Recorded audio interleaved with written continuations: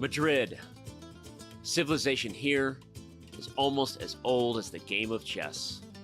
Some claim the queen was given her powers to honor Queen Isabella. Now that, my friends, is a chess legacy. Passion for chess continues to thrive in Madrid. For the first time in 30 years, Spain's capital plays host to the Candidates, the most important tournament in chess. At the Palace of Santona, the stakes are high.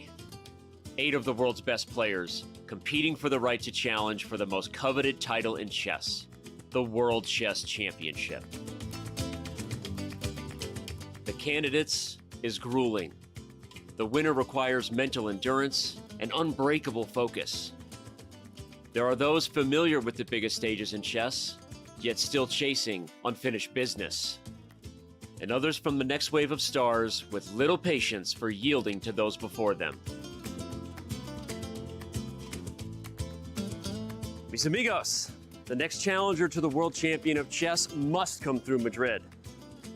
Like Queen Isabella before them, the Candidates is all about leaving a legacy.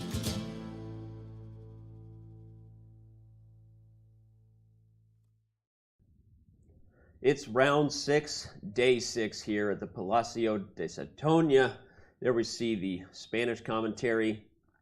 I think they're already live as well. The live audience will be coming in very, very soon, as they do every single day. A chance at an autograph, a chance to see one of their chess heroes in person. These are the reasons they gather. The players gather to throw down on the chessboard every single day. And we gather upstairs here. We sit in our comfy chairs and then we just judge. No, I'm kidding. Here with Almira Skripchenko, Robert Hess, Danny Wrench, and we're looking forward to day 6, round 6. Almira, we got another rest day coming, but not yet, right? You excited for round 6? Well, I'm so excited, ready to rumble, and well, I promised I have to sing once again, you know, sunshine is here, okay, Robert is here. I would ask if you were looking forward to the rest day, but you just got here, so no one's really worried about you. I have to sit next to you, so yes, I'm looking forward to the rest day. Good. Then Robert's looking forward to the rest day as well. But until then, we have a round ahead of us, an epic round it will be, and we need to remind everybody of where things stand. Of course, Jan Nepomniachtchi is leading the field right now. He's driving the bus, and everyone else is a passenger on his joyride through the Candidates at this time. Almira, again, just after round 5, looking back at Jan Nepomniachtchi, how impressed are we right now? Well, of course, we are very impressed, and I'm glad that you said that he's driving the bus, because I was looking for another analogy. This looks like a NASCAR race, you know. He's certainly leading, like he's this crazy pilot who doesn't let anyone in. Yep. But, you know, everyone is very close, you know. It's like, yep. And how many laps do we have to go? We have 9 more laps, yes? A great analogy, right? He moved over a few times yesterday to keep Hikaru Nakamura in the rear view. How impressed were you with Jan Nepomniachtchi's defense versus Hikaru? Yeah, it was almost a self-induced crash because he played too quickly in some critical moments. Right. It was kind of the Jan that we thought he'd put behind him that allowed him to win the Candidates the last time around, but it reared its ugly head and almost cost him. But thankfully for him and his tournament standing, he's still in the lead. Great breakdown. Way to set the tone for what that was, a self-induced crash, but grab control of the wheel at the right time.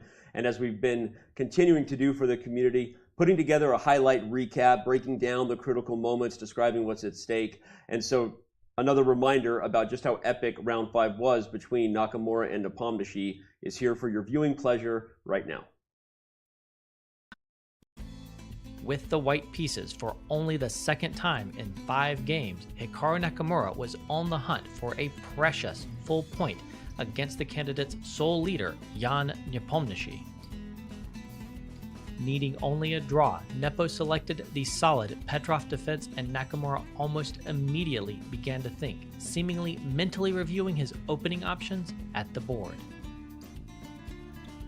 I think he actually did not expect it. The way he's using his clock right now is not somebody who's just verifying their lines, making sure that they're not going to make a mistake. I really don't believe he had this mapped out for today's game. Nakamura's chosen variation, one he'd won with brilliantly before in the US Championship, paid off surprisingly quickly as Nepo danced with his queen, first to a dubious square on e4, and next to a nearly losing one on g4. It looks like a mistake, right? I mean, queen g4, h3. And then where's this queen going? I just don't like how this game is going. It feels like it's playing into Hikaru's hands without any counterpunches. Hikaru found the right moves to continue harassing the queen, and as Nepo realized how great his troubles were, his competitors began to hover over the board, anticipating the possibility of a shakeup in the tournament. Nepo appeared to be pleading for aid to higher powers. Nepo's pleas were granted as Hikaru twice misstepped with his knight, heading first to d2, and then later to a5. If that bishop gets to c5, it could be the white king that's suddenly in some danger over here. His advantage largely gone and his time dwindling, Nakamura's frustration was evident.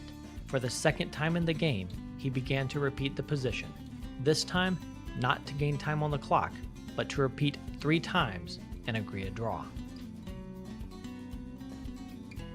And that's such an important save for Jan. Yeah, very important. If he goes on to win this, we might be talking about this game as one of the early games that really influenced his 2022 candidates victory. For Hikaru, missing a major chance to press the leader surely stings, though there are many rounds yet to play. For Nepo, perhaps this will prove one of the lucky breaks that tournament champions invariably need to secure victory. Almira, have you ever pled to the gods in the middle of a chess game for your opponent to go wrong? Well, truth to be told, I did. Yeah? Okay. Yes, because during those moments, eventually during the chess game, you're always alone. This is the feeling that you have, maybe also like tennis players, but sometimes you do appeal, to some forces. Yeah. Have you ever had someone hovering over you like Fabiano Caruana? Maybe Fabi himself being like, Robert, what's going on, bro? Yeah, all the time, because I'm making all the mistakes. But I mean, it's a nerve-wracking situation to be sure. Yeah. Great highlights there from the team, working super hard, and we appreciate it. But let's talk again about the highlights that has been Jan Nepomniachtchi's 5 rounds up to this point.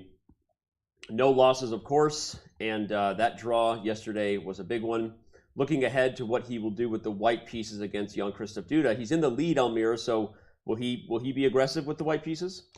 Well, I don't think that Jan, he needs an extra incentive, to be aggressive with white pieces. I would simply say give him an opponent, He has a complete opening repertoire, and he will certainly try to win today, but it will not be an easy task because Duda hasn't lost a single game in this tournament. Yeah, that's a great cue for Robert then. So what's Duda going to do, right? We saw that Alireza Firouzja did not have a good game in choosing the Najdorf Sicilian, but Duda likes himself a Najdorf, right? Is he going to avoid that, do what he did yesterday with the Petrov? Your thoughts on what's going through his mindset? Yeah, it's a really difficult question to answer because these players, they mix and match their openings. We saw Duda play in the black side against Caruana. He played a Sicilian. Then when he played against Alireza Firouzja, he chose the Petrov.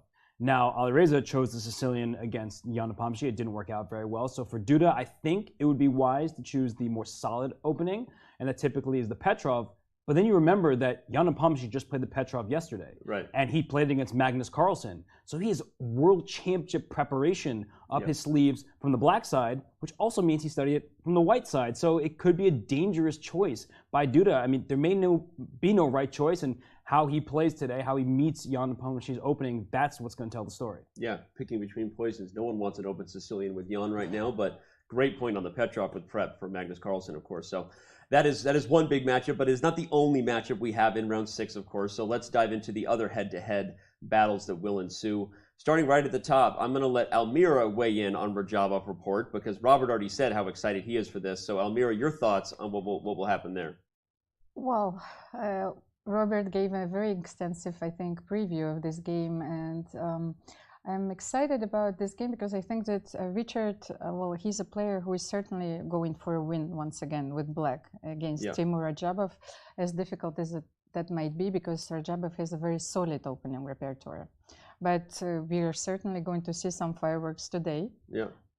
Well, I guess we do have some time, so I'll let you weigh in again. I know you want to. I stole your thunder. Rajabov report, stylistic differences. So your thoughts on that battle? Yeah, complete stylistic mismatch. Yeah. And for report, he had this quote yesterday after playing Fabiano Caruana where he's like, you know, people praise my brilliance, my creativity, but he's like, I have no choice because my openings are very bad. So I love that. The thing about this game and where this is such a tricky moment for report is that if he plays the way he did against Duda, where on move 7 it looked terrible for report, the end game was clearly better for Duda in that one, Rajabov will punish him. Okay. Rajabov has that style, that end game precision, that technique, that experience that will help him seize a full point given the opportunity. So that's where I worry for report. Okay.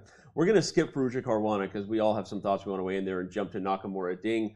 Hikaru has won the only decisive game between the two of them, Almira. What do you think he'll be doing with the first move, his second white in a row?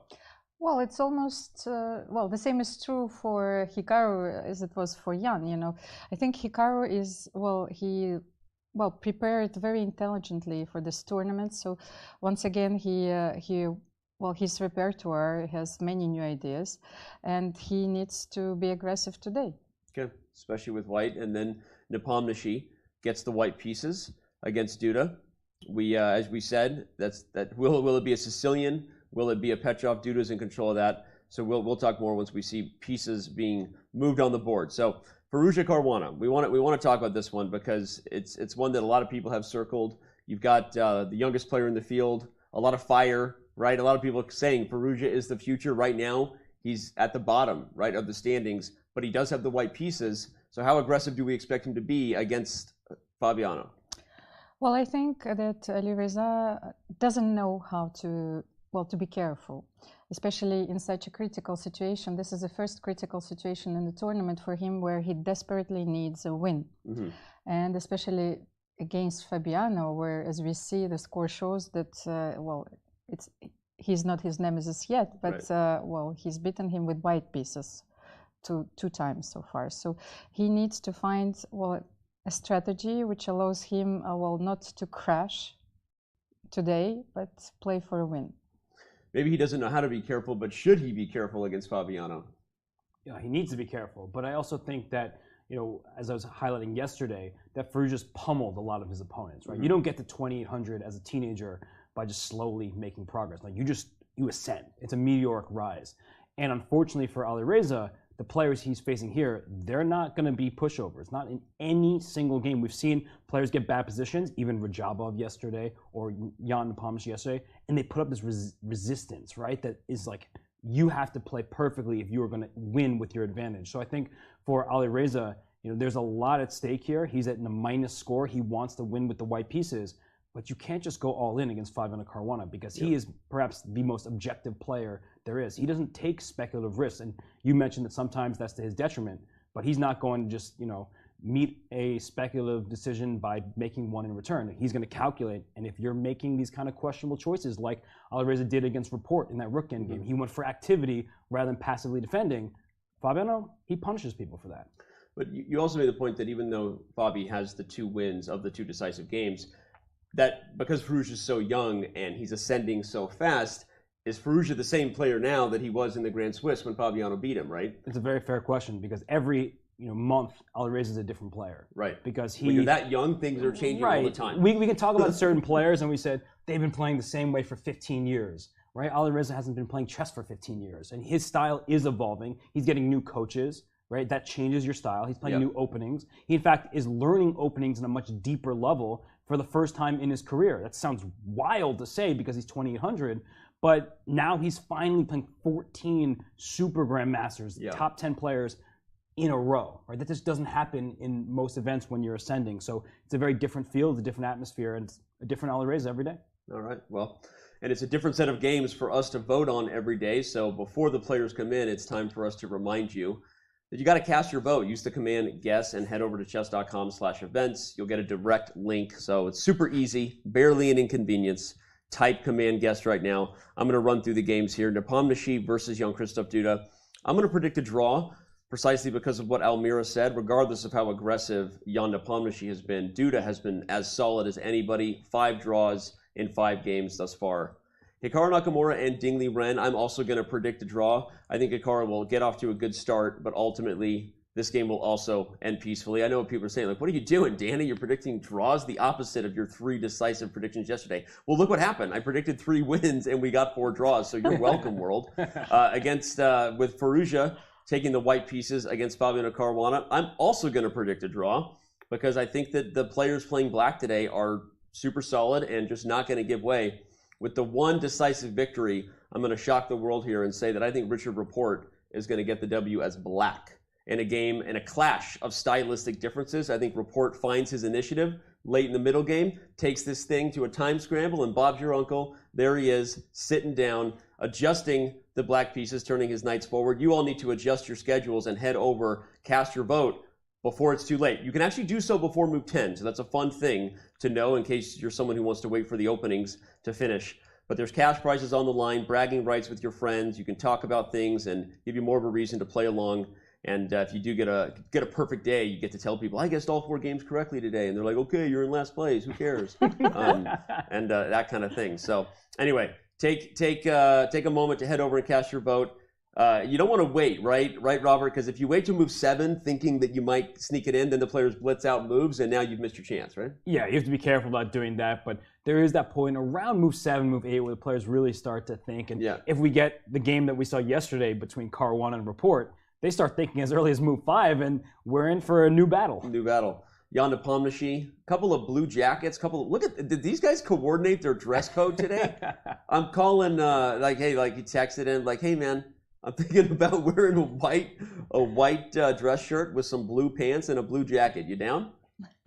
I mean, I don't want to move on from this board. It's like, can we get a Spider-Man meme on the broadcast, please, or on maybe Photoshop? They're gonna start pointing at each other, like, hey, you, me, you. Anyway. But I wanted to say I love Danny's predictions because for once he went against all his natural instincts. Thank you. That may be the day that he actually can win something, Every once in a while, I have to prove to people I can hold back. Maybe this guy needs to stop holding back. Maybe even get even more aggressive. Alireza Firouzja looking for his first win, also with the white dress shirt and the blue jacket. Fabiano, of course, sporting the Chess Club and Scholastic Center of St. Louis black jacket. These guys are focused. Not a lot of smiles at each other across the board here, Robert. Yeah, I mean, these players are locked in, and they all are in their own ways. But, these players in particular, I don't think that they're at the point where they have this blossoming friendship. There's a huge age difference. And, but that does play a part in chess. Sometimes it's really uncomfortable to play certain opponents because you've worked together or you've played on the same league team or you just have known each other for a long time. So having a friendship with somebody can actually be really bad for your chess game. Now we have Teimour Radjabov and Richard Rapport. The jury's still out on how to spell Teimour. We have T-E-I-T-E-Y behind it. I mean, are we allowed to send our love, by the way? Because you mentioned, St. Louis Chess Club, and I wanted really, to send all my love to you St. can Louis send your Chess love to Club. anybody on the broadcast. We can always send love to Mom and everyone at home. Hi, Grandma on Facebook. You logged into your 3rd account. I'm glad you remembered your password. Anyway, Teimour Radjabov and Richard Rapport, a battle of 2 very different styles. And now Hikaru Nakamura versus Ding Liren. I predicted a draw. Hikaru has a 1-0 lead against Ding Liren in their all-time career. It is not Radjabov versus Rapport. We're all over that. But Ding Liren almost won with black yesterday. So if he can find his mojo, right? Dr. Evil can give his mojo back, Robert. Maybe even he has a chance to strike. Well, I'm curious even how this game's going to start. We see they just shook hands. The clocks have been pressed. And Ding Liren can beat anybody with any color. And yesterday he showed some great chess until move 39, move 40, where he just made his 39th move, then thought for 5 minutes, almost lost on time, and then kind of freaked out and made a mistake. But Ding Liren, he's going to be a new player today. He's got the black piece in Hikaru. Very difficult opponent, especially the confidence that Hikaru has in recent times. He's been winning every single event online and also in person. He won the Grand Prix. So it's going to be interesting to see that battle. It's funny because I think Hikaru is a good example. We've talked about the community he has, but the other word, confidence, that he has, right? It doesn't matter whether you're winning online or over the board. If you're feeling good about your chess, that translates across platform, as they say, right? And that's one of the reasons maybe Hikaru continues to just play such high-level chess. Wow. Yeah, I was looking at the openings. Yeah. Big time switch up. Look at Jan Nepomniachtchi in the bottom right. He didn't play e4 against Duda. So we're talking about the Petrov and the Sicilian. And he did play Catalan-style positions in the last candidates, right? He beat Kirill Alexienko in a very nice game from the white side. So there is some history there. But I'm also looking at the top right, Danny. So we'll notice that in both the bottom right and the top right, this move g3 by white's been played. So both players are fianchetting their bishops. But this is Firouzja opting for a closed Catalan. We'll see how Fabiano takes this on here because he's experienced from both colors. He plays the main line here. We're going to start to focus in a little bit for the first time on one game, which will be the Firouzja-Caruana battle. Not the sharpest variations with d takes c4 on the board yet, although don't be surprised if Fabi plays it, I guess, later. Black already had the option to do so here as one of the main lines. But Fabi castles, Firouzja back on the clock. Fabi going to take his first walk. Big opening decision by Firouzja because this is not an opening that's just like easy to play. There's so many branches in these Catalan positions, and a player that we know, Magnus Carlsen in the World Championship, but behind Magnus Carlsen is Daniil Dubov, his second, one of the most creative players that the chess world has, and he's shown that there's so many different possibilities in this variation. And the main thing, as you were pointing out, Danny, is that white gives up this pawn on c4 in many positions and doesn't necessarily aim to win it back, although Alireza says, I'm going to protect my pawn immediately, so if you take, I get to recapture, but you usually give up a pawn for central control, although we're seeing a different trend in this game. I backed up just to show, I backed up just to show that, and we should pull up the analysis board as soon as we can, because queen d3, if it's not a novelty, pretty close to it, especially as far as high-level chess goes. We'll get some stats running in the background, but it's been played 2 times according to just our initial opening explorer. We'll run some deeper database searches to confirm. But Almira, your thoughts on this? I mean, there's so many other moves here. Castles, knight c3, queen c2, knight bd2 and b3. All these moves have been played literally hundreds and hundreds of times, but not queen to d3. Yeah, we've seen so many games in the Catalan opening, and I think that one of the ideas behind the move queen d3, if Fabiano doesn't switch to the line with d takes c4, then you simply play knight c3 and e4. You prepare e4 immediately, so your c4 pawn is protected. So you don't play knight queen c2 or knight c3 in order to play e4. So that might be the idea. That's really interesting. I want to show what you're saying, because first of all, if d takes c4 is played, that is just a direct transposition to a lot of other lines. So before we all freak out, you can see the eval bar switched from being on its own to being in a position that is back in the opening explorer. So it goes back to percentages. But Almira's point is, if you play the queen to c2 and black doesn't play dc4, it's harder to play knight c3 in a lot of positions without the complications of d takes c4, because the queen doesn't protect the pawn. So the subtle idea of putting a queen on this square is to play knight c3, if I'm translating correctly.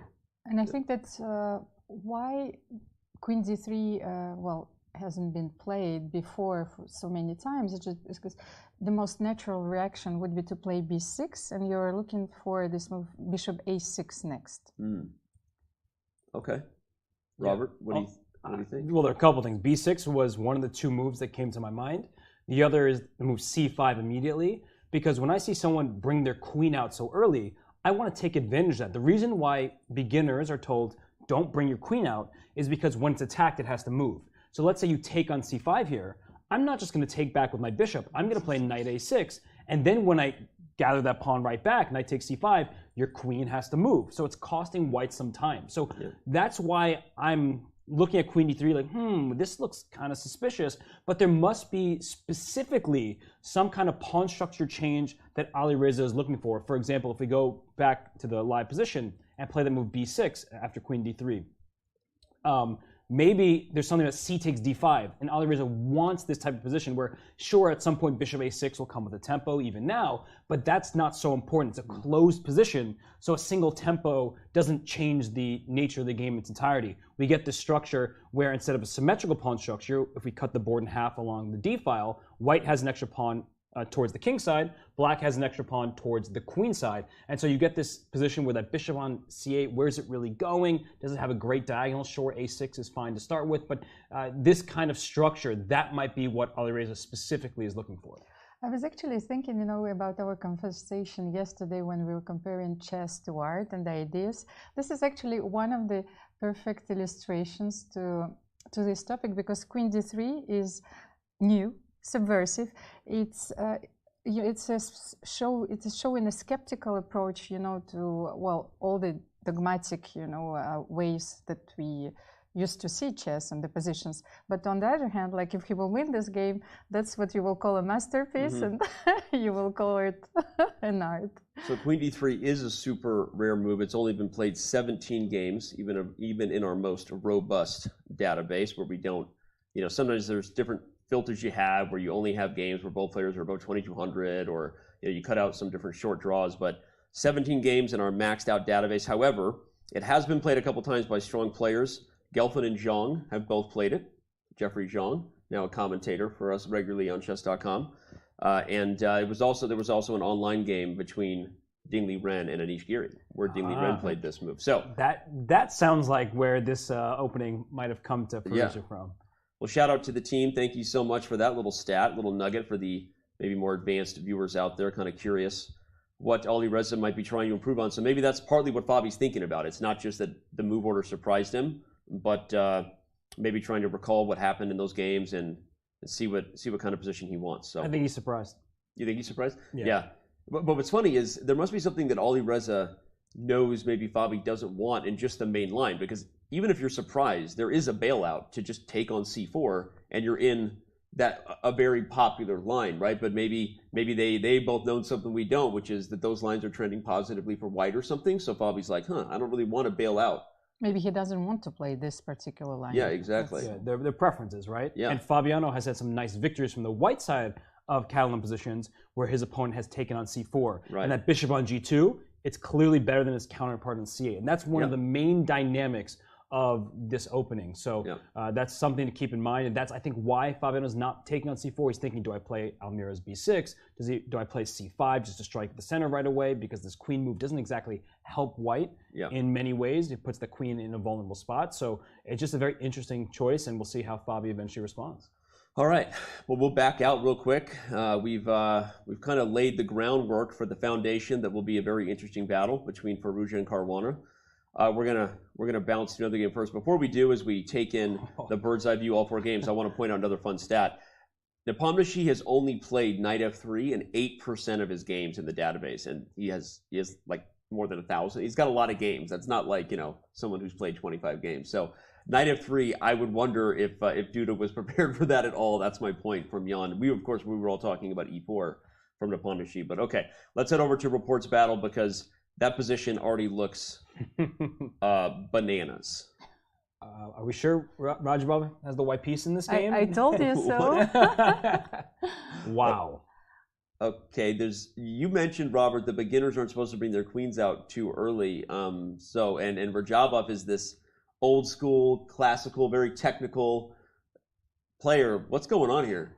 It was a weird line. Well, I think he knows these positions very well because he plays it from time to time, and especially he went for knight c6 on the move 6. I think this is considered to be, well, among other variations, the line which gives white an advantage. So he went for a different structure, and Fabi did against Richard Rapport. And this move, queen d3, once again, but with another idea that you will go to the king side and provoke some weaknesses. Still playing very quickly too. So very surprised, and the reason why I'm most surprised is Rajabov typically doesn't strike me as a player who likes forcing variations. He likes to build up his advantage, outplay people when he's going for that. And right now, this is like a very forcing. Look at this. Queen d5 was just played, which puts pressure on the e5 pawn in addition to protecting the knight. So clearly, Rajabov has studied some of the predecessors. Maxime Vachier-Lagrave has games in this line, and so. I mean, it's just a very dynamic position right now where bishop d3 already looks very tempting just to attack this knight on e4. We like advanced pieces, but sometimes pieces go a little bit too far and they're easy to kick around, and bishop b3 looks like the start of a plan to go after that knight. You mentioned Maxime Vachier-Lagrave plays this line as white. This game is still actually following the game MVL versus Nepomniachtchi from Croatia Rapid 2021. Let's back up and show the opening just because we jumped right into the nuttiness. Let's just show how we got here. It was a Sicilian, a Taimanov to be exact, knight c3, a6. We saw Report play this just yesterday against Fabiano. Remember, Caruana took a while and then played the move order g4. If you didn't tune into round 5, shame on you. But okay, we forgive you. Thanks for being here. We love you. Okay, knight takes c6, b takes c6 instead of what Fabiano did. Queen d3. This move is increasingly popular. Yeah. And Magnus Carlsen himself has chosen this line. It gives white a good deal of flexibility because where that white king goes isn't abundantly clear at the start. You can castle queenside, but you've opened the b file. So castling queenside may walk into a potential attack with some open lines. Of course, black with pawns on c6 and e6 aims to play the strike d5 just to gain space in the center. That's not the end of the story, as we'll see in this game. But also this idea with queen sliding to g3 is important in many positions, just to keep that bishop on f8 honest, stuck to that pawn on g7. Well, we saw that already happen in the game. After d5, queen h3, h5, h4. So this is all, again, we already established this is theory. Your countryman, Maxime Vachier-Lagrave, I see you nodding over there, plays these positions as white. d4, knight to b1. This is... I want also to underline that it's very important to play knight b1 here. Yeah, let's talk about that. Go ahead. If the knight goes anywhere else... Well, you can see that it's deprived of, many possibilities, while when it goes to b1, then you have a very natural maneuver of playing knight d2, knight c4, or knight f3, knight g5 at some point. So it's very important to play knight b1 in this position. It's funny because it feels like you're undeveloping, but you're actually in a much better spot here, precisely because, as you said, the knight on d1 just puts itself into a spot where he's controlled by a pawn 3 squares away, as Robert Hess often likes to point out. I don't know if you guys know Robert Hess, but he's a friend of mine. Okay, knight f6, e5. I do think it's important to visualize where your pieces need to go, or what squares are ideal for them. And so Almir pointing at the c4 square. People often think a bishop goes in c4, right? That's always where we go. No, here the knight is so perfectly placed in c4, it can't be kicked out of that square. Knights like outposts. Yep. I think that Steinitz said that give me a knight on the 6th rank and I will win any game. Yeah. So, and then here you go, knight d2, knight c4, knight d6. Yeah. He was prone to exaggerate a little bit, but it is a good point. And I like the instructive point that you said, Robert, that it's about where your pieces need to go, right? I think sometimes when people look at positions like this, if you didn't know the opening, you would just dismiss a move that undevelops on principle, right? But if you think about how a structure has changed precisely because black is overextended, that's when you recognize the goal, right? So when you have a goal, you can make a move like this because you have a future, and that's exactly what white's trying to do. This is, as we said, though, all theory. Queen f3, queen d5, bishop d3, and bishop b4 check on the board. Report is still at the board, even though it's not his move. He's just thinking hard, and Timur, I can't tell if he's there or not, but yeah, he's out. So he's going to play king f1. He's not castling this game. After bishop b4 check, he is going to move his king. I don't know if it's f1 or e2, but the point is the knight on e4 is now under attack. And if you just move your knight away, like knight c5, I guess that's the only square, I don't even want to trade queens. I want to go back to g3 because the g7 pawn is loose, and this looks just absolutely berserk. Like, what is white doing? You haven't castled, you're not developing your pieces, but at the end of this sequence, after even taking on d3 at some point, you have oh my gosh, he just played f5. Yeah, he played it right away. They are both clearly, buckle up everybody, something is about to happen here that surprises the other in terms of prep, and we'll probably know the moment it does, because one of them will start slowing down. But they are both clearly pulling on information that they cooked up in the home kitchen. Wow. And you were talking about Alireza Firouzja, how different, a player he is probably now than he was, but maybe the same is true now for Timur. Maybe these five rounds of the candidates show that, he needs to change something. Yeah. So here it is.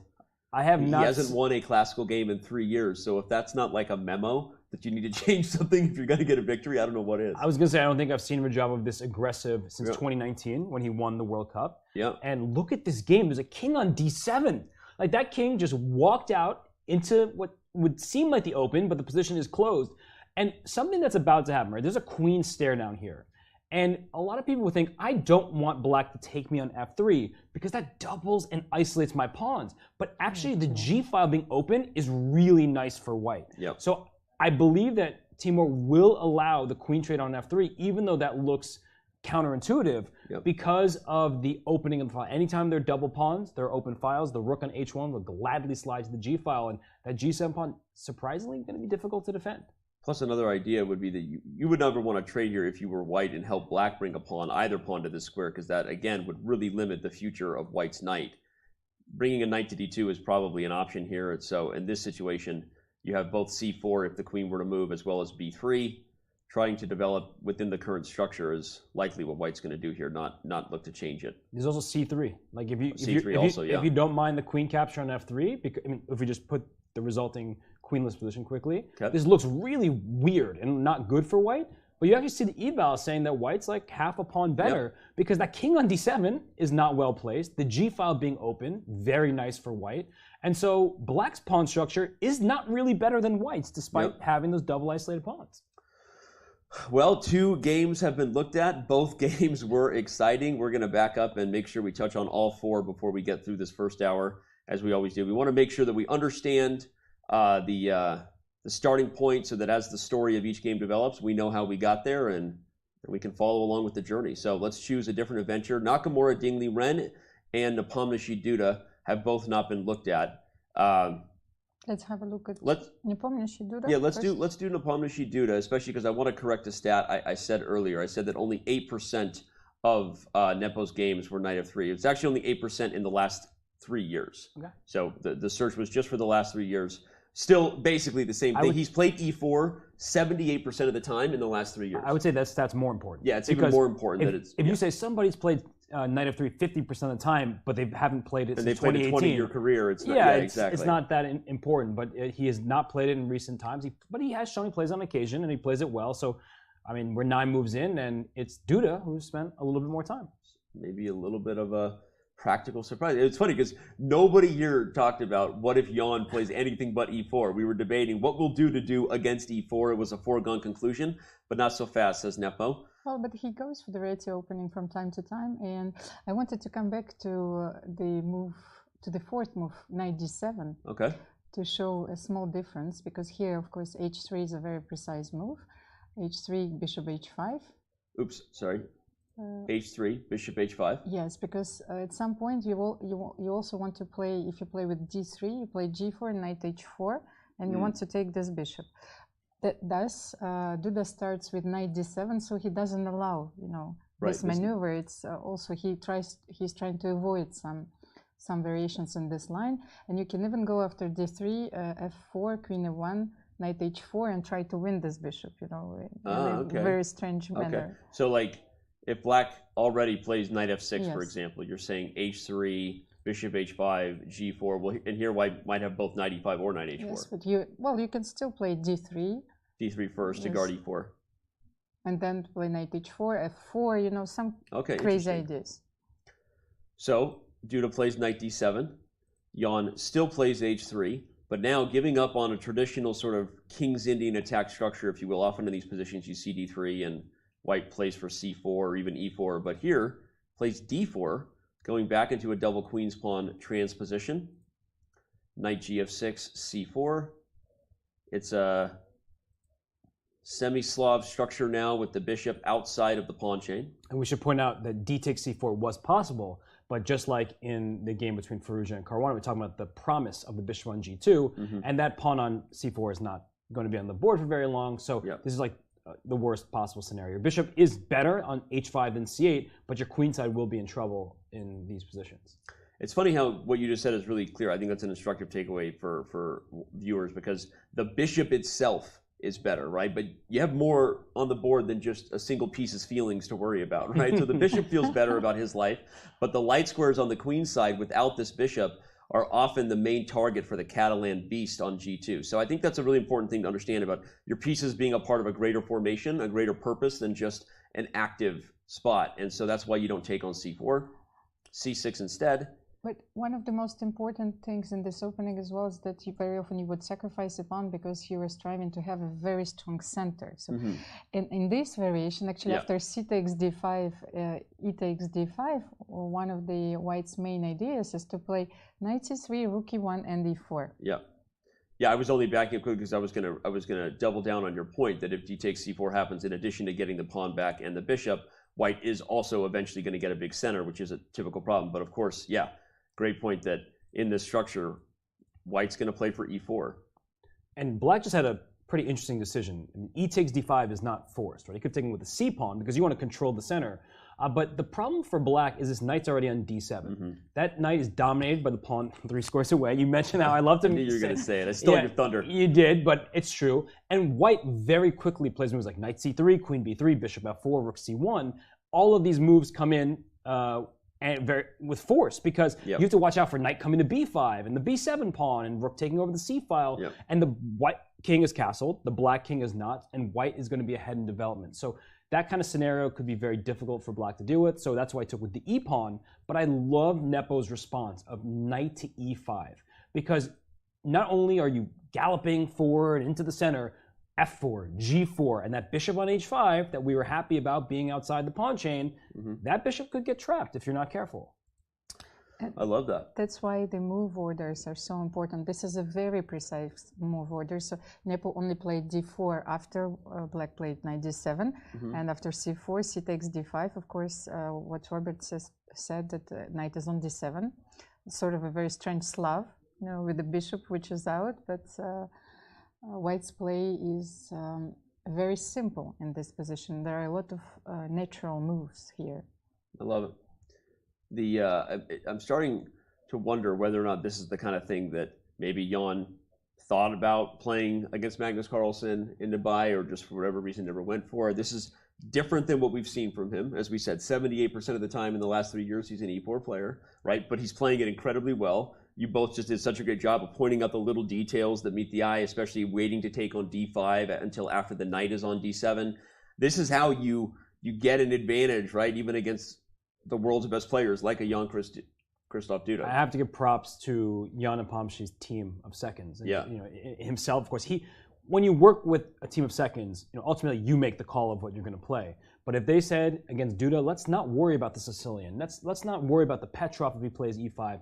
Let's go for something that gives you a stable plus where you don't feel like you're on edge. And you were saying how Jan Nepomniachtchi doesn't need an invitation to play aggressive chess and to go for attacking lines, and sometimes he goes a little bit too far. How is he going to go too far here, right? It's a very solid foundation. He's done nothing out of the ordinary. In fact, he's played just good move after good move, principal chess, and it's leading him to a position where I really like his chances because even making a single move here for black isn't easy. If I were at the board playing against Jan Nepomniachtchi, I think, well, I want to develop my dark square bishop, but I see that f4 is about to come to reinforce that knight, and then g4 is going to come, and my bishop on h5 might get trapped. So I'm already looking at this position as one that's not easy for black to play. It's only move 9, but this move is really important. Yeah. I also wanted to say something about narrowing down to how they narrow down their the preparation, because you know the spectrum of Jan-Krzysztof Duda's opening with black against e4 is much larger. So not only they have to worry about the Sicilian or the Petrov, but there is also Caracan, sometimes a few other openings. So I think that's exactly what Jan's team did, and I really loved Robert's comment. It's a great point, and I'll add one more just in thinking that Jan-Krzysztof isn't the youngest player in the field, but he's one of the youngest, right? And we know that sometimes the way that even 2,800 players, despite how strong they are, they're young and that they haven't played as many openings. You said Firouzja is still becoming the player he'll be, and I think Jan-Krzysztof too. And sometimes it's the wrong approach against a younger opponent to go at the theory you know that they've played and spent more time with than anything else, right? Like a Petrov or a Najdorf, playing things that are slightly obscure, right? To maybe trick them in terms of transpositions and move orders is often, it's what was done to me when I was younger by players. And I know it's a thing, regardless of how good Jan-Krzysztof Duda is, it's often a strategy. But all right, we just talked about some ways that Jan-Krzysztof might go wrong. We just said that despite how good Jan-Krzysztof Duda is, but he is very good. And let's remind everybody of how he got here, how he became Poland's #1 in our next Chess.com player profile. Although saddled with the lowest rating in the field, Jan-Krzysztof Duda has been playing well heading into the candidates. The 24-year-old from Poland also brings a solid record against Magnus Carlsen, should Duda manage to win it all here in Madrid and challenge for the world title. The second youngest player in the field, Duda defeated Carlsen at the FIDE World Cup to secure his bid here at the candidates. I think he must have resigned. Yep, it's over. Jan-Krzysztof Duda beats Magnus with black in the tiebreaker. What a performance. Phenomenal result by Duda. Duda enters the candidates with some steam, recently taking both the Oslo Esports Cup and the Grand Chess Tour in Poland. His success against Carlsen makes Duda a pretty interesting story to watch, especially should he get through Madrid. Amongst his triumphs, Duda stopped Carlsen's 125-game undefeated streak 2 years ago in Norway. He also beat Carlsen in his World Cup victory that punched his ticket to Spain. With some momentum and big match experience, Duda is looking to become the first player from Poland to challenge for the World Chess Championship. Time will tell if he can pull it off.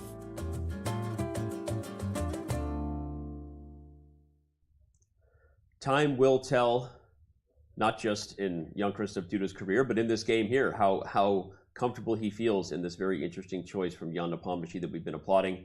As we said coming in, though, he's been a tough nut to crack. So even if Jan gets an advantage, we'll see if he can convert it. Duda has not lost so far in his candidates debut. And then he gets white in the next round versus Nakamura.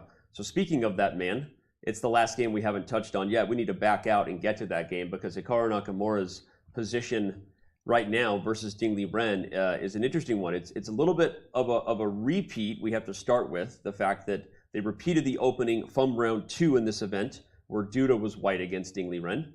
The novelty came on move 15. Queen to a7 was not what Ding played in that round 2 battle versus Jan-Krzysztof Duda, but okay. Regardless of that small shuffle, the structure and the thing that people were applauding Liren for, this really interesting position that we got with the closed center and eventually the long-term relocation. We'll see if we get some sort of deep maneuvering by Liren in this game as well. Oh. Go ahead. No, all I wanted is to point out that here we have a completely different structure. There you had the Maroczy bind, and especially in this game, Ding opted for d5 instead of c5. It's a very important change. In this position here, yes, in Black's strategy. Yeah, and it's also just interesting that Liren would repeat exactly what he had in a previous game, because this rook a3 move played before, and he chooses queen a7, which is undoubtedly the top engine line, right? There's a reason why Liren deviated, and it's because he found the better move, according to the computers. But Hikaru Nakamura, throughout his career, has had Chris Littlejohn as his main second, who goes through all the engine lines and looks at what might be a playable and strong opening. So we know that Chris, as soon as he saw that round 2 game, you know, you look at your next opponents for sure, but you're looking ahead. Can I use this against Liren? And as we continue down this variation, queen a7 makes perfect sense. You're aiming at the d4 pawn and behind it towards the king on f2 and beyond. So the move knight f1 makes perfect sense defending. d5, e5, and knight e4. So this is where things are getting really interesting, because this pawn on d4 is kind of a target stuck in place, and a way to defend it is bishop to e3 at some point. But just like in the game between Rajabov and Report, look at that b file, right? They're double pawns for black, but that means there's an open file. So at some moment, using the b file is what Ding will want. c6 to c5 also looks like it's in the cards. And from White's perspective, I would love to play knight g3, and if you take on g3, play rook a3, jumps over knight to take back, right? I want that rook lift. That's not a legal thing to do, Robert. Can't jump over your pieces. Come on. Well, let me try it. But that's the essential point, is that rook on a3 would love to participate in the king side. And if I'm being honest, I don't love the foundation of White's position. Like, I feel like in the long term, things could get problematic. But in the current dynamic, with that king on g8 feeling a little bit lonely, I could see a future where Hikaru just goes after the king side. Do you think he was inspired by Jan's rook a3 against Fabi? You know, a rook lift. Rook lift. It's a great game to remember. Not a bad idea, although Hikaru has already moved in this position. As we see, he brought the knight back to d2 rather than g3, probably because, like you, Robert, he fantasized about the idea that a rook could hop over a knight, realized that's not the rule, So instead of going knight g3, plays the move knight 1 back to d2 where we stand. Again, I want to go back to Almira's point while we're analyzing that the c5 structure not going to be something we get here because we're already in a very different game. Ding played d5. So both of your points were kind of adding, right? Obviously, Chris, Littlejohn, Hikaru look at this game. Hey, let's go back for this line that Ding played against Duda. Maybe Hikaru was packing some gunpowder to this game, right? A little bit, not in his wallet. Don't worry, they checked his wallet. No gunpowder in Hikaru's wallet, but seriously, packing some ideas to maybe improve on Duda's play. And as good players do, Ding Liren tries to improve on his own play first before someone can catch him in any kind of line, right? There was a really nice game that Hikaru won against Magnus Carlsen, the Champions Chess Tour, where it was a position where the engine initially says, this isn't that good for white, and you just kind of let the position sit, and you look at it, and it just becomes hard for a player to make a move. And we're about to see this, because what Hikaru has done here after knight to d2 is saying, if you take me on d2, I'm going to take back with the queen, presumably, because I want to keep my d4 pawn. Look at this bishop on b6, queen on a7. I want to attack. I want to play the move c5. But c5, I don't think is a viable option, because if you put the move on the board here, it's a situation where, no, you're not laying that bishop out. The whole point is, look at the king side. Now I'm going to go knight h4. Then I'm going to go rook g3. And that rook lift that I was clamoring for, rook takes g7, queen takes h6, all this stuff. And that king is in grave danger. That's a great line. Just if some random, okay, you can't play a random move because queen's threatening h6, but just to show how bad it is, even if you move the king, here comes the sack, as Robert was saying. It's checkmate. Because you cannot stop mate after bishop g5 and bishop f6. So that's nasty. You don't let the queenside pieces out of the box. That is what Hikaru is aiming for, which is why Ding does not want to take on d2. This is actually a very clear illustration showing that I don't want to allow Hikaru to easily keep these pieces locked in, the queen and the bishop. So if we just go back before knight takes d2, what Ding ideally wants is to play bishop f5 so that when you take on e4 and I take back, now I'm getting after your knight on f3 and finally my queen and bishop hitting that d4 especially if you take this way. Now I have a real problem. Okay, yeah, that makes sense. No, that's such a great point by Robert. And I just wanted to add a small thing, because when you're thinking about taking an initiative or launching an attack, a very simple thing would be you simply count how many attackers do you have and how many defensive pieces you have there. So here you have this bishop on b6, queen on a7, rook on a8. So you just count knight on f3, probably rook on a3, bishop on c1, queen d2. Here you go. You have all the premises of a very successful attack. Yeah, it shows you black is sort of all in on the fact that what you just said is not going to happen, right? Because if anything like that happens, where these pieces are on the other side of the board and the script flips to this side, it could be over in a miniature fashion, right? Yeah. So that's really interesting to see what Ding plays here, because like what you said in Jan-Krzysztof Duda's approach is black, this might already be a very critical moment for Ding Liren. And we were joking, right? Robert, you can't bring your rook to g3. But we want to think about what I call realistic dream squares. That g3 square is the dream for my rook, and it's not realistic with the knight in the way, but that's why once that knight clears the third rank, we go for the attack. And honestly, if I had this position, I would even think about just leaving my knight on e4. So if you take and I take back on e4 with my pawn, I may lose a pawn in that variation, but at least you're showing bishop d5, rook d8. I have a target. So often the way to deal with an impending attack is to target a different part of the board to essentially distract the enemy forces. So if I can play in the center, white will have to tend to that center and can't just go knight h4 and go for the king side. So I do think that this is a really critical moment, and I'm sure Hikaru has more, and we see that Ding Liren did just play bishop f5, so he survived the first, I would say, real challenge of this game, but this is not over, right? This isn't just, I played bishop f5, I'm okay. It's like, well, what's going to happen from here? Well, the most thematic response, especially after d5, the most thematic plan here for black is to play c5. You don't have to take on d2, of course. In any case, you have to play c5. Then take on d4, and you use your second c-pawn. Wow. Rook e2. That is an interesting move. He's preventing...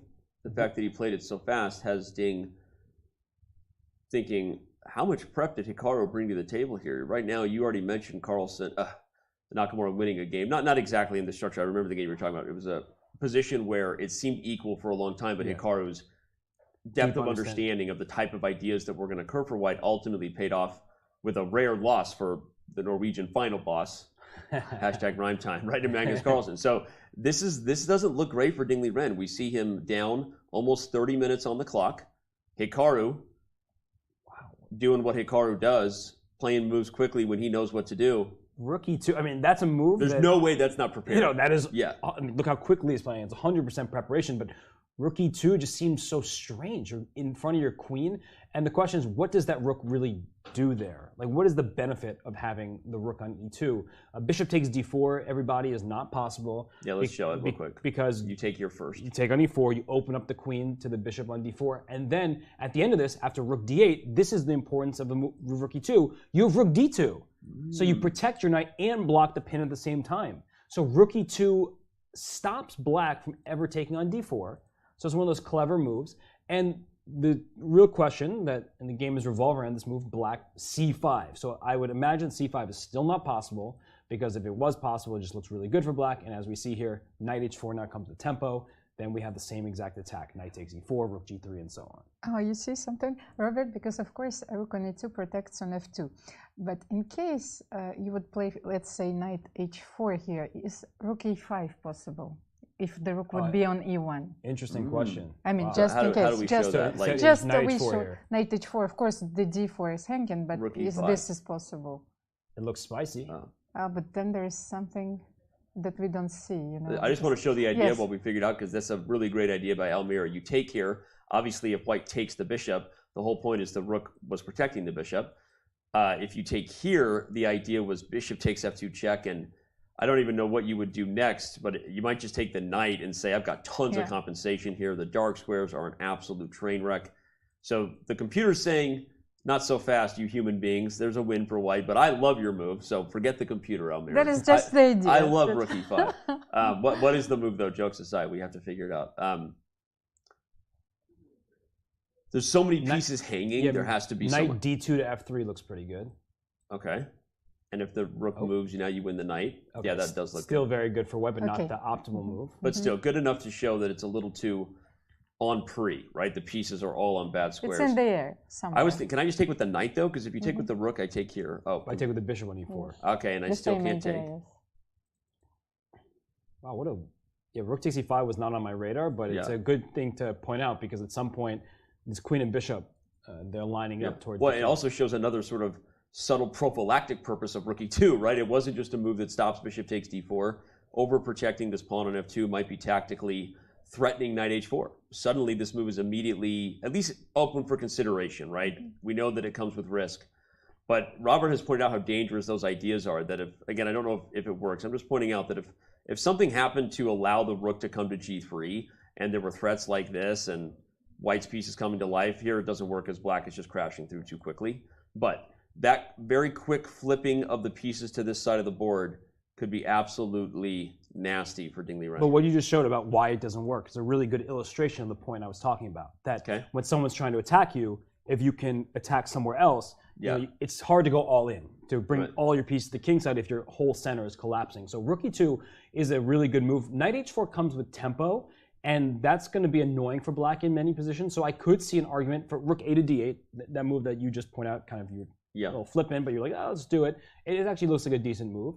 And another idea is at some point just tuck my bishop away, like hide it on a square like H7, so knight H4 never comes with the tempo, and that way it takes one more turn for you to launch that attack while my bishop is safe and sound near my king.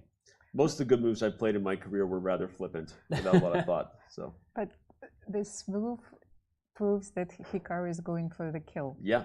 Oh yeah. Well, Hikaru has a +1 score against Ding Liren coming in. Not enough games to really draw any major conclusions, but at least enough to say that Hikaru has no reason to be to lack confidence in this battle versus Ding Liren, right? And he does have the white pieces. He knows he's playing well. Let Jan off the hook yesterday, but let's back up again and just take a look at where all four boards sit, what the time situation is in each particular battle. This is a beautiful little multicolored board scene. It's kind of like candy. It's like edible. Like, what flavor do you like? You like cherry? Do you like blueberry? You've got that made-up flavor at Circle K, which is like root beer and Dr. Pepper in the corner. There are three things I want to point out, and they're not actually on the board. Okay. Look at the clock, top left, for Rajabov. Half an hour for report. Ding Liren. Half an hour for Hikaru. Duda. Half an hour. Right? So these three players, Rajabov, Ding Liren, and Jan-Krzysztof Duda, they're spending a lot of time. Whereas the Caruana, Firouzja, Alireza has 10 minutes more, but he has the white pieces. That's pretty standard. But there's a widening gap on the clocks in those 3 games, and shown great preparation by the players. And Rajabov in particular, like he kind of volunteered to get to that line, and now he's frozen because he's out of his prep. Like this is clear that he had his prep to this moment, and then he's like, uh-oh, I don't remember what I'm supposed to do here. I mean, we could choose between that game as well as the Firouzja Caruana game, but I'm with you. We got Raja on camera. That looks like a spicier battle. We'll catch up with what's going on between one of the youngest players and one of the most experienced in Firouzja and Caruana in a bit. So back to Rajabov report we go, and Bishop G6, King D7, and Robert, he's been thinking for 20 minutes since we left, 25. Actually, I wanted to ask Robert, does he find the square D7 a little bit artificial, and that's why Timur is puzzled? Because maybe King D8, was possible, the same idea. Interesting. So you think that you're actually wondering, he wasn't expecting King to D7, and now he's like, okay, maybe I should change my plan from what my preparation was. And what is the difference between King D8 and King D7? That's a very good question. I mean, okay, so usually we just start with the literal differences. It blocks the bishop, right? It also puts the king on a diagonal where maybe you think about tactics, but it also develops faster, right? The rooks are connected the moment the bishop develops. So sorry, I was doing what I would ask. I'm the weakest chess player here. No, that's so I was doing what a student should do. And that's true. Often when someone plays a move you don't expect, it actually really is a good critical thinking muscle to develop. Before you try to decide, is that move good or bad, which is really an abstract, subjective evaluation, you should start with, I was literally expecting this, they played this, let's unpack the differences and see if there's an opportunity, right? Yeah, and he just played Bishop G5, and apparently that's not the best move. So you predicted Report would win this game. Your prediction, off to a pretty decent start, but yeah, King D7 and then Bishop G5. So is there something feels wrong here. Something feels really off. I mean, Rajab was playing so quickly, and then King D7 happened. So if we go back to that moment, if we just actually put that on the board, Danny, where, like, let's say King to D8 was played instead. Maybe Bishop G5 was his preparation here. Bishop G5 here because the pin's the knight, which directly attacks, and Black can play Rook F8 just like in the game, but unlike in the game, here the knight would not be able to move because it's pinned, whereas in the game, Knight G4 is already kind of a threat. That's the idea. Oh my goodness. I found it because you coached me to it, Coach, which was that the knight was pinned. And that allows Bishop E4. So, but what did we say before we left? We said these two were playing so fast. We were all getting kind of excited on the spiciness of F5, but we called it then. We said, hey, at some point, one of these players is going to go into the think tank, and that's going to tell us all we need to know. And it looks like Report is the person bringing a little more ideas to the table here, Almira, with this King D7 that surprised Rajabov. Daniel, look at how unbalanced this position was before, well, it still is, but before Timur played Bishop G5. Yeah. He still has the Rook on A1, the Knight on B1, the Bishop on C1, the King on F1, the Rook on H1. He's like only 2 pieces developed. And Richard has a great center. I love this, well, the center's potential, you know. It's an avalanche of the pawns, and if I will be able to move E5, E4, that's why actually Black shouldn't take on F3, because Black should keep this possibility in the position. Well, Richard will be unstoppable. Wow. Yeah, I mean, I like it. I was suggesting C3 there instead of Bishop Yeah, E5. it just looked like it helps that queenside development that's lacking, and we're never afraid of queen takes F3. I mean, I think your idea was probably the best in hindsight. Opening the G file, and okay, we're helped. We have the eval bar off to the side. We always like to mention that. It's much easier to play when you know the evaluation, whereas after King to D7, I'm guessing Rajabov knew it was better for him because he went into this line very quickly, which means he looked at it with an engine, and if that wasn't the first move he looked at, that means the second move, which means it's still better for white. But here after Bishop G5, I think Black's play gets much easier. Like Rook F8 is a very natural response. As you point out, there's no Bishop E4 because the knight on F6 isn't pinned. And Rook F8 not only defends the knight on F6, it puts immediate pressure down the F file where Knight G4 could be a tremendous threat. That shirt is tremendous from Richard Report, by the way. Apparently the FIDE dress code, as long as you wear a jacket, you can wear a Hawaiian casual Friday shirt under it. So, yeah, zoom in on that thing. That's something he stole out of Grandpa's closet. Fashionable both in the 70s and now. Well, No, we're talking about defense. I think that players are using now the backdoor entrance because there are a lot of hysteric fans waiting for them, you know, like Beatles. Well, just last night when I was walking home from dinner, this young woman stopped me. I was walking with Dina Belenkaya, and she goes, Dina. And Dina kind of like turns around, and it's just someone who is a fan of Dina's and actually came to Madrid from another city in Spain just for today's candidates. So wow, there are a lot of fans out there, and just we stumble into one. No one's recognized us yet, though. Yeah, no, this is all Dina. Dina, the streamers are the rock stars of the chess world. Dina Belenkaya, Hikaru Nakamura stuff. Anyway, all right, this is fascinating. I'm not just hoping Report wins so that I go 4 for 4 in my guess the move. But no, I'm not.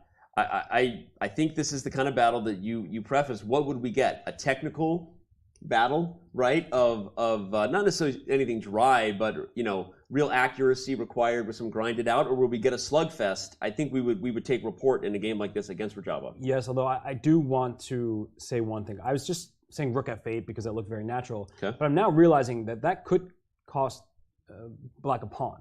So moving the rook away from the h pawn, let's say we take on d5, in a situation like this, I mean, that h5 pawn likely can be captured. So we can see here that, okay, it's terrible for black. That's nice to know. Yeah. Excuse me, for white, of course. It's terrible for white, so don't go for that pawn. But the players, they need to calculate. They don't have the engine eval off the side saying, oh, yep, that doesn't work, so don't worry about it. It shows the importance of the center, of the central pawns. You know, yeah, this is... I don't even see, you don't have to see a concrete move here for black to just, this feels like certain variations of the Najdorf that I used to play in some of the bishop g5, knight c6 Najdorf, where like black is down a pawn, but has the bishop pair in these dominant structures where it's just, you feel like black is just winning the game, right? Yeah. This is just fantastic, like black is. So sometimes if you can make an analogy also with the Kalashnikov Sicilian, you sacrifice, or Sveshnikov, you know, we sacrifice your B pawn, so even your A pawn, and you have this powerful center. Yeah. And you see, I mean, at this point, white's not even developed. The knight can't get out with any. If you play c3, you put the bishop on a diagonal where maybe you have other tactical problems. So, I mean, just like we get, it's black to move, which makes it even better. I wasn't even thinking about that. I mean, anything like bishop b7, e5. So many easy moves for black to play here. So, all right, we're probably not going to get that type of endgame, but it is important to point out why you shouldn't go for that pawn. Yeah, and also point out why Report isn't immediately playing rook f8, because it's a very natural move. Yeah. Just bring your rook to a semi-open file, but there is a pawn h5 that you might have to look out for, so he's just going to be checking his calculation instead of just assuming that it's good. Okay. Oh, well, let's back up again. All 4 games are looking exciting. I know we say that at this stage of our coverage pretty much every day in the round, and we're not lying. Every day we are excited, we're lucky, we love what we do, and it's fun to see what the players bring to the table, even if some of the games eventually, I would argue a draw is perfect chess, so let's change the storyline, right?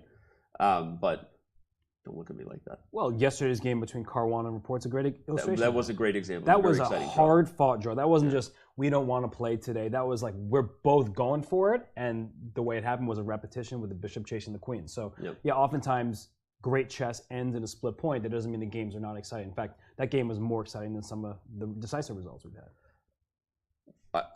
I feel like we should go back to Firouzja Caruana because we started the day with that, and so just in terms of how we normally rotate. But I will admit it hasn't had a lot of progress. We'll check in on just a few moves been played. Nepomniachtchi and Duda, as well as Nakamura and Liren, I feel like are getting us close to some potential action, given that there's a half-an-hour advantage for both players playing white there. And I also like both positions for the players playing white, although the Dingley one is a mess. So, all right, okay, we're gonna go to Firouzja Caruana. And where do we stand? Well, even though they're still in the opening phase, I feel that already this position is very important because here Firouzja is faced with a dilemma. Should he give up his bishop and go for the position with an isolated pawn, but very good chance, he has very good chances of winning it, and also this is a very interesting positional idea. You give up this bishop, but you play then on dark squares with your knight and your bishop. You play knight c3, maybe knight e4, or you simply, you can try to exchange the dark square bishops, and this will be a much better position for, much easier position for white to play. So let's look at that. So even right now, is this already a move that white can consider? Is that what you're saying? Could be. Yeah, and the idea would be like if an endgame occurs, you're playing on the dark squares. You're playing knight, like bishop out. You're trying to play against the isolated pawn. Was this sort of the theme you were saying? Exactly. Maybe it doesn't work immediately. That's why Fabi is feeling so confident. He stood up immediately. And maybe white will even have to deal with a middle game where... I think there's an important inclusion that after bishop takes d5, black can play bishop f6 first. You have an intermediate move, yes. And that bishop wants to be there, whether the queens get traded on d5 or not. Yeah. And that means knight c3 won't really be a possibility, and you protect the d4 square. You always want to protect the square in front of your isolated pawn. So, I mean... Okay. This changes everything, actually. Yeah, that makes it better for black. The other is just fine for black. But what I was going to say is, if we just actually go back like 2 moves, they're right here. After cd5, if he wanted to avoid isolated pawn altogether, he could have played knight to b4 and taken on d5 with his knight. And that way there never would be this possibility for white to saddle black with an isolated pawn. We just showed why the isolated pawn situation isn't a problem to begin with. But here, this actually is an issue, because your knights for black are fighting for the same squares. The bishop on g2 is very powerful. e4 at some point will come with a tempo, and then maybe even e5 to follow, a rook to d1. So white just feels a little bit more coordinated, even though the queen side isn't developed. So I like what Fabiano did in this game, starting when he went c5 and then just starting to trade pieces like this. I think he has a good handle of the position. You called it. You said the move you were considering on queen d3 was c5. Almost like you know Fabiano so well, Maybe he prepared this variation. No, that would be the stupidest bleep and bleep I'd ever heard. Robert Hess preparing Fabiano Caruana.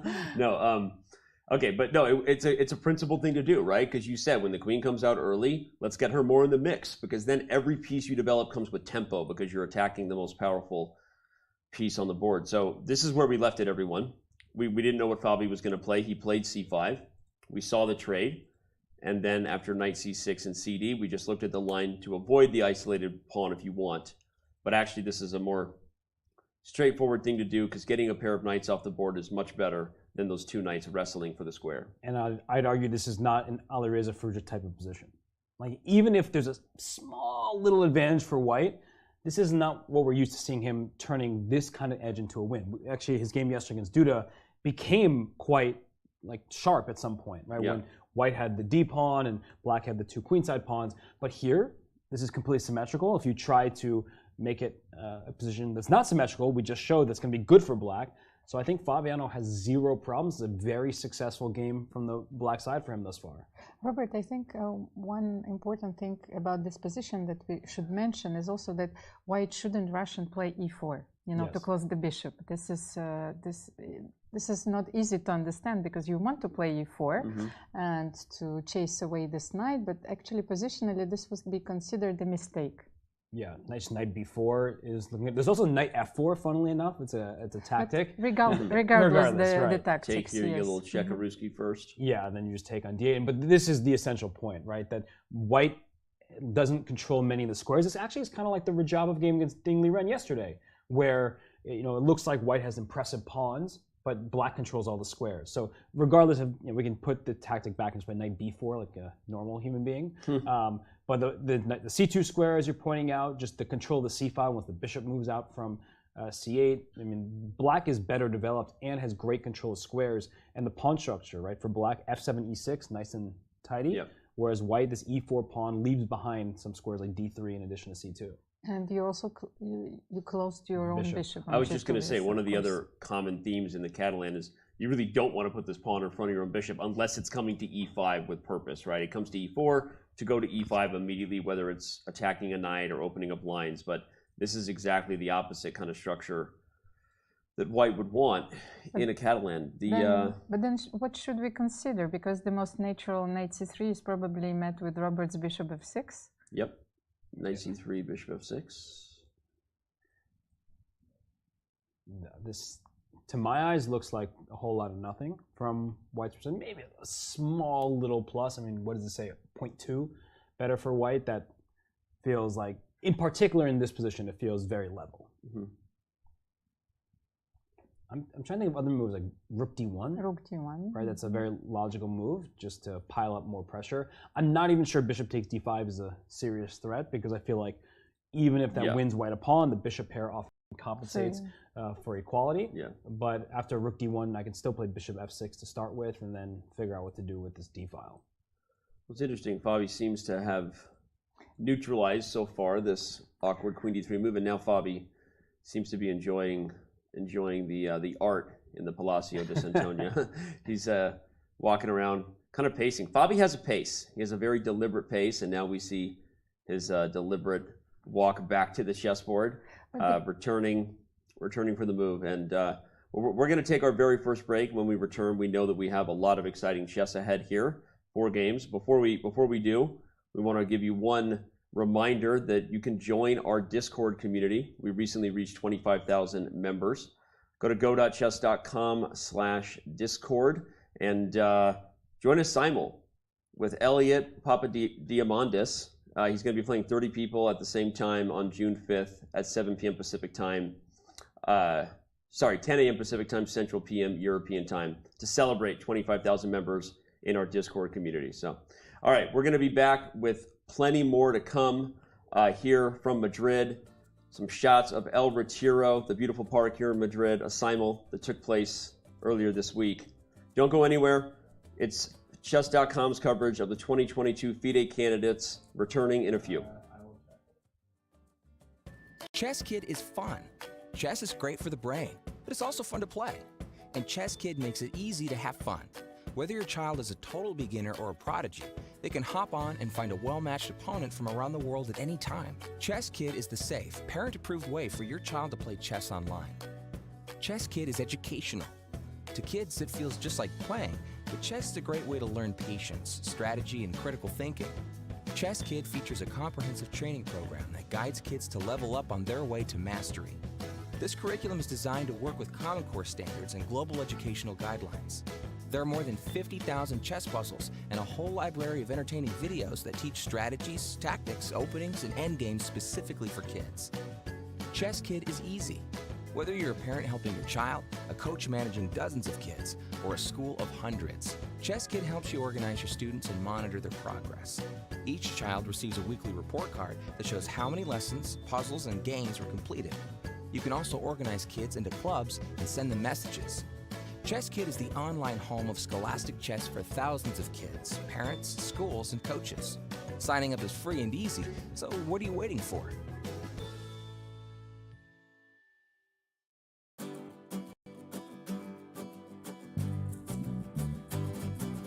This club is called Amigos del Retiro, Friends of the Retiro. The Retiro is the most big and important park in Madrid. It's a very important park in the city because it's right in the center. If you want to play chess, you don't know the place, this is maybe best one in Madrid. Aquí tenemos, viene gente para aprender. Y se hacen muchos torneos a final de mes y los domingos y pues es muy común venir aquí y echar unas partidas y sí. Hoy, porque como se juega candidatos aquí, pues queríamos hacer algo especial. Sí, hoy voy a dar la simultánea y a ver qué tal se da, a ver si juego bien y no consigo soltar puntos.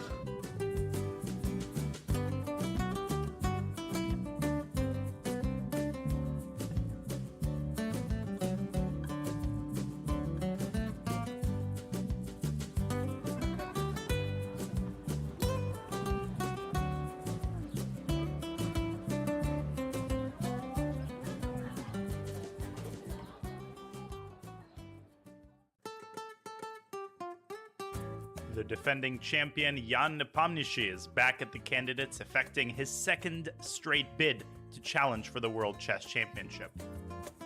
One of the more experienced players, Nepo brings to Madrid an aggressive style that is both challenging to face and entertaining to watch.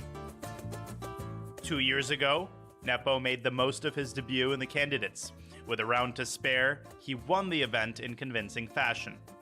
That's all he needed. Jan Nepomniachtchi is the 2021 World Chess Championship challenger. That victory led Nepo to a World Championship match with Carlsen and also secured his return to the candidates in Madrid this year. Despite being one of only 2 players in the field to have won the candidates, the expectations for Nepo were not particularly high this time around. However, his confidence from having won here before, in addition to his years of competitive experience, may offer him a shot to turn some heads. If Nepo should pull a major upset and face Magnus Carlsen again, the two know each other well. Nepo has competed against Carlsen for decades, ever since the two prodigies were 12 years old. Did you know you can watch top chess events right on your phone? You don't even need to download an app. Just open any mobile browser and head to chess.com/events. You can see what's happening right now, check out top games, see results, and so much more. Try it for yourself at chess.com/events.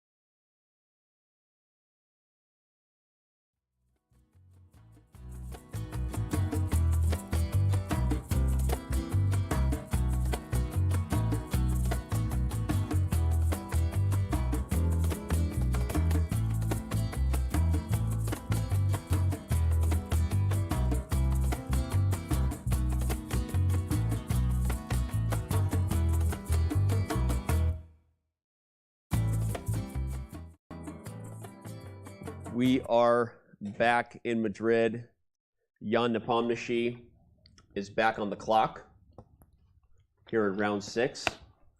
His battle versus Jan-Krzysztof Duda has only just begun, and the battle of the outfits began the moment they sat down. They both brought a very similar look to round 6.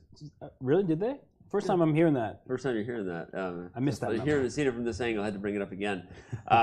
You wanted to make an instructive point about the game in the upper right corner before we move into Nepomniachtchi versus Duda. Go ahead. Yeah, just as we look at it from this bird's eye view here, you know, Bishop F6 was played, but the major point is it looks like in that Firouzja Caruana game that Alireza is going to win a pawn by taking this knight on d5. But the compensation that Fabiano gets with the pair of bishops should offset the material deficit. So I do believe that Fabiano feels like he's firmly in control of this position, that even if he goes down that pawn, he's not worried that he's in danger of losing. And I think that was Fabiano walking right from the camera as we were talking about him. But it's kind of a theme of the position, is the battle of the bishop on g2 versus the bishop on c8, right? The monster of the Catalan versus a bishop that, unless white changes the structure, is always going to be fighting a little bit for squares there. So it's kind of a key theme as to why Firouzja doesn't want to take the knight. And he looks like he was about to do something very different. So I have a strange thought, you know, because Robert was talking about Daniel Dubov, you know, a lot of specialists in this line, but I was thinking, who was working with Alireza?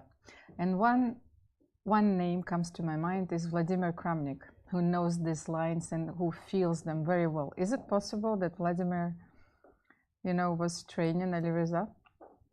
I don't have any insight into that, so if you do, let us know. No, I don't. Like, but you know, yes, that's because we haven't seen him in a while as well. He didn't play anything, even any of events. Like, we have no information. For example, now we know, of course, we know for a while that Duda's seconds. We have Gajewski and Mitten who are helping him for a while. But who is helping Alireza Firouzja? It's still a mystery. So when I'm looking at this opening, I'm trying to find out, because I'm trying to think of games who play. So Yeah, I know he's worked with Ivan Cheparinov before, and I think he still works with him. And Ivan Sokolov. And Ivan Sokolov. So I don't know, I guess a couple of Ivans there, but I don't know who he's working with specifically for this event. Oftentimes, these players want to keep that secret, right? You want their secret seconds. So you travel with one of your seconds, but then you have the rest at home on a different time zone so that while you and the person you travel with are sleeping, the people back home or around the globe will work on the chess. So it's a 24/7 endeavor. 24/7 machine to play chess at the 2800 level. And yeah, everyone observed Alireza traveling to the Grand Chess Tour events with Ivan Cheparinov. So that information, as far as what we know, is known, even if there are other secret seconds. And just to put some context on who Ivan Cheparinov is, formerly over 2,700 rated himself, so he's a top, say, 30 or so player. He worked with Veselin Topalov, who was the FIDE world champion. So has a wealth of experience working with elite players. And he's very well known for his opening ideas. And we'll see if, but I like your point about Kramnik, an interesting one. I mean, if Alireza continues to come back to some obscure Catalan move orders, then we might have the opening repertoire for white, according to Kramnik. Maybe Halifman is there as well. Speaking of a book series we haven't referenced in a while, but all right, let's back out, because this game hasn't changed too much since right before we went to the break. The game that we haven't had a chance to look at in a while is Jan Nepomniachtchi versus Jan-Krzysztof Duda, and we're going to head over there right now, as Nepomniachtchi just played the move rook to c1 on the board. The structure has changed with that capture on e5, and so we should definitely highlight that if it wasn't for the fact that that bishop was pinning the f2 pawn, you would already be seeing g4 and f4, and here we go, right? You're pre-moving for me, king h2. King h2, you're gonna. I mean, if you're attacking a bishop in bullet in this position, king h2 is not the worst pre-move. So pre-move it. Yeah, and king h2 is actually a good-looking idea because you want to push those pawns. And oftentimes, black deals with the pawn push f2 to f4 with f6 to challenge this setup in the center. But I don't think that black necessarily has the time, because we need to take care of our bishop first. So if can we play bishop b6, or is that running to bishop b4? Like, that also looks really annoying. The more we look at this position, we observe the time on the clocks.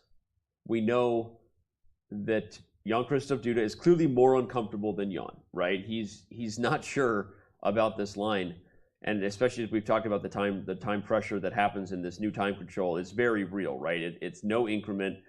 These guys are not sitting down with the idea that I'm just going to take my time today, right? When they take their time, it's because they need it. Wow, actually, what do you do with the bishop? Yeah, bishop goes here, bishop b4, and you're not castling.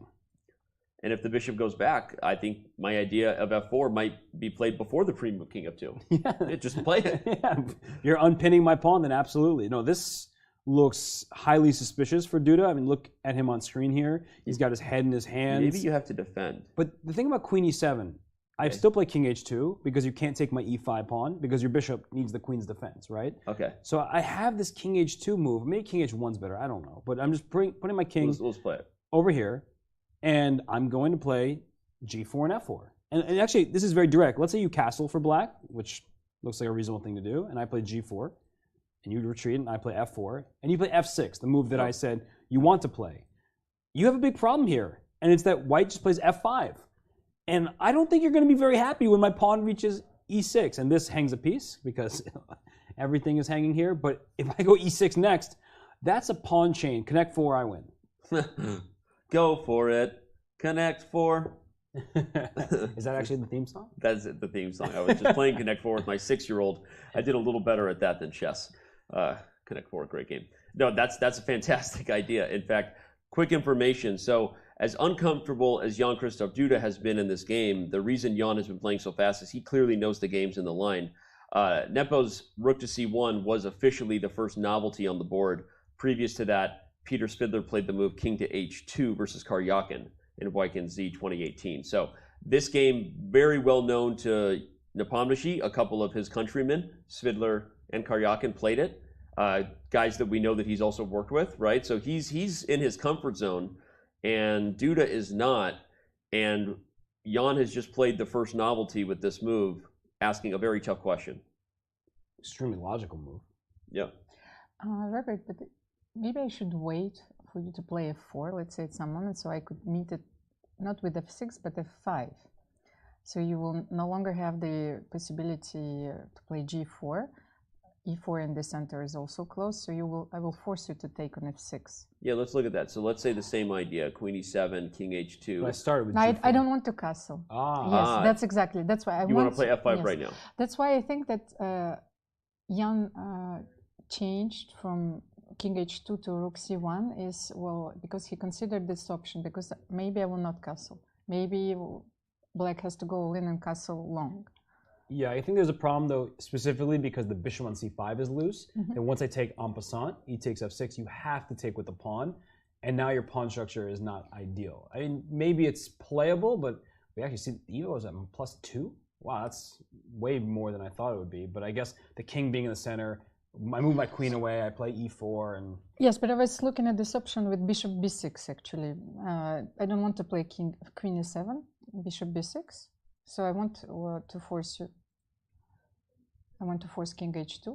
So bishop b6, king h2 to unpin the pawn. And then, well, I was going to play bishop b4. Bishop b6, I want to play bishop b4. Yeah, that's the thing to remember. But I would still go for something. Yeah, this is a big problem. No more castles for black. But do you want to meet my f6 with e6 here? I haven't decided, honestly. maybe anything. And the problem is the king. I mean, I like the idea of getting e4. Now that that king's in the center, I'll move the queen to some square. Queen c2 is really nice because if f takes e5, you have queen f5. Ooh. Uh-oh. So I'm forced to play bishop g6 probably here. Originally, I even wanted queen b3 just to like get e4 and open that. But this whole position just feels so scary for black. I mean, it seems like a simple, obvious move. Robert, you observe rook c1. It feels like a logical move, a logical improvement over Svidler-Karyak in 2018. But now that it's played, it feels like a much more powerful move. It's just like a forcing question that is a pain in the neck for black. And another problem is bishop d4. Looks like it hits 2 pawns at the same time. So you're going to win material, right? But queen a4 was my response. And you don't really want to take on b2 because here I just play rook to b1. And you're going to lose a piece after bishop takes e5. I can take b7, but I have f4, g4, f5, and your bishops are just hit in all directions. This is borderline even better with the threat of this, because if you have to defend it, then you might win the piece anyway. You're just going to attack all your bishops. It's a problem. We've established that Poland, we have a problem. For JKD, we'll call him Nepo versus JKD from now on. Every time I say Jan and Jan, it's like, which am I talking about? J or the Y? But Jan-Krzysztof never goes by Jan. It's Jan-Krzysztof. Yeah. Oh, okay. Well, lesson learned. So ground control. Ground control to Major Tom. Poland, we have a problem. But JKD plays queen to e7, defends the bishop, and will we see the move we anticipated? Just put the king on a square that unpins the pawn.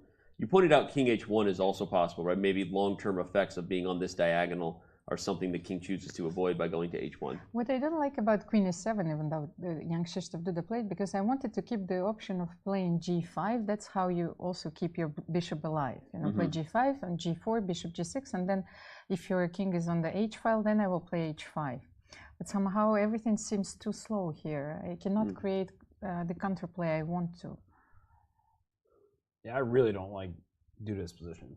It just seems very uncomfortable. And we'll see how quickly Napomnishi plays here, because a king move is not forced, but it feels very likely, right? Because you want to play g4, you want to play f4.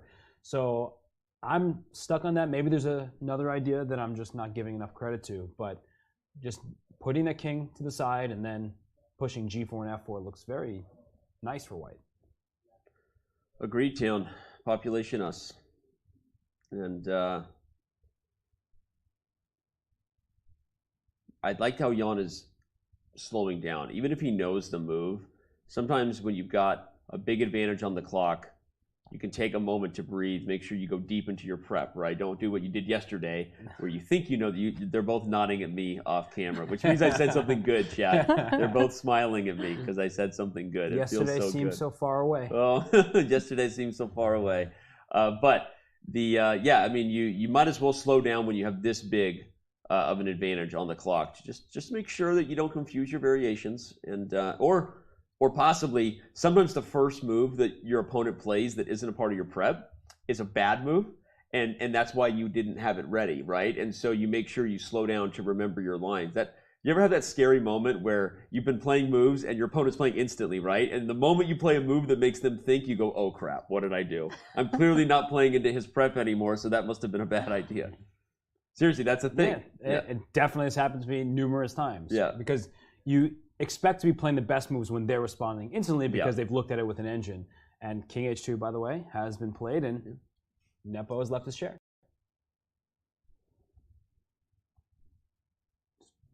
You're comfortable in the silence?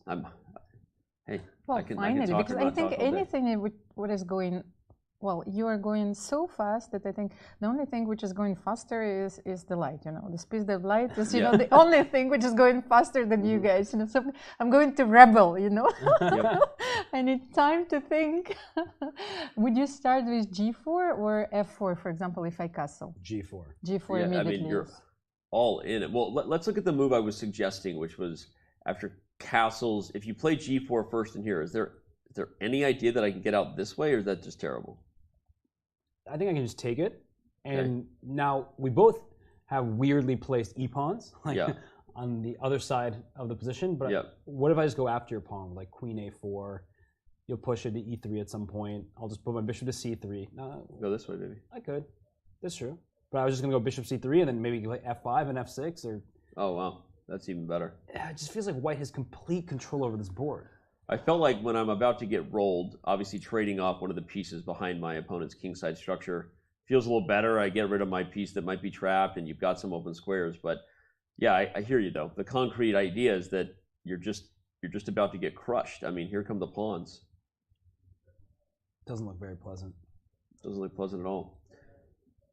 Let's back up and take a look at the other games, because there's another thing that isn't so pleasant right now, and that's Ding Liren's clock.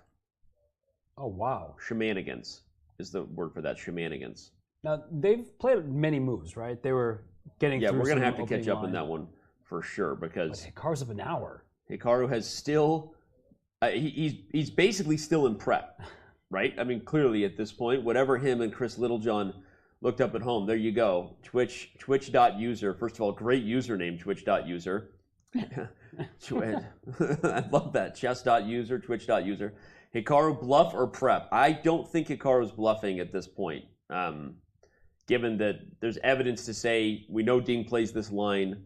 It was a direct improvement, or at least an adjustment from game 2 versus Duda, and I don't think Hikaru's position is bad at all, right? So it's not like there's evidence of a bluff there, but okay, should we analyze how we got here, because we left it a little bit ago? Yeah, I was just trying to count the material, and we're even. Okay, that's important. Take stock first thing. So we left on Hikaru's mysterious rook move, as is often a term used in chess. Not for rook moves like this normally, but this is a mysterious rook move played instantly by Nakamura.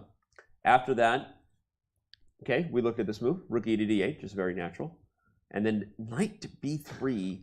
There's no way we're not in prep. Like, you don't just play moves like that instantly. What are you doing? You don't like making sure that your rook on a3 can't move. What is going on here? This is take a snapshot, everybody, with your face camera, because this is how modern neural net prep jet engine goes these days. This is crazy. C5 played. Because it makes sense, right? I mean, you know that c5 is black's only move in the position. There is no other way to free the problems of the queen and bishop. So knight b3 actually makes sense. Takes.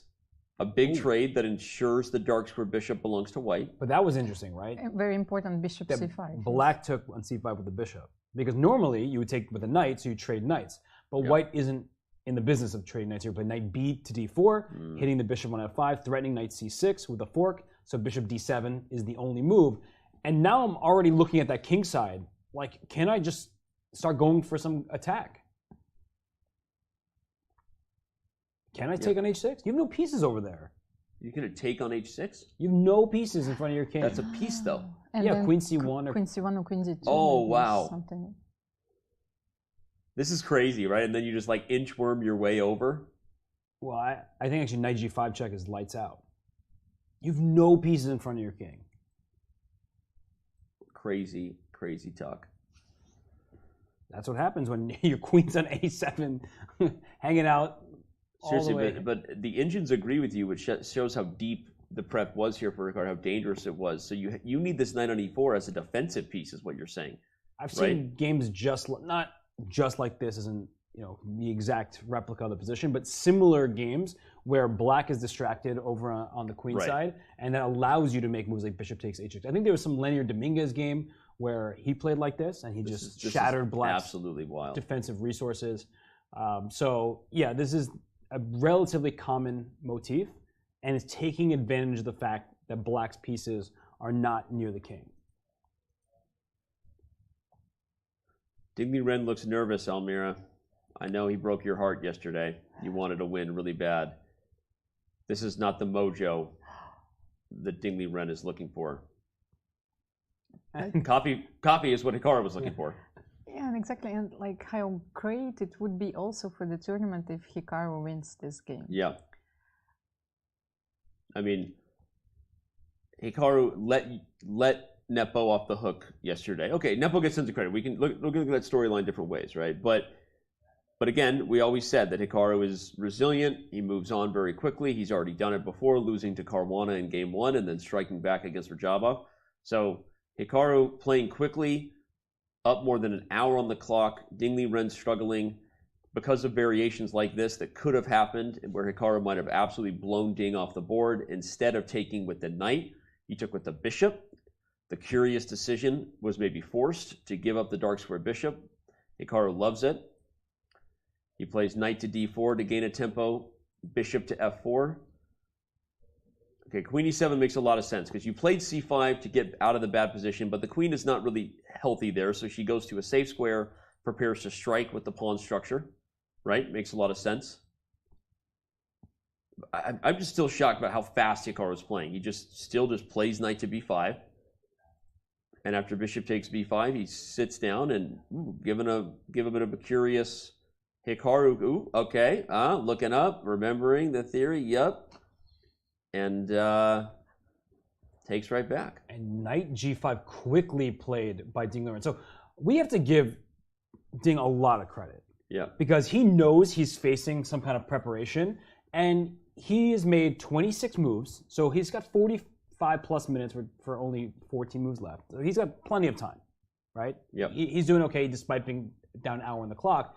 And he's playing the best moves. Like, look at the eval bar off the side of the screen. It's still saying that there's a slight little advantage for white, but he's holding on, and he's simplified the position. Not that the position is simple, but there's no bishop takes h6 and checkmating tactics anymore. He doesn't have to worry about many of the things he previously did. Yeah. So I think that while we praise Hikaru's preparation and has been excellent, Liren deserves a lot of credit for handling all of that stuff and now being in a pretty decent spot.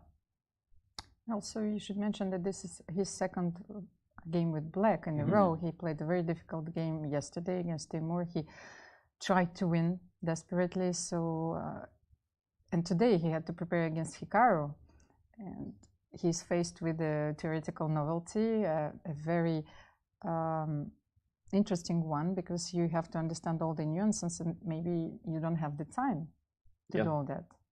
But he used his time to make sure he could catch up on whatever nuances he didn't understand.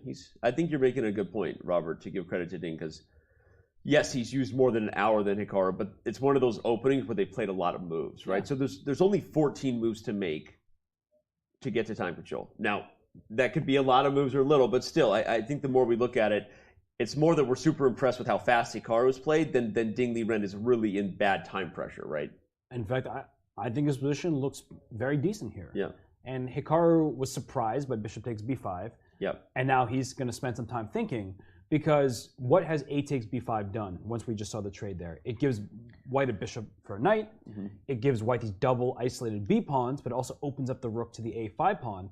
But rook takes a5, like that just wins one pawn. And it's not like white's pawns are here to stay for very long. It's almost like a useless pawn, right? You could take it and then your rook is out of play. I mean, black might have a queen b4 or something, but even if not, right? Like black could justify something else. The rook takes a5 doesn't feel like in the spirit of the position. What feels in the spirit of the position is like rook g3, right? Trying to move the bishop, then maybe playing f4. We've got a comment here from chat. Ding is going to be exhausted after this game. Yeah. I think we're all going to be exhausted after this game. But Ding in particular, he had the longest game last round, and then here he's like, it's like not been that long into the round, but it's been very stressful, right? When you're dealing with that kind of. I forgot to tell you a hilarious quick conversation I had with Bobby at breakfast yesterday after the game with Ding. He was like, I'm like, you tired or whatever? And I said, you remember what you said during the World Championship? We asked you whether commentary or playing was more tiring, and he's like, did I say commentary? I'm like, you did say commentary. So feel bad for me. He's like, well, I changed my mind. Playing is more tiring. Too late, Bobby. Can't take it back. No take backs. You know, there's one little thing here that we haven't mentioned. Black has a passed pawn. And they must be pushed. If Hikaru, you know, still is going for this mindset of, let me go for a win somehow, had all this preparation, that pawn can march up the board a little bit and can cause some discomfort. And of course, White is doing perfectly fine here, but it just all is about the mentality that Hikaru has, because you know he's an objective player. He's a fantastic player, but sometimes it happens to even the best of us where we're like, well, I had all this preparation. I'm 26 moves deep. I've spent less than 10 minutes. My opponent's been struggling move after move to come up with the right plan, and so you think that your position is better than it actually is. And so instead of playing the position, you start playing for like, how can I win? And that is something that the best players there are able to push aside. But it does get to even the best. Well, it's definitely true. And I wanted to make a simple observation that Hikaru paused like just a second when Ding played bishop b5. And I think I know why. Because we definitely have these double pawns, but now your b5 pawn is simply not allowing you to play c5, you know, to have, once again, this pass pawn and protected pass pawn. So it's also a very important element while you're assessing this position. That's why I think computer likes it a little bit more for White still. Yeah, the pawn d5 doesn't get its helper. That's true. Well, Hikaru is thinking in for the first time really in this game. By the way, some extra scowls there from Hikaru. He's really trying to think about where he wants this game to go, because he's finally on his own, maybe no longer using home prep. But and if you're playing rook g3, can we simply look at this rook g3, knight e4? I think that's why he's puzzled. If rook g3, knight e4, yes. yeah, we can visualize that on the board. That's maybe why he's not just instantly coming over to g3. But on that note of taking a look at all four games and choosing which direction we want to go, I'm spying. Someone I want to go back to Napomniachtchi Duda. Again, it's going exactly how we thought. Duda could be in big trouble, but the report game, that's the one. That's the one that's got, well, it's got Rajabov nervous, or he wouldn't be fiddling the pawn a million miles an hour. He's got a bit of a poker tell there. Let's dive in to that game and see what Rajabov was thinking about. The move rook f8 was played, so we can just quickly set. We don't even need analysis yet. We'll just say we left it. Rook f8 was played, as Robert predicted. c3 comes next. Then on bishop d6, we see c4, queen d4. So the position is opened up. If you could just make like two moves for White, right? Like knight c3, rook d1, it's over. Here we come. But Black has his own things coming on the f-file, and that's why Raj is so nervous. And actually, just even a moment ago, c takes d4 by Rajabov. He could have taken the queen on d5.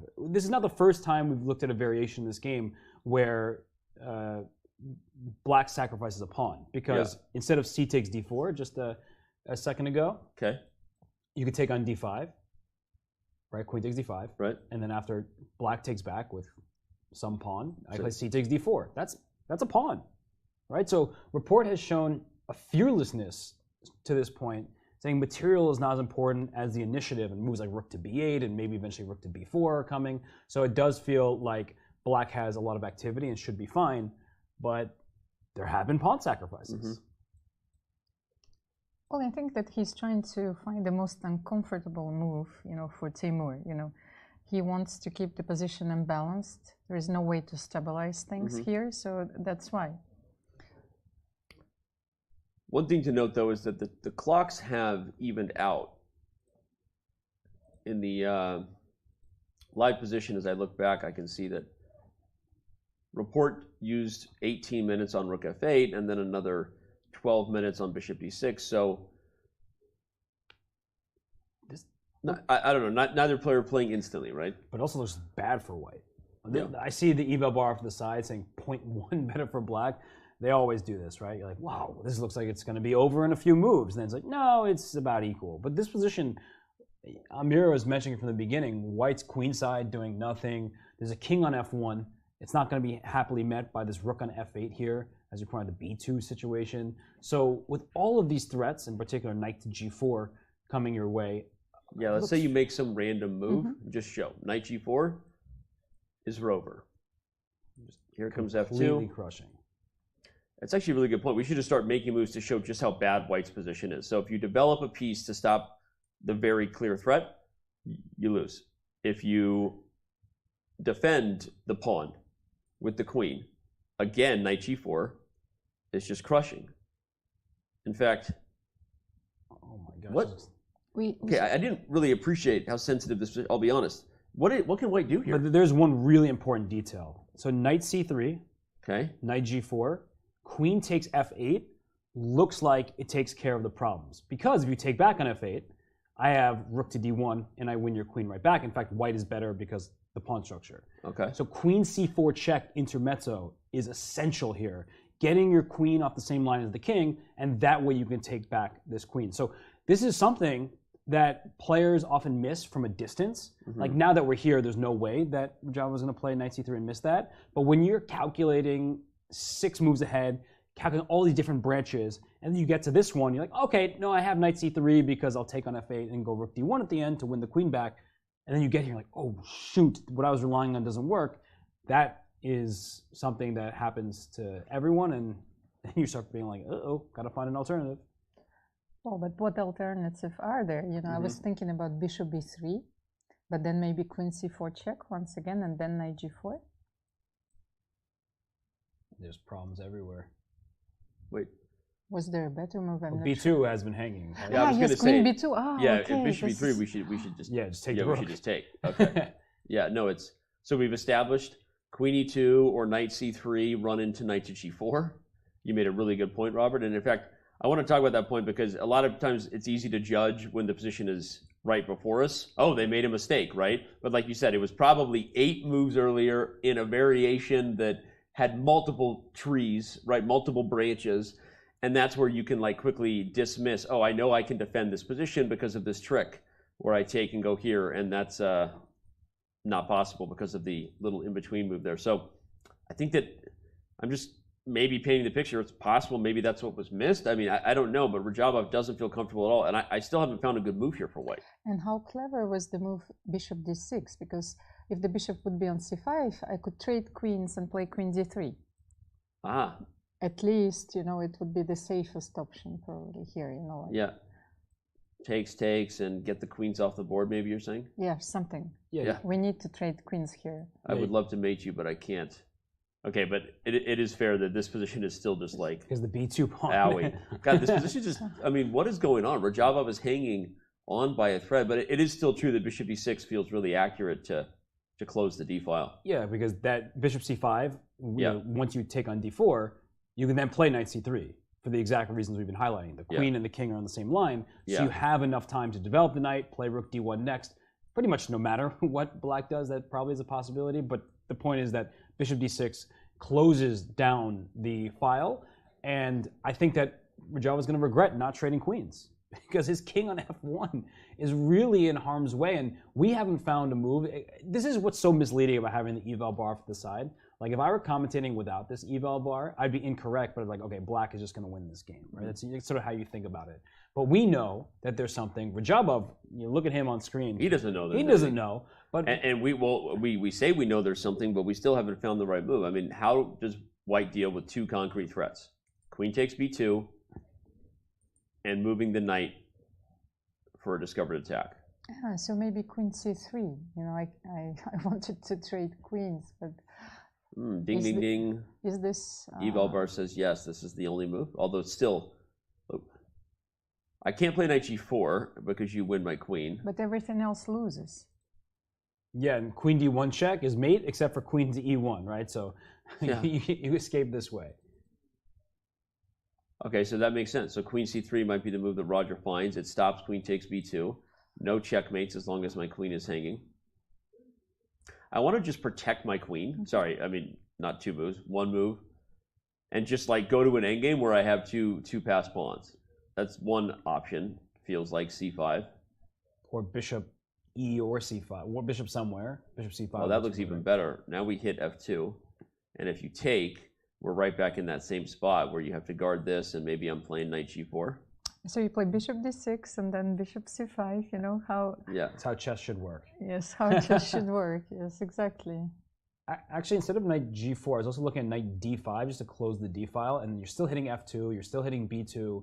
Like that's the thing about this position is simply trading queens doesn't tell the whole story. It doesn't end the game. Yeah. So Rajava, like, he's thinking, okay, first of all, how do I not get checkmated? How do I survive this? And then how do I survive in a way that continues to keep me in the game versus just trading the queens off like we saw in some of these other variations. You get the queens off, but then you lose the rest of the house.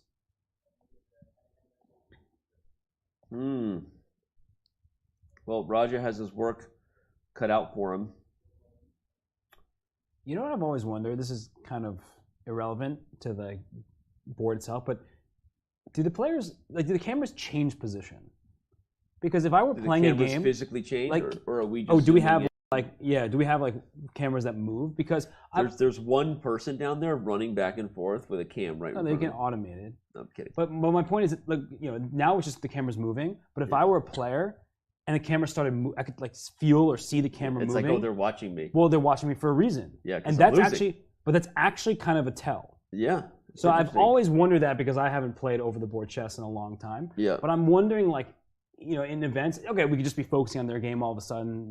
They're used to that. But there are moments like this where it's like, wait, are they now suddenly focusing on me because I'm gonna make the right move or lose this game situation? I don't know if they adjust physically at all. There is a camera on every player, so got it. Well, that's different. Yeah, it doesn't. That's better. And I know for sure. Like, let's back up to our bird's eye view and kind of look at some different. Yeah, I'm pretty sure that is adjusted by us in studio, but there's nothing physically moving. But that's a big difference than if you have like a camera just that's rotating. Yeah. Right? Because then you're like, wait a second, why are they coming to my game all of a sudden? Leave me alone. Yeah. But are you sure you're noticing the camera when you're having this position? Well, you saw Rajava look kind of right at the camera, so it felt like he probably doesn't. There's one camera player, it's like far away, but I don't know. The reason I was backing up to the bird's eye is because I wanted to go over to Hikaru Nakamura and observe that, like in that board, for example, we have the extra cameras, which is that they're right. We don't have the extra cameras on this board, right? There you can see the extra camera for Hikaru Nakamura. We're also being told by our producers that this question has been asked, and the players say they never notice the camera. Okay. So that's good. That's a great thing. That's good. I'm very happy to hear that. They notice a person in there saying like, hey, like, you're doing good. Speaking of camera, there's one of our camera guys right in the background. Hey, Chandler. We love that guy. That's one of the guys working super hard filming stuff around the whole city of Madrid, adding B-roll to all the videos that we're doing. So we love that guy, Chandler, on the left with the mask. All right. Well, looking at all 4 games, we haven't had progress. Nakamura, Ding, Liren. Hikaru is still on the clock. Duda did just play h6. So that game is still hanging by a balance. But the balance is hanging by a thread, I guess you could say. That's one where I also look at the eval bar and just kind of call BS. I feel like white is just about to crash through, and I don't care that it says it's close. And look at Jan, he's rolled up his sleeves. He's ready to crash through. He's ready to crash through. Do you think he has him on the ropes here already? I look at the clock, I look at the position. I don't think that I'm anywhere near counting Duda out of this game, but it just feels like one of those games where if you told me this will be done in 30 minutes and Nepo will win, I would not be surprised. Say, yeah, that's not. Well, let's head over to that game. There is a small difference between King H1 and King H2, though. You would be able to play F5, in this position. So, because if F5 is played, well, maybe even not right away. If you take with check, white has bishop F4. But I wonder if you can play F5 anyway. Like, okay, engine's gonna yell at me, but I don't care. I'm gonna do it. No, then bishop H7. It's actually so.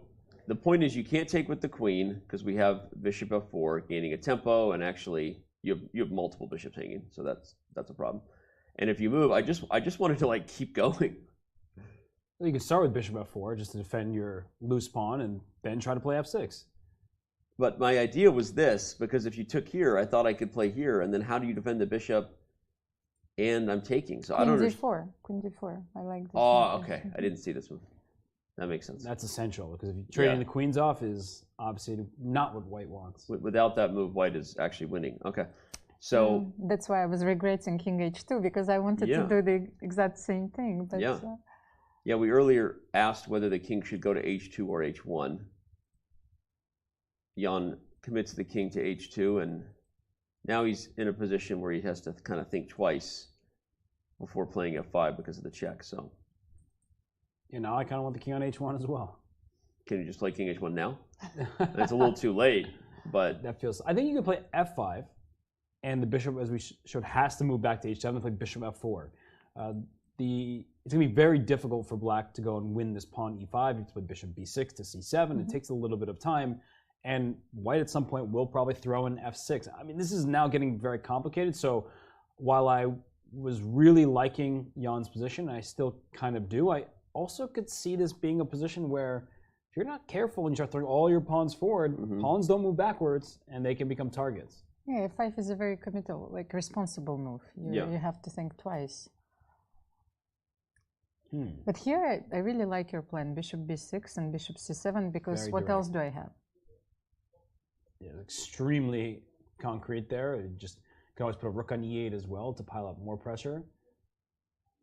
Is it possible? I mean, we were saying it in jest, but is it possible that Jan is regretting that he didn't play king h1? Did he just because of what happened yesterday? He confused his lines.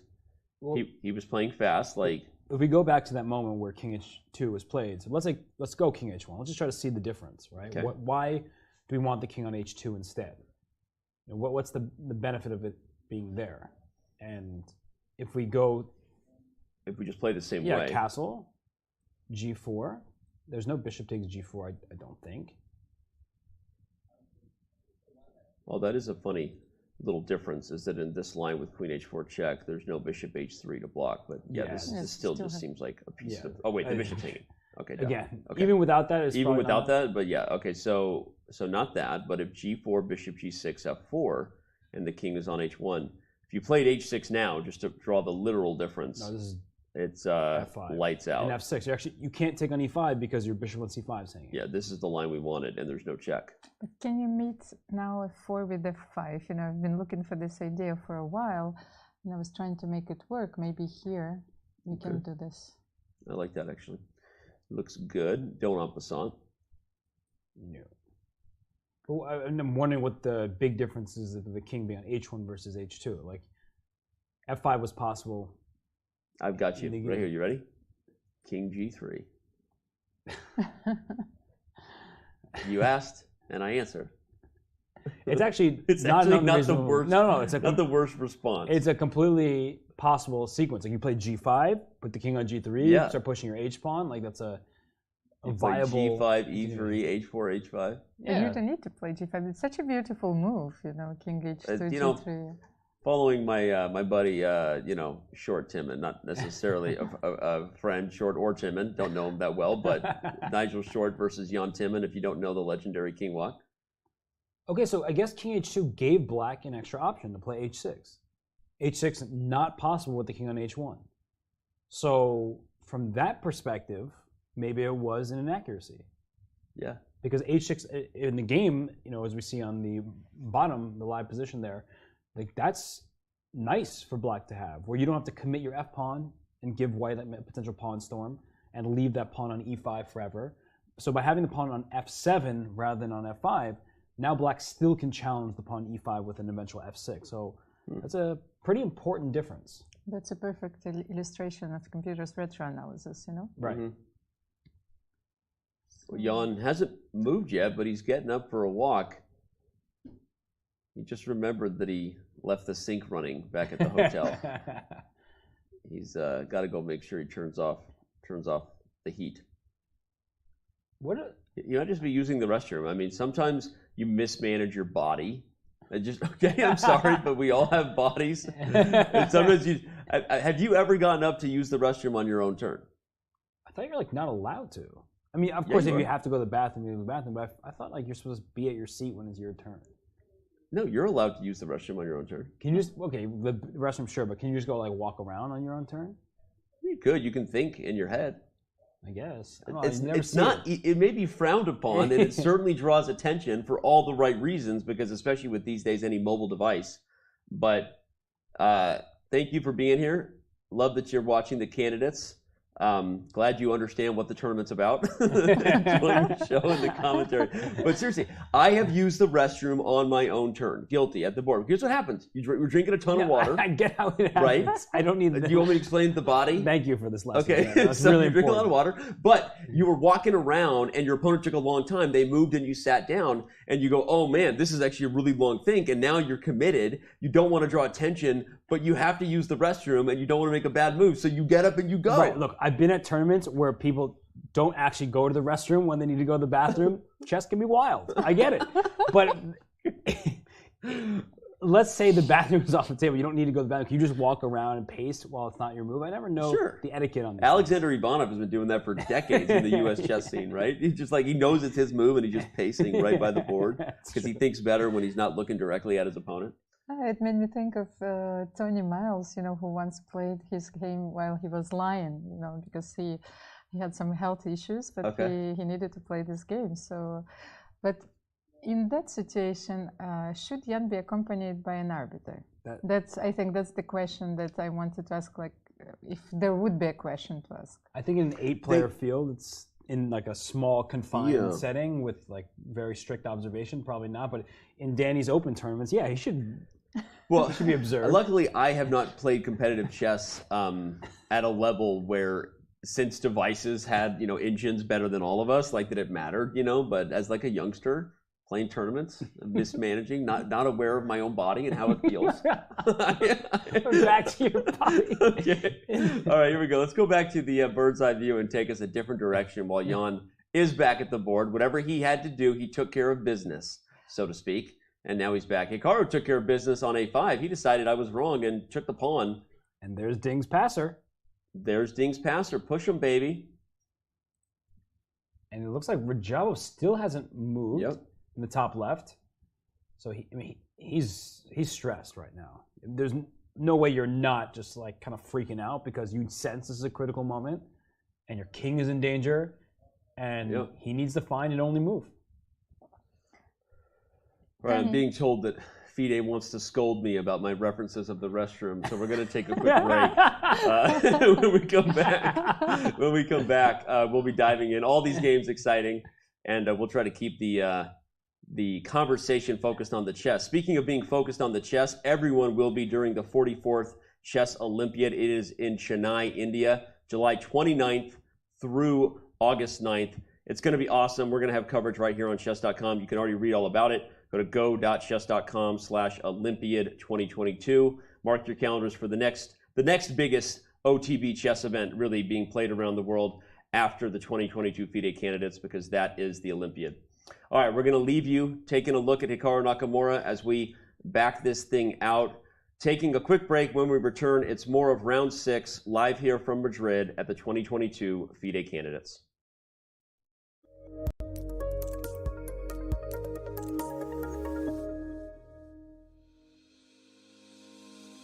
Want to hold a massive chess tournament with dozens of clubs or hundreds of players? Or maybe a small chess tournament with local but competitive clubs? With Club Arenas, you can. Club Arenas allow for tournaments of any size with any number of clubs and players. Customize the arena with any time control, with standard chess or mini chess variants, and with any starting position you want.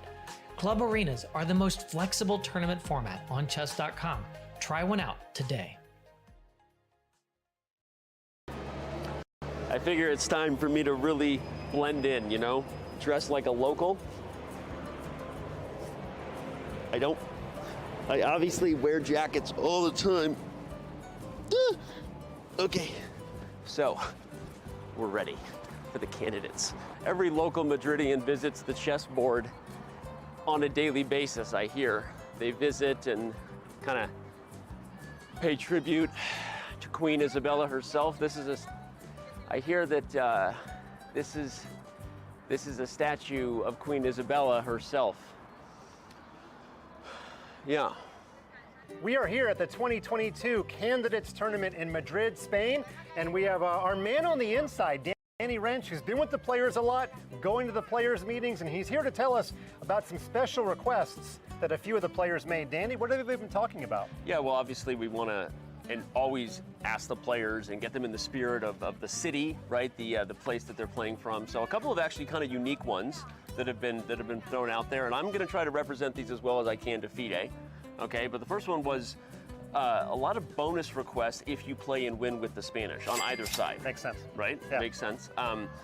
There was a suggestion, you know, that anytime you move the queen, you drop a dab for Queen Isabella. Yeah, she's the one that made the queen powerful. Makes sense. Okay. But then the players were unanimous on one in particular, which was that every 2 hours into every round, they'll have now a required siesta.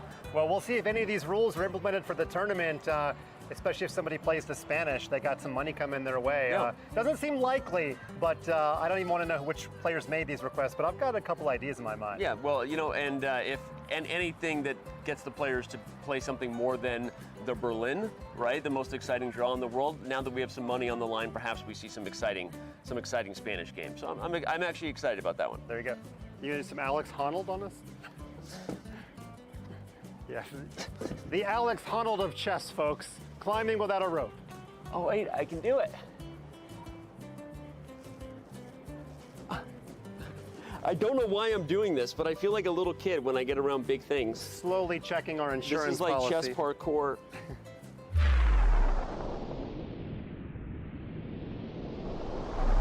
Oh, did you catch that on camera? Can you tell he's the dad of a teenager?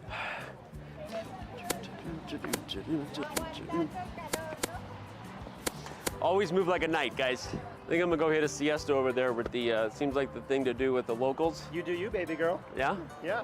Okay, I'll see you guys in a couple hours.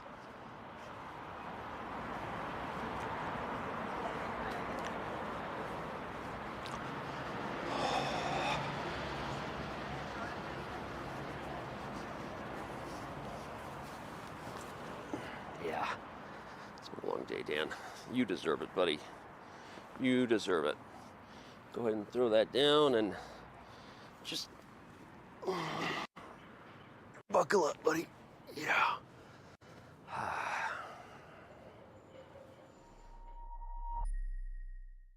Want to play chess online or learn how to improve? Join us at the #1 chess destination in the world, Chess.com. With thousands of people playing at any moment, you'll quickly find a game with someone at your level, whether you're a beginner or a grandmaster. Chess.com makes learning fun and easy.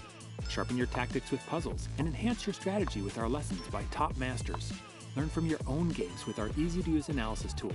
Chess.com has everything you need to take your game to the next level. Signing up is free and easy. Join Chess.com today.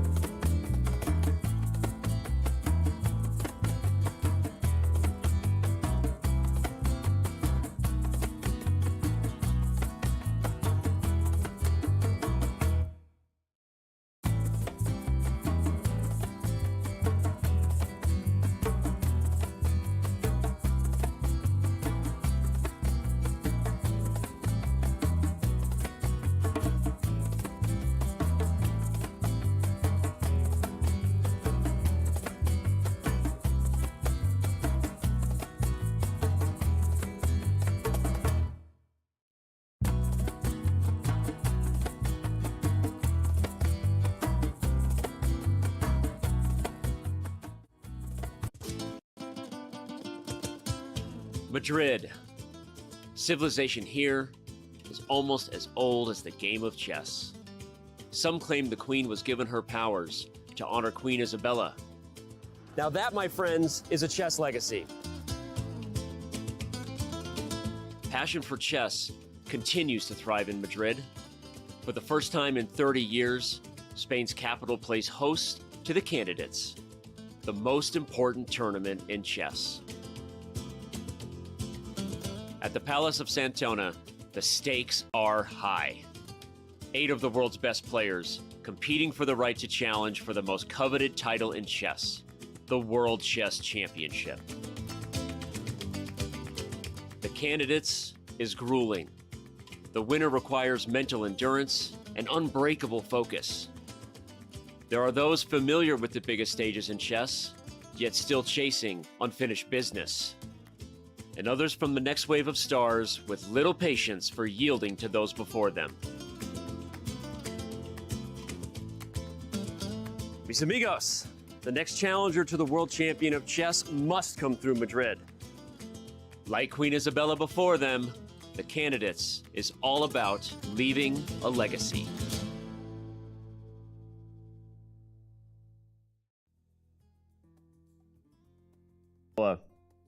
Left quite a legacy on the chess world, changing the rules to the game. She actually did, Robert. That's not a joke. Chess was different before Queen Isabella made the queen the most powerful piece on the board. Why are you singling me out over here? Because you're laughing at me off camera, and I can see you. So I was anyway. smiling at you to show camaraderie in our great, commentary. Great. We do have camaraderie in our commentary. Almira Skripchenko, Robert Hess, Danny Wrench. We also have confirmation that I was wrong on the idea that you can leave the board on your own turn, at least not at this tournament.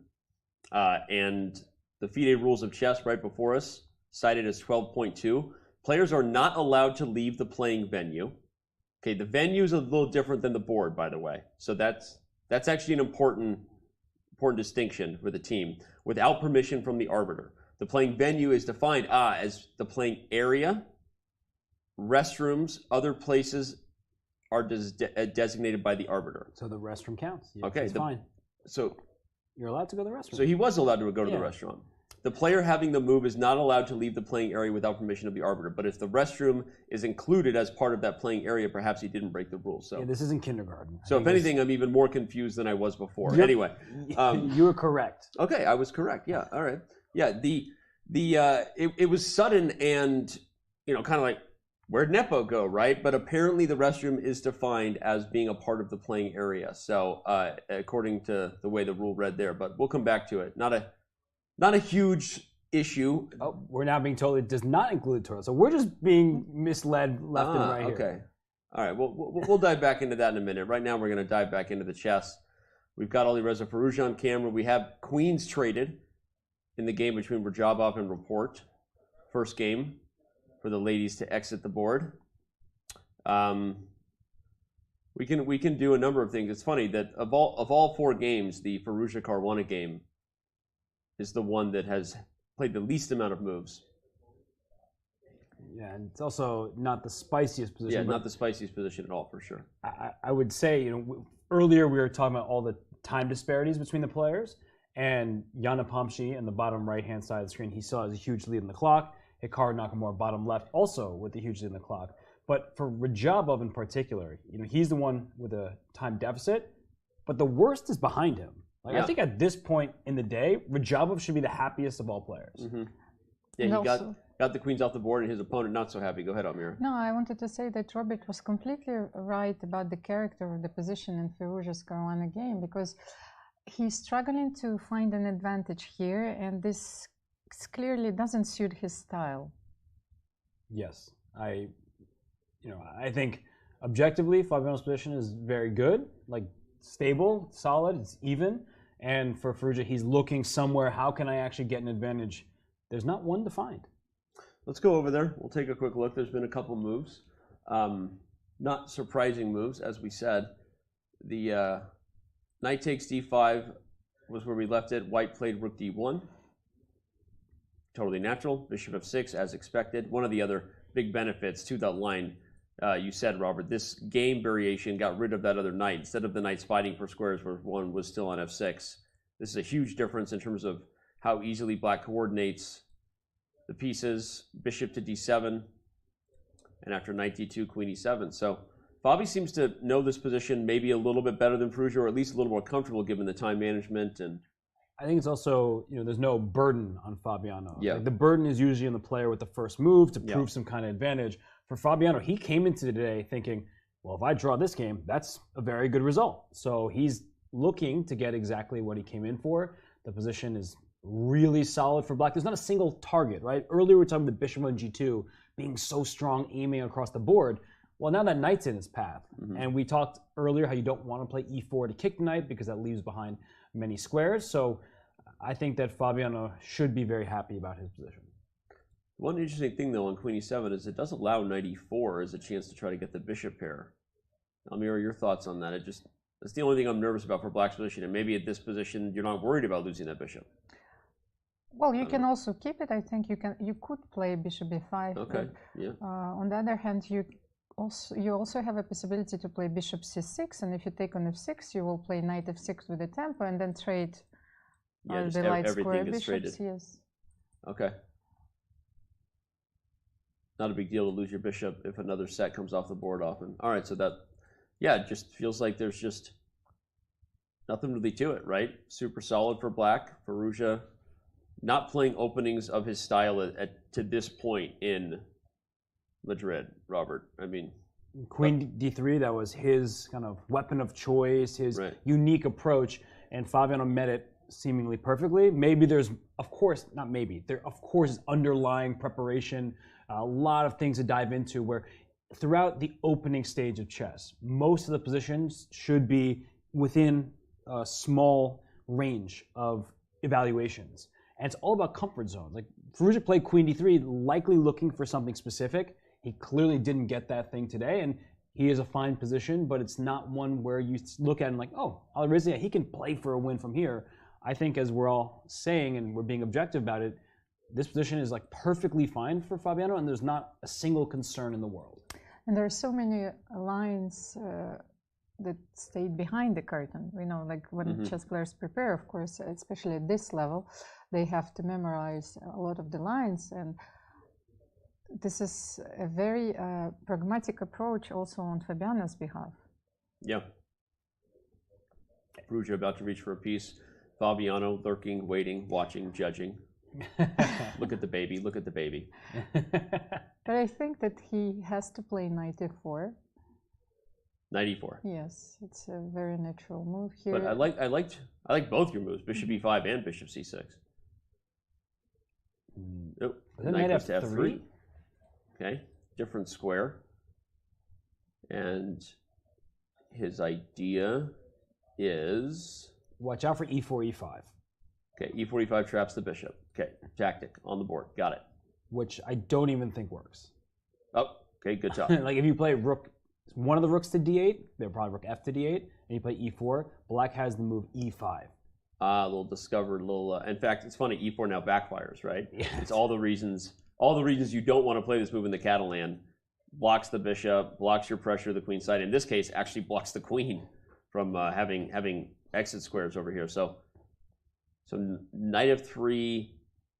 Maybe he wants to trade the dark square bishops, to play bishop g5, and to solve the problem of this bishop actually, which is on c1. On c1, yeah. Yes.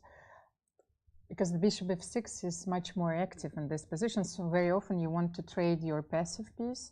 That's how you actually think when you try to assess the position. Okay, what are the pieces that I want to exchange? And very often you would love to exchange them against the more active pieces of your opponent. Yeah, that makes sense. So perhaps this is the idea, but either way, I mean, it's reinforcing that Fabiano has equalized, right, with the second move, doing just fine, and maybe even has the potential for better. But all right, not many people have had a better start to their chess careers, though. We still got a lot of chess here in the 2022 FIDE Candidates, so we're going to take a second, remind viewers, may have missed one of our player highlight profiles earlier in the week. Right now, we're going to look at the shooting star that is Alireza Firouzja.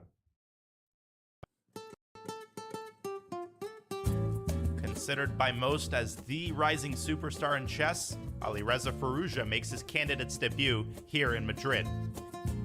The only teenager in the tournament, Firouzja is the youngest player ever to break the 2800 rating barrier. Born in Iran but representing France, Firouzja strikes fear in his opponents with his array of surprising tactical shots. Alireza qualified for the candidates by taking first place in the FIDE Grand Swiss. He also followed up that performance with a strong finish at the European Team Chess Championship. Coming in with heavy expectations, Firouzja has a more than reasonable opportunity here to become the youngest winner in Candidates Tournament history. With that, the teen prodigy would take one step closer to potentially knocking Magnus Carlsen off his championship perch. Lots of expectations on Alireza coming into this event. I think mostly by media, obviously partly driven by Magnus Carlsen's comments himself. I do feel like a lot of chess experts looking at this knew that this was going to be a tough task. And of course, he still has plenty of time to come back, and we'll see how he does in these final 2 rounds, Robert. But not many people win the candidates when they first played it. I have to correct myself from yesterday. Actually, Garry Kasparov did win the candidates the first time he was in it. I was wrong about that. And technically, even though the system was different, then Karpov also won the Interzonal and then also became world champion because Fischer wasn't. Anyway, but for the most part, it's a very tough thing to do. And what do you think is going on in his head at this time based on how he's played so far? Well, look at the first 4 rounds in particular. He had the black pieces in 3 of the first 4. That's a daunting task for anybody, but especially for a player that came in with, as you said, the expectations of everybody else who was saying that this is the future world champion, this might be the next challenger to Magnus, and Magnus himself saying, I will only play Alireza. It's so much for a teenager to deal with, and that's not even considering what's happening on the board. That's already a lot when you're playing 2750, 2800 opposition round after round. So I think he had a really tough start. He showed he's willing to fight, but I will say that with a 2 out of 5 score, with 4 draws and 1 loss, he might even be fortunate not to have a worse score, because as early as round 1, he took the fight to Rajabov, but got a pretty rough position. And as we see in this comment here by Graceful Rooster, Firouzja and Ding are the most pressure coming in. I would say, no, not Firouzja and Ding, I think Firouzja. Mm-hmm. I don't think there's any competition for who had the most pressure. I mean, when the world champion says, I will only play this one person, there's nobody else in the question about who has the most pressure. Yeah. Well, I think Ding Liren also had a lot of hype from China, for sure. No, but I agree. I mean, it's obviously something that he has said Almira many times, like, hey, I enjoy chess, like I'm feeling good, right? There's no pressure on me, and maybe that's okay. Maybe that's the case. You hopefully believe it might be the case, but what do you think? Is it still the case if you end up in the bottom half of the standings heading into the second half of the event? Well, he certainly realized that this tournament is not going to be easy. We saw his reaction, and also he's feeling this pressure. Robert, he precisely pointed out that the future of chess is on his shoulders, and these shoulders are very young still. And even though this is his first candidates tournament, he needs to gain a very important experience of playing those tournaments. Yeah. Well, right now he still has plenty of fight in this game, plenty of opportunities to see if something goes wrong. We see Fabi has already responded with this move, rook c8, due to the nice tactic you pointed out, Robert, that e4 isn't possible for white because of e5. That's kind of important. But we'll see. I don't know if he really feels that the future of chess itself is on his shoulders, but he definitely knows he has a bright future, and there's a lot of eyes looking at him, right? But if he doesn't win the candidates and Magnus Carlsen doesn't play for the World Championship, that changes the entire future of chess. It's not his fault. I don't blame him. I really don't. In fact, anytime somebody asks me about a young player and, oh, is this a future grandmaster? Is this a future world champion? Yeah. It's almost an unfair question to answer. Yeah. Because you're putting your own expectations on this person who just wants to focus on chess, who wants to progress, and wants to learn, right? That's what Alireza, he loves chess. The guy lives and breathes chess. He's 19 years old. He doesn't need all this, outside prognostication of if you're not this by this age, well, then you're not the success that we thought you were going to be. Right. And this happens in any professional sport when there are eyeballs and media. But I think that, in particular for this event, Alireza, he's dealing with a lot. Yep. And we know that Magnus is watching this event closely, so we hope that he would reconsider. I think Magnus is watching our coverage closely. He usually is. Hey, Magnus, we know you're watching out there, buddy. Just make sure they don't see on Chess24's broadcast if you've got us on your phone. All right, well, here we have a quick view at what's going on all four boards. Things have really started to change in that Nakamura-Dingley-Ren game. I see you shaking your head, Robert. Yeah, the left side of the screen. I mean, the bottom right with Nepo playing h4. So Jan Napomnishi, he's going for some kingside play. But the left side of the screen right now, that's where my eyes are, because we see that report just grabbed a pawn on b2 in the top left. And then, in the bottom left, as you said, the Nakamura-Dingley-Ren game, that d pawn, it was on d5. Now it's pushed up to d4. Don't be surprised when it lands on d3, and that could be a nuisance for Hikaru to deal with. Well, let's go ahead and check on that one. We haven't looked at it in a little bit. Hikaru is on the clock. His time advantage slowly dwindling. That happens, right? He was playing from prep. He had an hour and 52 minutes when Dingley-Ren was already under an hour. But in the last few moves, the black pieces do feel like they're coming to life, right? Hikaru took the time to grab the pawn. For those of you who have been with us, know that the position just a couple moves ago was right here. Hikaru decided to take, and now he's backing up the pieces to more aggressive moves from Dingley-Ren. I'm already liking this position much more for Dingley-Ren. Just the activity, and what did we say about that pawn? That it wasn't in the spirit of the position to take the pawn, right? Just didn't feel like what the white pieces were trying to do, and now black might be getting it back very soon. And also look at this knight on e6. Knight e5 was a perfect multifunctional move. You were keeping the option of playing knight e4, but then when white took on a5 and switched to another plan, then Ding played knight e6, and you want to play here f4 and f5. Yeah. But you might not have the time to do so. Yeah, this feels like it's completely turned around. Let's go back to that position with rook takes a5 again. The move that I was saying in the spirit of the position was rook g3. Not knowing if it was the best move or not, but this is what we have been talking about. And to point out knight e6 right away, probably just not a good idea because the bishop takes h6. So if you're not moving the knight, let's say you play d4 anyway. I don't know, just because we're trying to make a move that for black. This felt like what I thought was going to happen. And I guess the real issue, as you point out, Robert, is white has also lost firepower. So what do you do next, I guess? Right now what are you doing? Playing queen d3, trying to blockade? Yeah, so queen d3 looks like a good move, but I think ultimately what might happen here is even if white wins this h6 pawn, so let's say I make a move like rook d5 and you play h4, and my knight has to go. Well, I guess the h4 is also hanging. This knight on e6 is a stallion.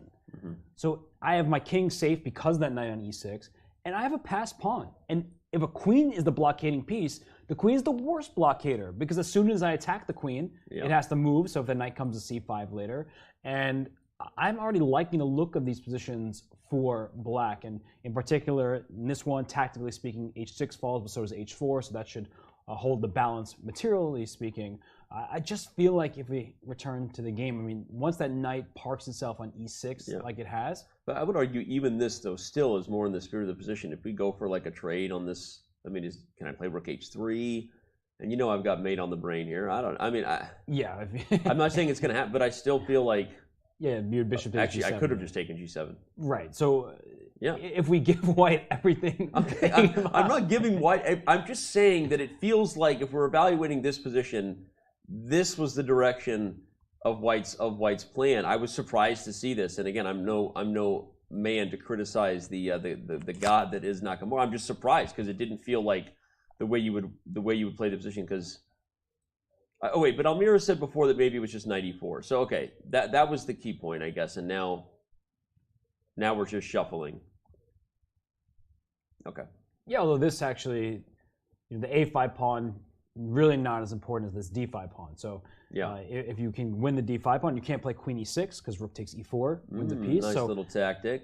There definitely are issues for black to solve here, but I believe that ultimately, even if it costs black a pawn, getting that knight to e6 without getting the king in any danger, even in that situation, it seems that black should be knight c5 here. Right? I'll give you the d5 pawn because I'll take over the d file myself. I'll play knight e6, and I'm going to probably win one of your b pawns at some point. Yeah, it's a really good... I like, even though we're just kind of going human moves here, we don't care what the engine says, but ironically the engine agrees. The point is, this is a position that just shows everything we're talking about, right? The knight on e6 is such a dominant blockader. The bishop blocks the pawn. Okay. And the a5 pawn, it was a simple lure, I think. Just take it. And also I could play knight e6 and stabilize the position. Yeah. Well, chat says Naka won't be happy with this. He lost a big opportunity yesterday. We'll see. Right now, he's not thinking about yesterday. I mean, right now, if this one gets away with him, he'll be happy for a draw, because the difference between this game and yesterday is that Hikaru was definitely clearly better at some point yesterday. And what happened, we heard his comments after the game with Dina Belankaya about this knight d2 idea not being as good, and he was probably right. So, but if Liren can win this game, we're talking about yesterday. If he could beat Rajava with black, get back to an even score, be in striking distance of the leaders, that would be something. If he can beat Hikaru after all that preparation, and as I look at this position, yeah, we see the eval bar saying black is slightly better, but even several moves ago when it still said white was slightly better, I was saying that this is a position that could really get out of hand for white, because black has the best single piece on the board in that pawn on d4. Like, that's a nice pass pawn. The knight on e6 is better than the counterpart. It's not really counterpart, I guess, the opposing minor piece on d2. And then b5 is under attack. e5 could be overextended. And I just like that pass pawn on d4. It just is the best pawn on the board. Well, the prep was very real, but yeah, we said it, right? In this position, Almira, Robert was saying, we'll go back to that. It was that the foundation, that was the word you used, Robert, right? The foundation of the position, d4, b2, a4, these were things that we were kind of spying, and ultimately black did figure out the problems of the queen and bishop being blocked out, and super important, right? Keep the big picture of what weaknesses could be there despite the specific prep you're dealing with, and Liren did it well. And which Hikaru faces this? You're the world's leading expert. I might have to consult the catalog on this one. Oh, there we go. That slipped into one I knew. Hikaru number 19. The squint of displeasure. Danny, but you said that you stopped playing competitive chess a while ago, but do you still have a patience of playing a classical game like this? Last time I played classical chess was 2019. Last time a lot of people played classical chess was 2019, before the pandemic. So, yeah, I mean, I honestly actually really enjoyed the last tournament I played that was long time controls. It was like meditation. It was awesome. And because I hadn't played since 2015. So, no, absolutely. People want to go to the Duda game. It could be crucial for the tournament. Okay, good call. Thank you, chat. Looks like Duda's dealing with the pawn storm that we left. We'll head over there. We've got it up. We said that the H pawn advanced, and white is about to be rolling forward. And are we surprised about where this has gone? This looks like what we were expecting, right? White's advancing the pawns, and black's about to get in trouble. I mean, I'm not trying to oversimplify it. No, but that's what the position is, right? You know, it sounds funny. It's just like this board is just controlled by Jan's pawns. Right. I look at the e5 and g5 pawns here, and I mean, Jan Napomnishi did something really wise, right? We were looking at f5. That was what we were fixated on. He paused. It's what he didn't do yesterday against Hikaru. He got himself in trouble by playing a little bit too quickly, but he paused and realized f5 isn't the only pawn push that I can go for. He brought his queen from d1 over to the king side to g3 over here, and then pushed his h and g pawns, and I really like his position again. Amira, what do you think? h6 was played here. Jan played queen e1, like Robert said, right? Well, I really like Jan's maneuver because he's increasing the pressure once again instead of going for a concrete line. And, well, after White's move g5, you would love to play bishop f5 and h5, but unfortunately you cannot do those both two moves in the live position. Yes. You mean, yeah. Here, you'd love to play two moves, yes. right? Is that what you're saying? Exactly. So, yeah, okay. But here you have to choose, and the threat is imminent. I want to take on h6. It's a really instructive point that Almira made. If you could lock up with h5 and bishop f5, and then maybe even g6, magically everything is closed and black's position is fine, right? It's the rook on c1 that's causing black problems. Okay, because let's h5 by itself looks like a good move, but white has f5 because you can't take this pawn e5 your bishop is loose over there on c5. So ever since the rook c1, queen e7 dynamic was first played, it means that the e5 pawn is defended tactically in many of these positions. So if you can't play h5, you don't want to take on g5 in the live position. That's clear, because if you take on g5 and white just takes back with the h-pawn, hello h-file, there's probably going to be a checkmate. That king g3 idea that you mentioned, queen h4, king g3, rook h1, and bye-bye. Let's go back to the idea Almira was looking for earlier. Was there ever a chance to play f5 for black? That was like maybe right here. I mean, this was kind of on point to what you were saying, Almira, that you have to slow down the pawns. Like you have to stop them, and it's sometimes in order to slow down a pawn storm, it takes your own pawns to kind of stand in their way. So, was this possible? Well, when black plays f5, the typical reaction would be not to take. I think you have to maintain the tension. So that's where you actually offered king g3 move. Yeah. You see? Because we were looking at this position with the king on h1. I'm just going to play it for fun. I think that you simply have to leave the pawn on f5 and find something beautiful.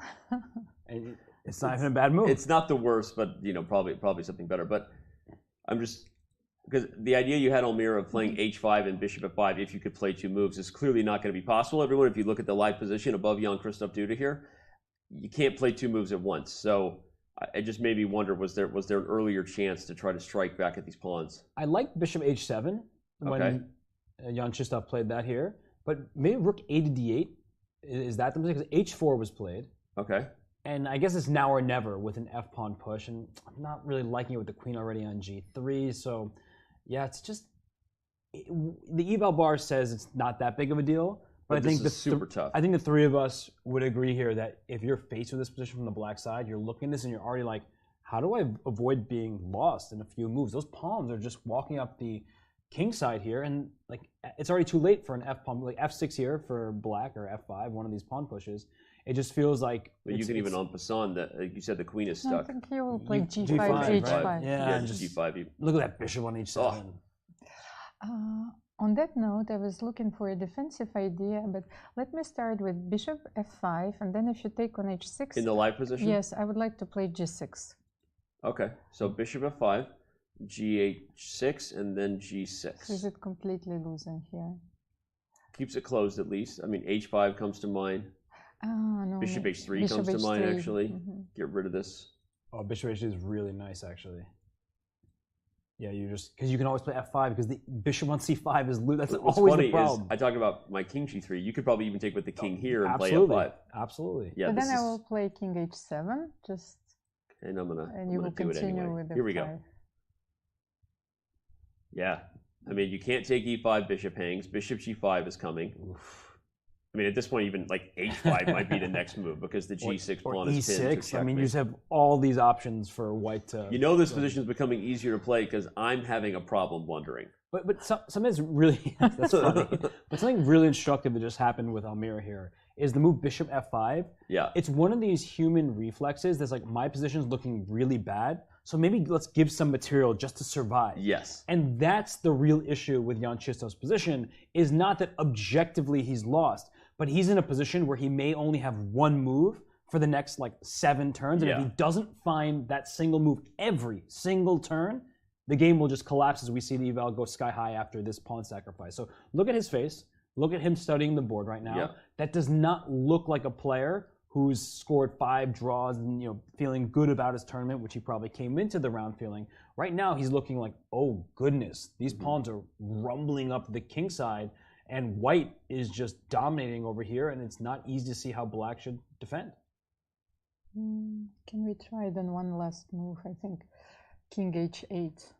Probably out of desperation. King yes, h8 out of desperation. Yeah. I think that's a nice move, Almira, because I've tried everything. One of the only other ways to deal with a pawn storm, sometimes you have to use your pawns to try to do the shuffle blockade thing. The other way is you just know that you can't stop open files, so you get out of dodge, so that if takes, you get to use the G file before you're... Actually, your move might be the best move.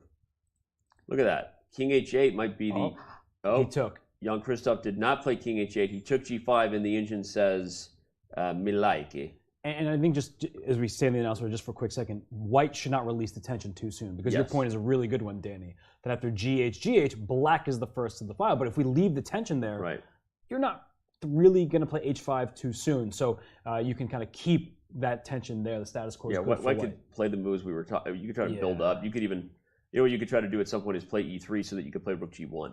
Very true, but right now HG5 was played and H takes G5 right back from Jan Nepomniachtchi, and I'm looking at this position, Danny. I'm looking the eval bar. It's just going up and up for white. He's about to put on his running shoes. He's going to move the queen, bring the bishop up, and get the king to E7. But the bishop on C5 is loose. You'd spend another turn just to do that. Yeah. So you can't even do that right away. You could move the bishop right away. And then what if I just go queen H4? Like what if I just go for the Danny wrench, queen H4, king G3, rook H1, and just deliver a checkmate down the open H file? I like it. Wow, bishop B4. That's a good move. That's a really, really good move. Yeah, but it goes for solving the problem we keep highlighting. The queen was stuck to the defense of the bishop for how many moves now? Too many moves, right? So this is how you take care of that problem. If you can get a trade in, I think that king f8, king e7 idea is in his mind, honestly. Yeah, but you solved one problem. It's the hanging bishop. But now when I take on b4, I drag your queen away from where it sits, hitting the e5 pawn. Now I have f5. And g6 is about to trap that bishop on h7. I can always start with e6 and then play f6 if I want to just bust the king side open and just barrel down at your king. This is, I mean, Danny, this is not a position I think anyone would ever want. Almira, as we look here, right, that just looks like it should be an easy win for white, and yet this is the tournament leader about to get a win, everybody. Let's take a second and take that in. Almira said a couple of rounds ago, it becomes a game of catch me if you can.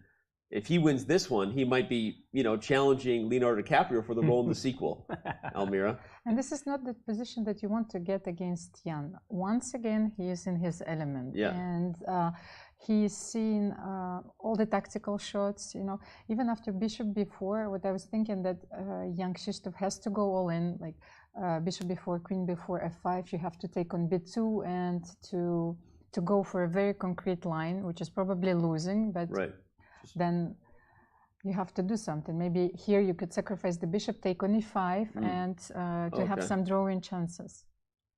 What do you think? Yeah, no, that's actually, from a practical point of view, that's probably what he has to do. But when you make these decisions, you're like, I'm probably going to lose, but I'm going to go for that. And so I guess here you don't have to rush g6, maybe e6 first, actually, just to keep that rook on e8 out of the game. Oh, wow.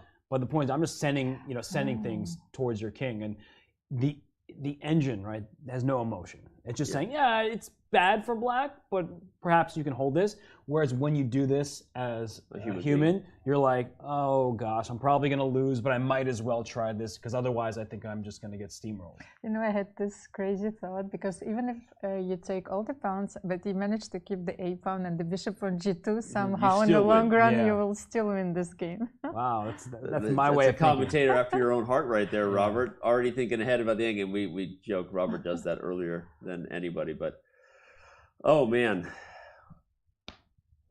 What a game. Human beings have a hard time keeping up with the engine eval in these crazy positions, and we know that Jan had a feel for these positions coming in, clearly better than Jan-Krzysztof Duda did based on the time management.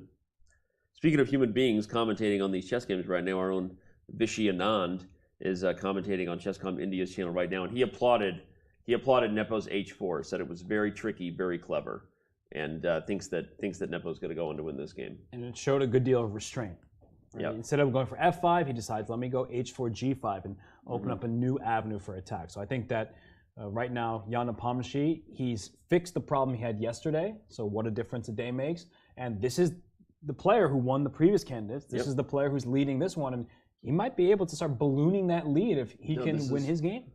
Let's mash it. Let's bring up the standings real quick. Remind everybody, we won't stay there long because we've got 4 games to get to. But yeah, I mean, I feel like, we're commentating on the chess, believe it or not just the bad jokes. So we get lost in the moment of the specific X's and O's.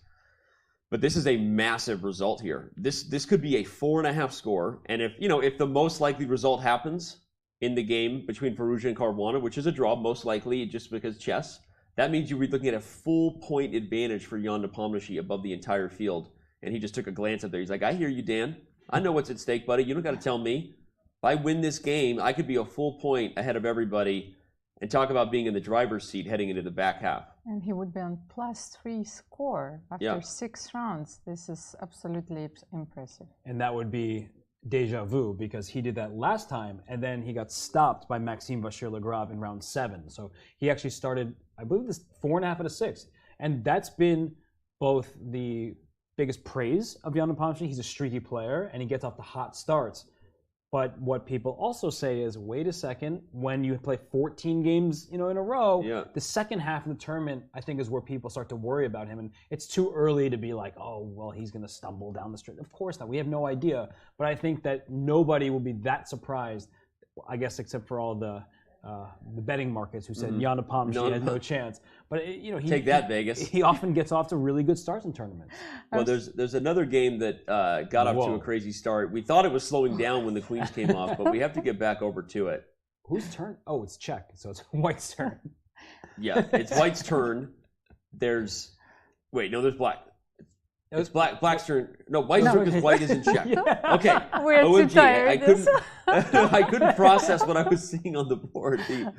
The rook is hanging, but the king is in check. Legal chess moves for the win. Yeah, by the way, if Nepo wins and Magnus changes his mind to play, it would save everyone a lot of time and resources. We could just use the same graphics, the same templates we had and just send them back to Dubai, too.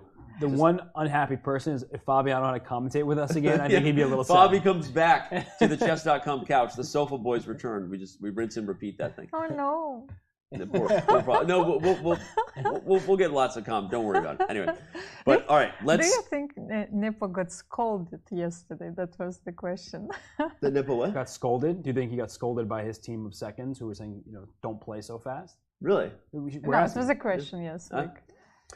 I don't know. I mean, we know that Magnus made comments that like maybe Nepo should have kept playing on. That thought that maybe because Hikaru had kind of lost the thread a little bit, there was time pressure ensuing, and Nepo being happy for the draw, maybe that's another reason to scold yourself. Say, hey, like if you got an opportunity, like take it, And so maybe he really doesn't want to miss this one. But okay, we've moved on. We'll come back to Nepo. Don't worry. We know it is the biggest game around. Wait, a knight is on e3 for it. Oh my goodness! Because after bishop takes e3 check, free piece, right? Okay, let's give me that. Yep. King h2. Now, if your rook moves, you lose your bishop on e3. It's a self-pin, double kill. But if I take on g4, you take on g4, so that you can win the bishop back on g6. Although in this position, exactly, you come back here and your rook is trapped. Yeah, you can give a check first, maybe on d1. But the point is that. Rook hd1, and then go to the b file and put a bishop on g5. What's the material count? 2 extra pawns for black? This is such a weird obstacle bishop position, too, because the danger is very real, even though the queens are off, right? You've got this weird position where I'm like, look, I'm looking at bishop a7, bishop b8 mate. Like, just like crazy stuff, right? Like, absolutely nutty. All right. Report's about to move. I want to quickly see how we got here, because we left the position right here. Oh, okay, so Raja did find the only move. Remember, we said this was the best. Almira spotted it, actually. Very nice. Queen c3 was best. The queens came off. Natural developing occurs. Rook takes on b2, knight c4. Okay, bishop to b4 check, knight g4. Whoa. Okay, wow. Now we're already in just funny territory. Black is up a pawn if you're keeping score at home. Threatening to just win the game. The rook on b2 is hanging. Yeah. But if you take that rook on b2, then rook takes f2 check, the king has to go g1, you get to scoop up that knight on b2 first, and then bishop c5 is like a checkmating threat. Yeah, because there was knight d3 if you play this immediately, no? Yeah. Yeah, okay. So you don't take. Instead, f3 was played by Raja. Rook f2, bishop c5. Oh my gosh. Takes, and then rook f4. That makes sense. I was wondering how we got here. Now I get it. Bishop c5, discovered check, but a sacrifice of a piece. Black says, I'm going to win the piece back. So why wasn't king h2 a move? Why do you... Oh, wait, you're losing the knight anyway. So he purposely brings the bishop to e3. Mm-hmm. That was part of the plan. And Report has captured, so we are all caught up in the live position. I apologize for not doing justice to what was likely just like crazy tactics, but I wanted to get caught up. And Almira, what do you think here? We've got one other big thing that we haven't talked about yet. Only 25 minutes for Raja. No increment. But that's why he went for knight e3 and not king h2 first, because he wants to to transpose into an opposite color bishops. Yeah. And even now he's he's 2 pawns down. He has a more active bishop here, and this gives him more than sufficient compensation, and he might be even better. Yeah. He's limited the downside by doing what he's done, because opposite colored bishops, even down 2 pawns in that position, look at black's pawns, okay? A6, C6, E6, all those pawns are isolated, so white will be able to block them on the dark squares, and after rook takes g4 in this whole sequence, black will be up 2 pawns, but as you were pointing out, and we were laughing about it, the black king actually isn't that safe. Yeah. So the game probably will not result in checkmate, but there are all these threats that black There's another idea. We keep assuming that rook takes g4. I'm looking at it, and because the king's not that safe, I already have 1 pawn. Is h6 g4 possible? Sacrifice the exchange. I mean, this was the line I calculated in my head. I thought maybe I come back, and I don't know, maybe it's just not enough. Yeah, because white can just challenge, but okay. Your bishops are not active. It would be possible if, for example, if you would have your bishop on b7, yeah, c5, if you were a couple tempi ahead, exactly. yeah. Okay, so sacrificing the exchange probably not necessary, so rook takes g4 most likely. But on the other hand, if I would be able to regroup to put a rook on d5, you know, to play c5 and bishop b7, then I could claim a small advantage for black. What a position. What a game. Every report game. Yeah, report has been he gets the A for effort so far in the event. Not that you know the ribbon matters. We say good, but it has been entertaining. It's fighting chess every single battle, every single game. So would you say that he's the most subversive player of the tournament? There you go. Your favorite word, yes. subversive. Progressive and subversive. If I try to sound. He broke free from the system. He broke free from the system. He's Neo. You know, I actually kind of like your exchange sacrifice. Yeah? Yeah. I would. If you come around? If you just go back, just right here, yeah. After king h2, hg4, bishop f4, take with the rook on f4. Okay. And the problem is that if I can get bishop f2 next and get my pawn at g3, I'm feeling really good about it. And if you play rook to f1, I'll need to move my rook away. I don't really want to trade rooks. But even if I do trade rooks, black has like these passed pawns that are about to run up the board. So you can't play this maybe because bishop f5 first. Yeah, you definitely don't want to trade too many pieces. That's for sure the case.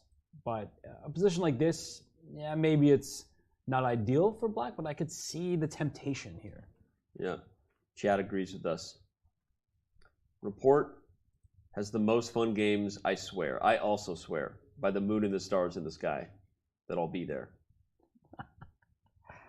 Einstein Parrot, great name. Report is the coolest guy in the tournament, easy.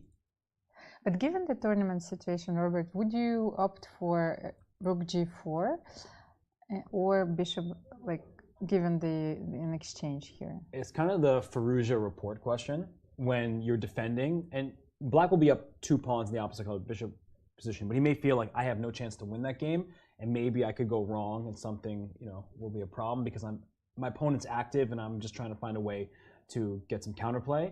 If you feel like, oh, here I have activity and I have really good chances to hold the game and I don't feel like there's too much risk, then this would be the option. But that's why I think Report is doing an excellent demonstration for everybody at home. Mm-hmm. He knows he has 2 different options here, both of which, according to the evaluation bar, are completely even by the engine's assessment, but they're very different types of moves. So I love how you looked at me and just like said it in a way to make fun of me. It's completely even, but it's not even. It's not easy. That's the point, right? Yeah, it's not easy, and you know how I feel about the eval bar. So Report's about to move, but okay, we got to back up a little bit because the line we predicted in the Napomnishi game versus Duda is actually on the board. And look at Duda's face with this e6, and it's not just his face; it's the position, it's the time.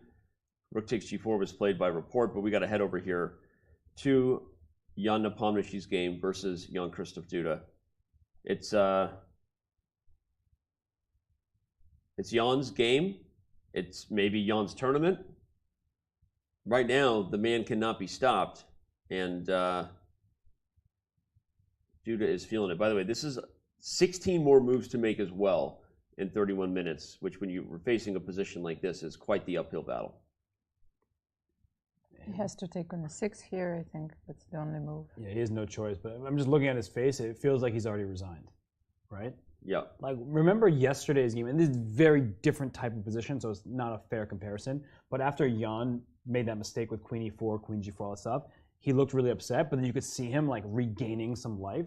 But that's because that position wasn't as clear cut. He's about to lose a piece if Jan Nepomniachtchi wants it, and then he's going to have to grovel for a draw forever. So this looks really tough for him, but he needs to, like, it's easy to say, well, I'm sitting in this chair and not his chair, his very, very tall chair, I might add. But he needs to, like, calm down and then think about the position and be like, you know what, I still have a chance here. This game is not over.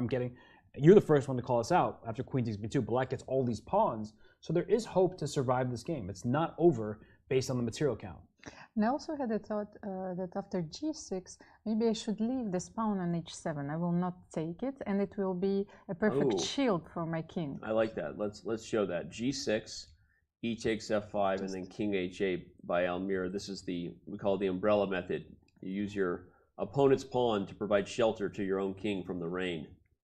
This is not so simple, right? Objectively, white should be winning. Maybe you have to start with some move like E2's hanging, but this is not an easy position. No, you know, go rook B1 takes B7, all that kind of stuff. But white is running out of pawns. Yeah. So if you can get those last pawns off the board, even if it costs black all of his pawns, assuming a queen trade, then black has a good chance to survive. But it's a long story, and Jan Nepomniachtchi, he's clearly the one happy about this dynamic.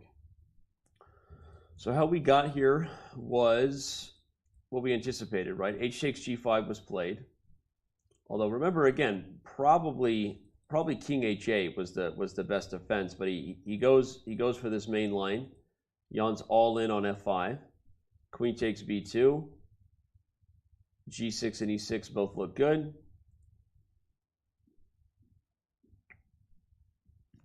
After E6, yeah, I mean, it's not over, but it looks like a very straightforward advantage right now for Nepo. I have to give Jan credit again. He hasn't played G6 yet. He is looking, do I throw rook B1 in first? Okay. Maybe that's important because instead of ever allowing like a rook takes E2, maybe the queen will already fill the square and that could be some difference. So G6 he has in his back pocket, and instead of playing that instantly, he still has 46 minutes left. He's thinking, well, do I play G6? Do I play rook B1? Do I play F6? I mean, you want to just trap a bishop that's trapped there, but F6 carries the threat of G6 to follow. It also threatens F7 check with the fork. It also, you know, with rook B1 in the mix in all these places, it's just a good moment to sit and calculate. And we know that Jan Nepomniachtchi is one of the best tacticians in the world. Take a moment. This was such a great explanation. So, like, explain once again why you stopped playing. Yeah, Robert, what's wrong with you? It's a lot easier to explain things to everybody else when you have no responsibility than it is to have the repercussions sitting in the chair. But this position, I mean, there are just so many options here for Jan Nepomniachtchi. And maybe yesterday he would have played G6 in a second. Yeah. But today, after that experience, he's saying, let's calm They're like, down. hey, Jan, you got this. Slow down.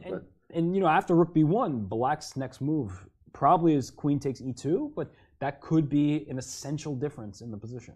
I think it might be as well as a transposition if you take on F5, like after G6, then rook B1, queen E2, and rook B7 or something like this is possible. Then you take on H7, then take on B7, because there is queen H5 and queen G6 if you don't take immediately as well. So, although such a transposition has already forced that queen to take on E2, so maybe if you when you take this bishop on H7 here, and after king H8, maybe if you'd played rook B1 and the pawn was still on E2, then black can make a different move, like queen takes A2. So you kind of force black's hand into taking on E2. Especially if you like the variation. Black does have queen H5 check at the end of a lot of these lines, but still very dangerous for black. This looks, we even see the evaluation boards going up a bit. The more depth it gets, the more it likes white's position because the A7 pawn is falling and the A2 pawn survives. Yep. Almira, we were talking earlier in the event before Robert got here. Like you said, he should have been off playing chess, but he wasn't, wherever he was. But we were talking about the same thing, about how it's super important when you're winning and you're better and you're up on the clock that you don't spoil the edge, right? So Talk a little bit about why it's so important that Jan like slows down and does exactly what Robert was applauding him for doing here. Well, first of all, there's so much at stake, but once again, we all know that how difficult it is to win a winning position because so many things could go wrong, and we know that Jan sometimes makes impulsive moves. So this time, we definitely see a more poised Jan. You know, he's very confident. Let's say yesterday's game was more of an exception in this tournament, and well, he needs to win this game and to increase his advantage because +3 score, even though we're still at the first leg of this tournament, is an impressive result, and it's very difficult to win one game. So he won 3 games, and well, he might be about to win 3 games. Like, right? He might be, yes. Let's bring up his head-to-head and remind everybody he has already won 2 games. He started off the event with the most impressive victory of all. Not just because he beat Liren, the highest rated player in the field, but because he won with black. That was a tone setter. He was able to get his second W against Alireza Firouzja in round 4. And as both Robert and Almira were saying, it's the positions that are suiting Jan's style, right? Another very sharp attacking game. Different roads to get there, not E4 tons of Najdorf theory, but a knight F3 approach that maybe threw Jan-Krzysztof off. Here we go. I mean, this is absolutely massive. After this, if Jan wins this and we see a full point separation between him and the field, you're going to start to see the gloves come off a little bit. You're going to have to see more aggressive chess from the other players, right, Robert? Because you're running out of time to catch someone. Yes and no, because every single player gets a shot at Jan Nepomniachtchi. That's true. So head-to-head battles really kind of save. Right, because like for someone like Fabiano Caruana, instead of thinking right now against Alireza Firouzja, I need a win because Jan's winning, it's like, actually, I get the white pieces against him in the second half of the tournament. So I can not just chip at his lead, I can bring him down or bring myself up to his score. Right. And that way, you don't have to put all the pressure on a single game or a single moment. But, you know, one big difference between today's game and yesterday's game for Jan Nepomniachtchi, besides the fact that he's on the better side of the position, is this is more his style. Like, he loves these fun, energetic, tactical positions. So he's more likely to like want to think, and that happens for a lot of players. Right? I think we harp on Jan Nepomniachtchi in particular, but it makes a lot of sense when you think about the types of games he much prefers. Some people actually prefer the slow grinds where they're really invested in the position. You mentioned Vladimir Kramnik earlier. You know, at some points in his career, he was like a wildly tactical player, but then he became this Catalan player who just liked to squeeze you. So I think right now, if you know, in this game, Jan Nepomniachtchi is much better, but he's also probably having more fun because the game is really tactical. It fits his style. It certainly fits his style. It's also one of those positions which he would play by hand, you know, let's say. That's why it's important to think now. Yes. Right. And he played E6, right? Instincts, like E6 is good. And then after E6, like, okay, step 1, let's calm down for step 2. I like that phrase, playing by hand, one, because the position.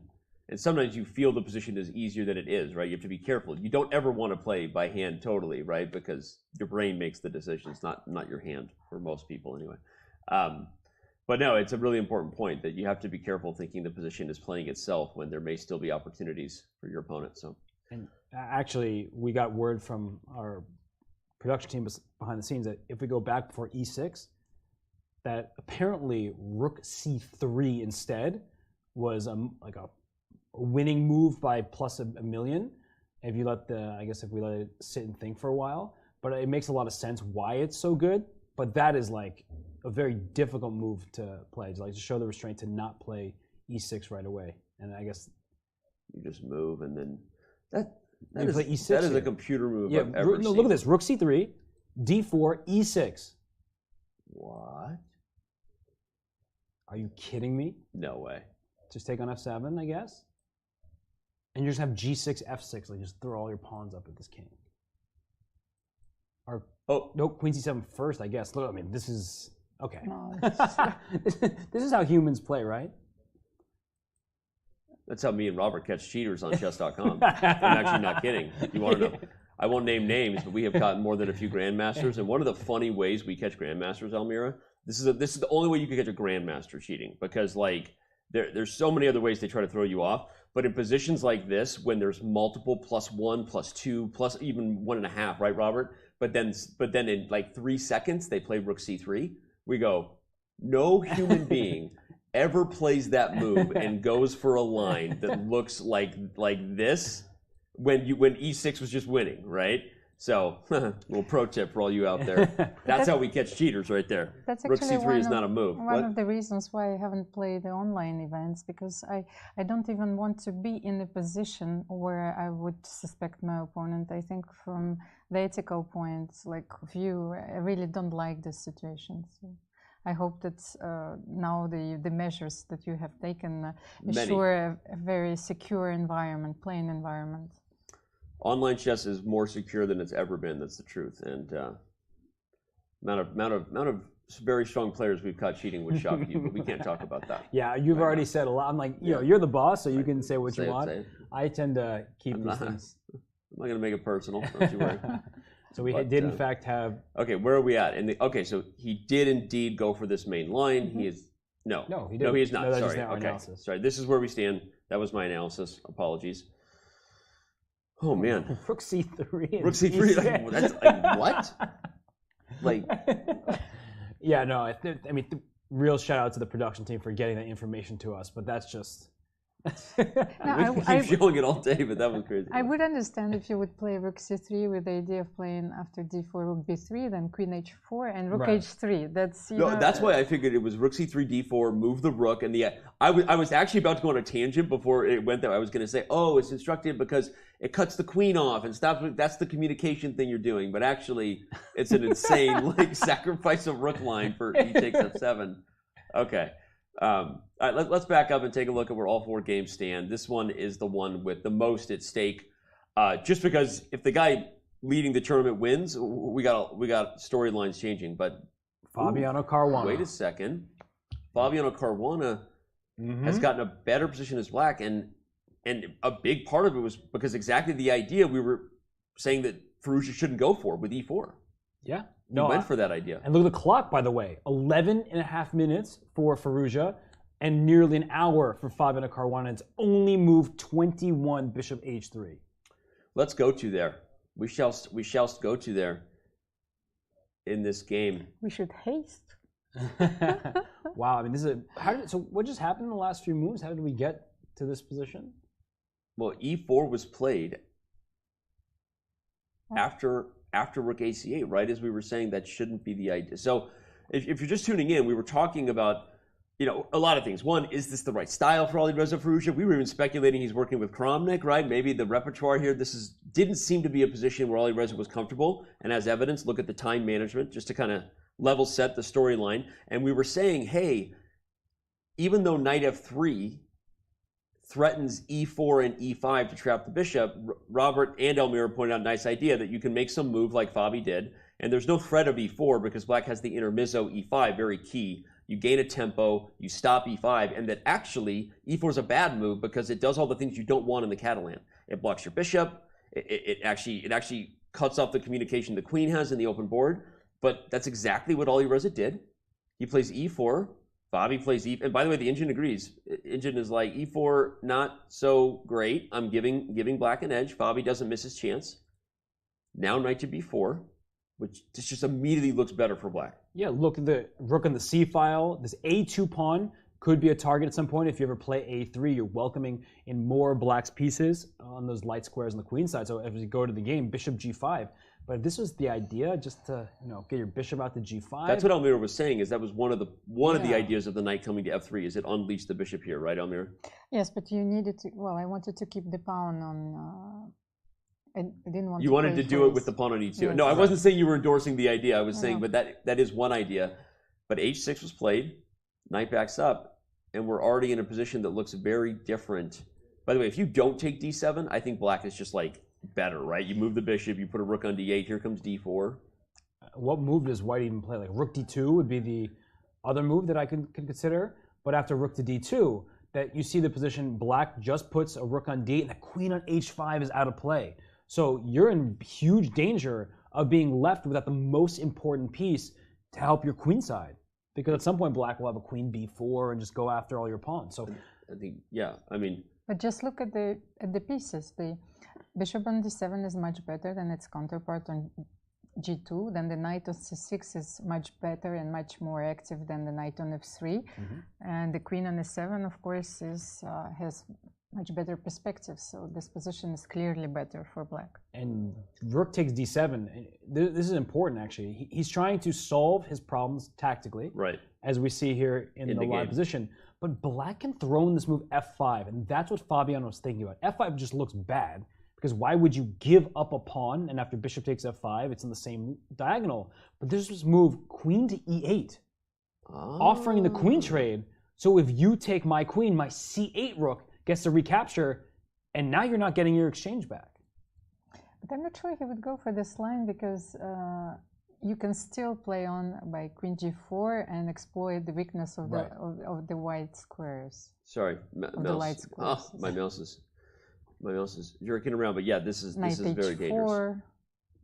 For sure, and that's what Alireza would have to do. But that's why Fabiano is paused right now, and I'm sure Alireza saw f5, and now they're trying to assess: do I keep the extra rook for bishop and pawn, but my king is perhaps a bit vulnerable, or if instead of f5 in the live position, he can make a queen move, and let's say goes to protect the e file, queen d6. So I'd keep control of the d file, protect e5, bishop c8, rook c8. Black is still slightly better here. It's even material. It doesn't look like it's the end of the world, but if he feels like f5 actually carries legitimate risk to lose, then he'll go for this variation where there's no risk whatsoever. But if he's sensing a moment, especially with Alireza's clock, then he's going to play that f5 move, and he is going to say, Jan Nepomniachtchi might have a chance to win, but what about me? I was only a half point behind, and I have the upper hand.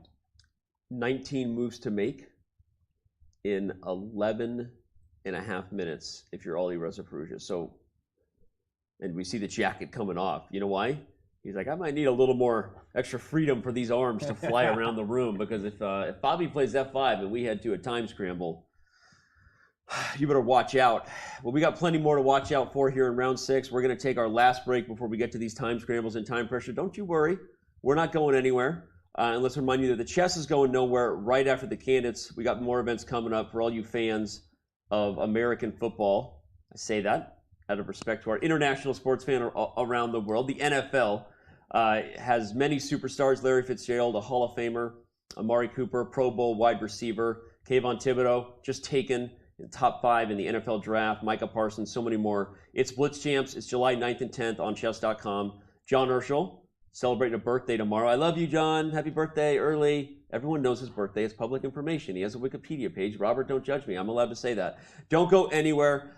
We have Blitz Champs coming up. We have more coverage of round 6 of the 2022 FIDE candidates when we return.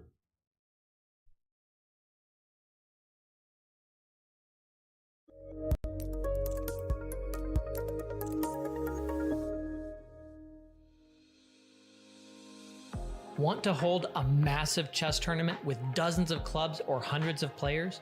Or maybe a small chess tournament with local but competitive clubs? With Club Arenas, you can. Club Arenas allow for tournaments of any size with any number of clubs and players. Customize the arena with any time control, with standard chess or mini chess variants, and with any starting position you want. Club Arenas are the most flexible tournament format on Chess.com. Try one out today. The FIDE Candidates is the most important tournament in chess. Taking place every 2 years, the Candidates qualifies the victor to challenge the reigning world champion in a World Chess Championship title match.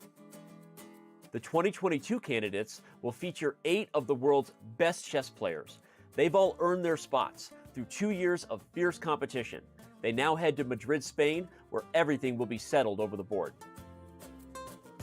One of those 8 spots is always reserved for the previous World Chess Championship challenger. Jan Napomnishi would love nothing more than a second chance at the throne, but he has to get through 7 other great players in Madrid first. 2 spots went to the top finishers of the most prestigious open chess tournament in the world, the FIDE Chess.com Grand Swiss. Alireza Firouzja won the Grand Swiss, turned the heads of everyone in doing so, and has become the youngest player in history to cross the 2,800 ELO rating barrier. He would become the youngest world chess champion of all time, should he win the candidates and ultimately the World Chess Championship match. Fabiano Caruana joined him, taking the other spot from the Grand Swiss. The US #1 and third highest rated player in the history of our game is also the only person to never lose a classical chess game to Magnus Carlsen in a World Chess Championship match. 2 of the spots were claimed by the winners of the dramatic 2022 FIDE Grand Prix cycle. Grandmaster Hikaru Nakamura is a former world #2, a blitz and bullet chess legend, and the most popular chess streamer in the world. He was joined by GM Richard Rapport. The Hungarian #1 is one of the most creative and dangerous minds in the game today, and nobody is looking forward to facing him in Madrid. FIDE awarded 1 of the 8 spots to the wildcard invite Grandmaster Timur Rajaba. Raja missed the 2021 candidate cycle in consideration of COVID concerns. But as the oldest, most experienced player in the field, he's looking to use that knowledge and punch his ticket to the World Chess Championship title match. And finally, 2 spots go to the top 2 finishers of the knockout tournament, the absolutely grueling FIDE World Cup. Jan-Krzysztof Duda, the Polish #1, hosting none other than world champion Magnus Carlsen in the semifinals of that event. Duda would ultimately defeat Karyakin in the final to win the World Cup. However, Karyakin, due to suspension from play by FIDE, sees his spot go to China's #1, Grandmaster Ding Liren. Ding Liren takes the spot due to being the highest rated eligible player according to the May 2022 FIDE rating list. So that's how each of our 8 competitors earned their bids to Madrid. Inside the Palace of Santona, it's about who can sustain the mental endurance to secure the coveted slot as challenger for the world title. While we're not sure who that will be just yet, we do know this. We'll enjoy watching every minute of the candidates with the Chess.com community as we see how the most important tournament in chess plays out together.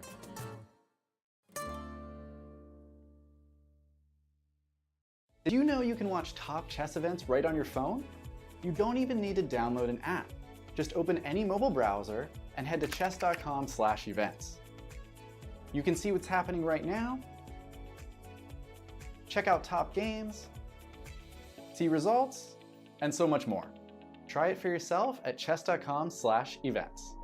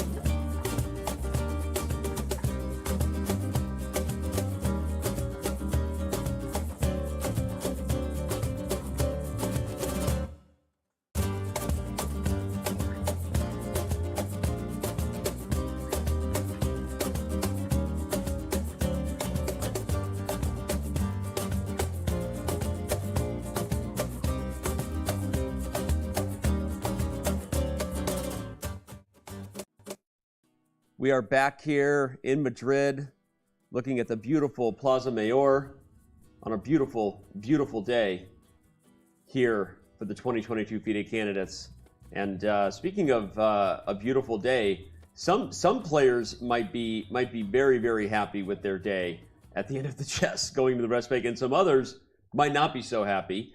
We're looking at a former challenger to the world title there, playing with the black pieces, who has a very good position against Alireza Firouzja after a surprising choice to take on f5 with the pawn. You can see he took on f5 with the pawn right before you instead of the bishop, like the line we were looking at.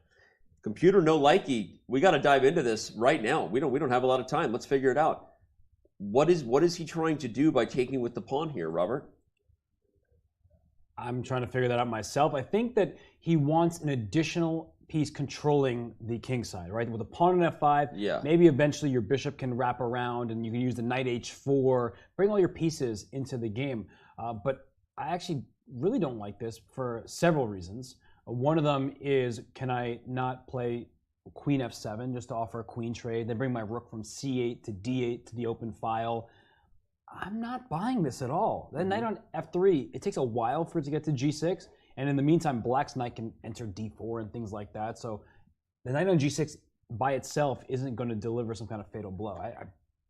Amir, you said coming in, we were asking, how much fire should Firouzja be bringing to the board here, right? We know he's desperate for a win, but we kind of were fortunate, like, hey, if you play too feisty against a guy like Caruana, could it backfire? Here, what do you think is going on with Firouzja at this point? Is he trying a little bit too hard to get his first W? That's exactly the point I was trying to make before the round started, that he needs to be careful not to crash, and that's what happened in here. It looks like one of those blitz games where this bluff might have worked out, but here Fabiano has enough time to calculate everything. We have 18 moves to make in 11 minutes. Shout out to the very observant Twitch users. That's right. Black-haired 8, 11 minutes for 18 moves. Not very much time. Let's dive into the analysis board here as we see Fabi play the move rook to e8 rather than queen f7. And again, let's back up just a couple moves to show that what we thought this might happen, right? The option to just move the queen would have been a way for black to have a tiny edge, but maybe not great winning chances. So Fabi, he smells blood in the water and says, no, I'm going for it. I'm going to try to keep my rook. But the idea we thought was going to be bishop f5, queen e8, and queen g4. And this looked like, all right, maybe you don't go for this because, yes, black's a little better here, but this looks a little more scary, a little more logical for white, I guess. I mean, it's also, you're still hitting the rook. So in the game, though, he takes with the pawn to try to get a discovery, to try to bring more pieces in. I think your move queen f7 might even have been the best move, Robert. Fabi plays rook. I like his move. C to e8. It overprotects the e-pawn. Okay, now you're threatening knight d4. Okay, I'm coming around. Makes a lot of sense. It doesn't just protect the pawn. He might want to play e4 and e3. It's not like white has too many pieces in front of the king. All right, black calm down, big fella. Black. Should I call you James? But yeah, e4 becomes an idea, and it just feels like this is a situation where Alireza kind of has to play knight h4 and on the king side, but everything is under control from Fabiano, and it looks like he did play knight h4 just now, so he's getting closer to the time control. But e4, I think, is Fabiano's intended response. How important is not to lose your objectivity and to keep a cool head? You're asking me? I've never had a cool head in my life. Ask Robert. How important is it? You tell me. I think it's something we've talked about with respect to Fabiano quite a lot this event. Yeah. And this is only my second day here. Unfortunately, only my second day. But yesterday we talked about the position between Rapport and Caruana, where there was the repetition, bishop f8, bishop e7, and so on. And we said that Fabiano, he keeps his objectivity. He doesn't do speculative decisions just to keep the game going. So Fabiano does keep his cool head. And for Alireza, it's a difficult situation. And we have Liren on camera. And Danny, what the? Is that a pawn on d2? We got to give respect to both Naka and Liren in that game because of how nutty that position is. Yet the eval bar says it's equal, meaning they're probably both just like consistently finding best engine moves. Look at the bishop is on h6, the queen is on h5 for Hikaru, the rook is on g3. Ding looking a little frustrated despite the pass pawn. What happened with the players yesterday? Did everybody drink too much water last night or something? I don't know. This is arguably the most unbalanced day we've had so far in Madrid. By the way, Rajabov only has 6 minutes. Oh my gosh. All right, let's quickly dive into the Liren game just to kind of see what's going on. It's completely nuts. Wow. Even material. Even pawn count, right? Yeah. Both sides with 4 pawns. The knight on e6, proving to be a very nice defender here. And I wouldn't be surprised if there's some kind of bishop takes g7 for white. I was just going to say, this is one that says equals, Robert, but like, if you make like one move, like, are you're just like losing to bishop takes g7? I think. I don't think you're losing because you always have, you can't pile up pressure on the piece because queen takes e5. The queen can take back and defend. Okay, so it's not just winning. if you make a bad move here, but it feels very scary. Yeah, that's why even Rook G7 doesn't work, because you would want to play it with the tempo. Rook G7, Knight G7, Queen G5, but then Queen E5 protects everything, and Black is winning. Correct. But I think there could be a bailout where that results in a draw. Like you keep taking on G7 and give the king a bunch of checks. I don't know if in some variations if the king will be able to escape. It's funny because the king probably escapes actually. Yeah, in this line. Let's bring up the analysis board to quickly show the line, because we're doing the chat a disservice by calculating our head. We were talking about whether there's some draw here based on this, but I think we were saying that Black gets out. No, Queen H6, Queen F6, and if you go King D7, No, it's E6 check. no. Ah, okay. Wait, but if I play Queen G5? No, E6. After King D7, E6. Oh, you win the queen. And I don't even win the game? It's good for Black. No, Black takes with the rook and gets rook E1. That's ridiculous. No, I wanted to play Queen G5 and Rook D2 check, but this is a different variation. But in which position? here, like when your king is on E7, if you go to the D file, I wanted to play Queen G5 and Rook D2, yes, so. But here it loses, apparently. No, instead of, don't play King to D7. Oh, you can just play King E6. King E6. And after Queen F6, I go King D5, and my king is... you run. Oh my gosh. Putting on those running shoes. Probably when we saw Ding kind of shaking his head and looking over the clock, like he's probably knee-deep in weird variations like this, because it's also a try to win for Black, right? It's not like Hikaru has to go for this, but if he can figure out a way to escape the onslaught of checks, Black will win in a lot of these complicated variations. My gosh. By the way, also Nepomniachtchi maybe moments away from beating Jan-Krzysztof Duda.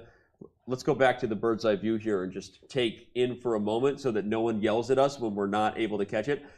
It's not easy to follow all the action right now going on. We just looked at this crazy king walk in Nakamura Ding Liren. We've got Nepomniachtchi bringing the heat against Duda, up a piece, still attacking. Fabiano Caruana with an edge against Firouzja. There's so much going on. And the game that we're not even talking about, Rajabov only has 6 minutes over there against Richard Rapport. And that's a dangerous position for Rajabov, because it's opposite colored bishops, but he's down 2 pawns. And with the time the way it is, if at some point Black plays C5 and that bishop gets free, this could turn into a position where Rapport is pressing to win. So I'm nervous about Rajabov's chances right now. And Rapport, look at him. I mean, he may be slouched a bit, but his eyes are just looking. It's like the slouch of a very devious, like 5-year-old. Like, I wonder if mom and dad know what I did.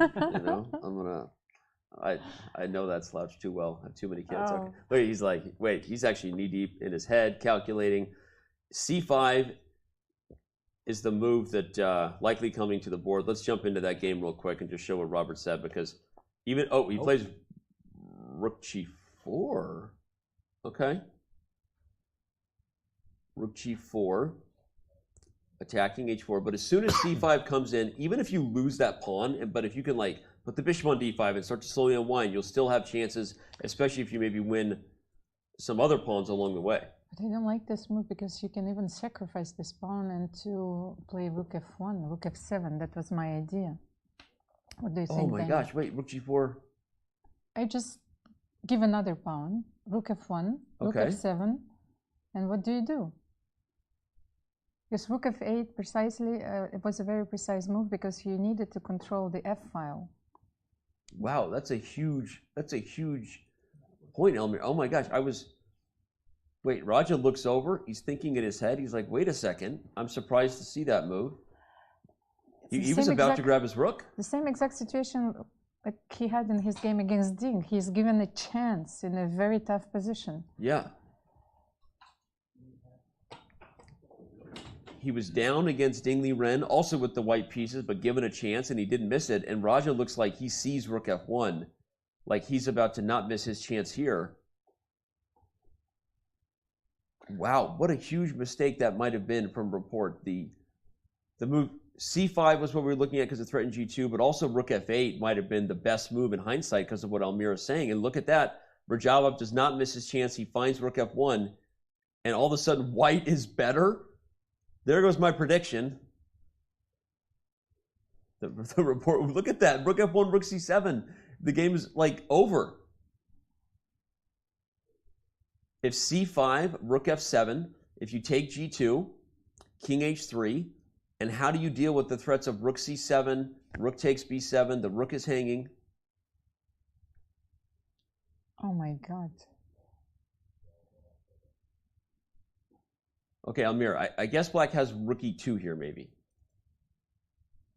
Like, it doesn't make any sense, but if something like this happens, my point is, like, I'm not getting mated, and maybe it's not over. Well, maybe this is a draw. Maybe this is... Like, we've seen in Report Firouzja that you simply give checks on the 7th rank, and then might as well be a draw. But still, what a huge, I guess, just like gap or miss. It's like one of those positions where it's such a subtle threat to put the rook on f1, Robert, that it's kind of easy, I guess, to underestimate just how powerful it is if this rook lands on this square. But a huge move by Report, and Raja doesn't miss the chance to hop to the f-file. And it just goes to show what they say about opposite colored bishop positions. The king's safety is paramount, and you're giving up another pawn. Black's already up 2. With rook takes h4 check, that could be a third. But the point is that I'm just getting my rook to f7, and your king is in harm's way. Your bishop is really a big pawn over there. So that's a big miss by Report, and he's up a lot of time. So to allow rook f1 in that position, that's unfortunate for him. It was a complicated position. It remains complicated, but now it's Rajabov, despite having limited time, he's the one who's in the driver's seat. Only a few moves to make for the time control. Yep. And this is such a powerful also illustration of how important it is to identify your opponent's threats, you know, to counter them. Yes. Well, yeah, identifying your opponent's next move is sometimes, it sounds like the easiest thing to do, but it's where mistakes happen. Gregory Kaidanov used to always say that every move you just have to ask before you move, like if it was my opponent's move, what would they play on this turn? And it's simple question, but like just not putting yourself in those shoes is how you miss moves like rook f1. And how important it is not to give any counterplay to your opponent. Yeah. Wow. You know, actually at the rook f1, it's not easy to spy what black should do, because you want to play c5, you've wanted to play c5, but it's feeling slow with that rook coming to f7. All right, we're gonna head back over to our bird's eye view check-in. We might be heading over to a game that's ending soon. If Jan Nepomniachtchi can put away Jan-Krzysztof Duda, it's looking more and more imminent that he'll do so. There's a threat of rook f8. Oh goodness! And if this bishop can find this diagonal, it's rover. And if king takes h7, the move rook h5 looks pretty nice. Oh, very nice. Overload the queen, checkmate on g7. That's why you do your tactics, trainer. Maybe rook g5 is also a threat if you can take on h7. Yeah, that's the simple way. I didn't want to exchange rooks. Yeah, rook g5 is the next move for sure. But you said it earlier, the body language of Duda, very different than a person who thinks they still have fighting chances, right? There's almost no nerves. There's just a sort of a submission to what's happening. Around the point when Napomnishi played g5, that early you could sense that Duda felt like this game was out of hand. Yeah. And he did play some good moves, right? Bishop b4 was a good effort. He was able to gain some pawns for the piece that he was about to drop, but it's just not a position that's for a human, you know, easy to play, right? You're just down a piece for some pawns, your king is still unsafe, and then White's rooks just barreled down the board and went after pawns on the queen side, the f5 pawn, and then the g7 pawn at long last. Yeah, just showing everybody what we, the same rook h5 tactic, what we're catching up to, because we were away looking at the other action. We might have multiple decisive results. By the way, who said he was picking all draws today at the start to try to jinx? You. I thought you were going to make me fight harder for that. I was saying it as a compliment that I did it on purpose. Yeah, I was. Okay, yeah. I was trying to, jokes aside, everybody. I was giving you the credit you deserve. So I never know when positivity is coming from you. I feel like a beaten down co-commentator. No, But yesterday I picked 3 wins, and the opposite happened. It was all draws. Today I was predicting peace, maybe as a little reverse psychology to the players. It might be working out with so much action on the board. Go ahead, Almira. No, that's a perfect rational explanation for. I'm always trying to provide the commentator's curse. That's my goal, which is if I say something, the opposite will happen. Anyway, this position is the opposite of what Jan-Krzysztof Duda wanted to happen in this game. And rook h5, a very strong threat, whether you take h7 or not. And that's why he went d4, because now for the rook h5, there's queen e3 check. So you can escape by trading the queens, and all of a sudden, I'm not so sure that black is losing this game. Yeah, actually, that would be fascinating if we saw a blunder like that. It's actually, yeah, if you go, now you have to stop the e-pawn, I can even just take, and everything is unclear. So d4, a nice defensive threat to try to get the queens off the board. Rook g5. Okay, Almira's rook g5 now comes to mind as an easier solution. It's very unfortunate because it blocks the queen's check on e3, and yeah, you're running out of ideas here for Jan-Krzysztof Duda. By the way, the other 3 games outside of this one are still in progress here in round 6 for the 2022 FIDE Candidates. There is a lot going on today. The potential for multiple decisive results. By the way, the craziness of Nakamura. Ding Liren is going for the line we potentially talked about. Oh, is rook g7 coming? He played rook g7, queen g5. Okay, that might be one of the crazy ones that ends in a draw. We'll see. But just don't play. Well, we were talking about it before. Can you play king to d7? Remember, with the queen coming to. No, he just went back to g8. Yeah, your idea of queen f6 and e6 is more effective there. And in fact, the f7 pawn would be hanging with devastating effects. So he just goes. All right, we're gonna go see that one finish before we catch another possible finish between Jan Nepomniachtchi and Jan-Krzysztof Duda. But looks like we're about to see just a repetition. And the reason again is that if the king moves to e7, queen f6 check. And when the king moves again, so it's probably not e6 actually. It's queen takes f7. It's queen takes f7, which is, Hikaru is doing the Hikaru thing. Taking a sip of water, which means he's confident. Checks out. Yeah, at this point, there's not much for either player to calculate, right? It's king g8 or king d7. The queen f6 will be the response to king d7, queen g5 to king g8, and you're just going to follow the king. Yeah, if king e7, queen f6, again, if the king moves. Because both rooks are hanging. That's the point. That's the big difference. After the move rook d5, because you play queen f7 and you cannot play king c6 because I will take the rook on e8. Right. And he goes king e7, but still drawing. Let's see the finish here. I think that we're likely to see king f8 and then a draw. Although they did just reach move 40, so perhaps Ding Liren pauses a moment. Oh, you know what he's thinking about? What? So king d7 here. Yeah. Let's bring up the analysis board so we can show this line real quick. e6 check loses for white, like you were saying before, because you take the queen, but then rook e1 check at the end is. Yep, and all of a sudden black is winning. Take the rook and then pre-move rook h1 check. Sack the rook, get a queen. So you can't play e6 check. But you can't take. He wants to play on. And so king c6, queen takes e8 check. I don't know how to evaluate this, but this is what Ding is going to sit and think about for the next long time. He is going to be down 2 pawns, but with the best, most imposing pawn on the board on d2. Yeah, white has a 2-pawn advantage, but this pawn is a little scarier than everything else. And, okay, well, there are a million things happening on a million boards, and we have more than 32,000 of you with us on Twitch. Lots of viewers on YouTube. Fabiano is winning as black against Firouzja. Oh, and Report. Report is falling apart. He went from +1 to maybe losing by force. We're probably going to have one game end that we may not even see, because if Ding Liren doesn't go for king d7, we're just going to get a draw. And also the tournament leader, oh, by the way, is about to extend his lead over everybody. Welcome to Madrid, round 6 of the FIDE. I knew we were going to have liftoff today. Decisive results. And this is Timur Rajabov's. If he can convert this, it'll be his first victory since 2019 in classical chess. And remember yesterday when you were saying, oh, what's your game of the day for tomorrow? And I said, this mismatch of styles, I actually thought Rajabov's chances were pretty good.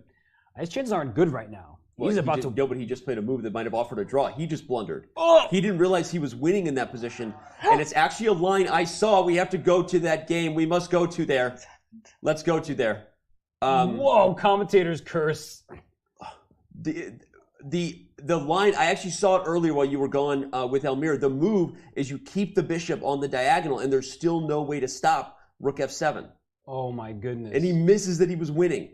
Oh my goodness. But that tells you the psychology. Almira, you were talking about that. Like, he was already resigned to the fact that a draw was a good result, so he wasn't even looking for bishop h2. He played rook f7 instantly. Oh, he thought he was the one. Yeah, he thought it was just a draw. To prove the draw. But this move is, and no one knows Robert was off camera. I just spoiled the beans. Robert took a quick break. It was me and Almira for a minute. But when it first happened, I saw this idea, and then it was possible. Wow.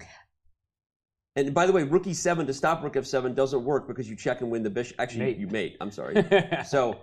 Well, the position was a bit different because we analyzed the line with c5 and rook g2.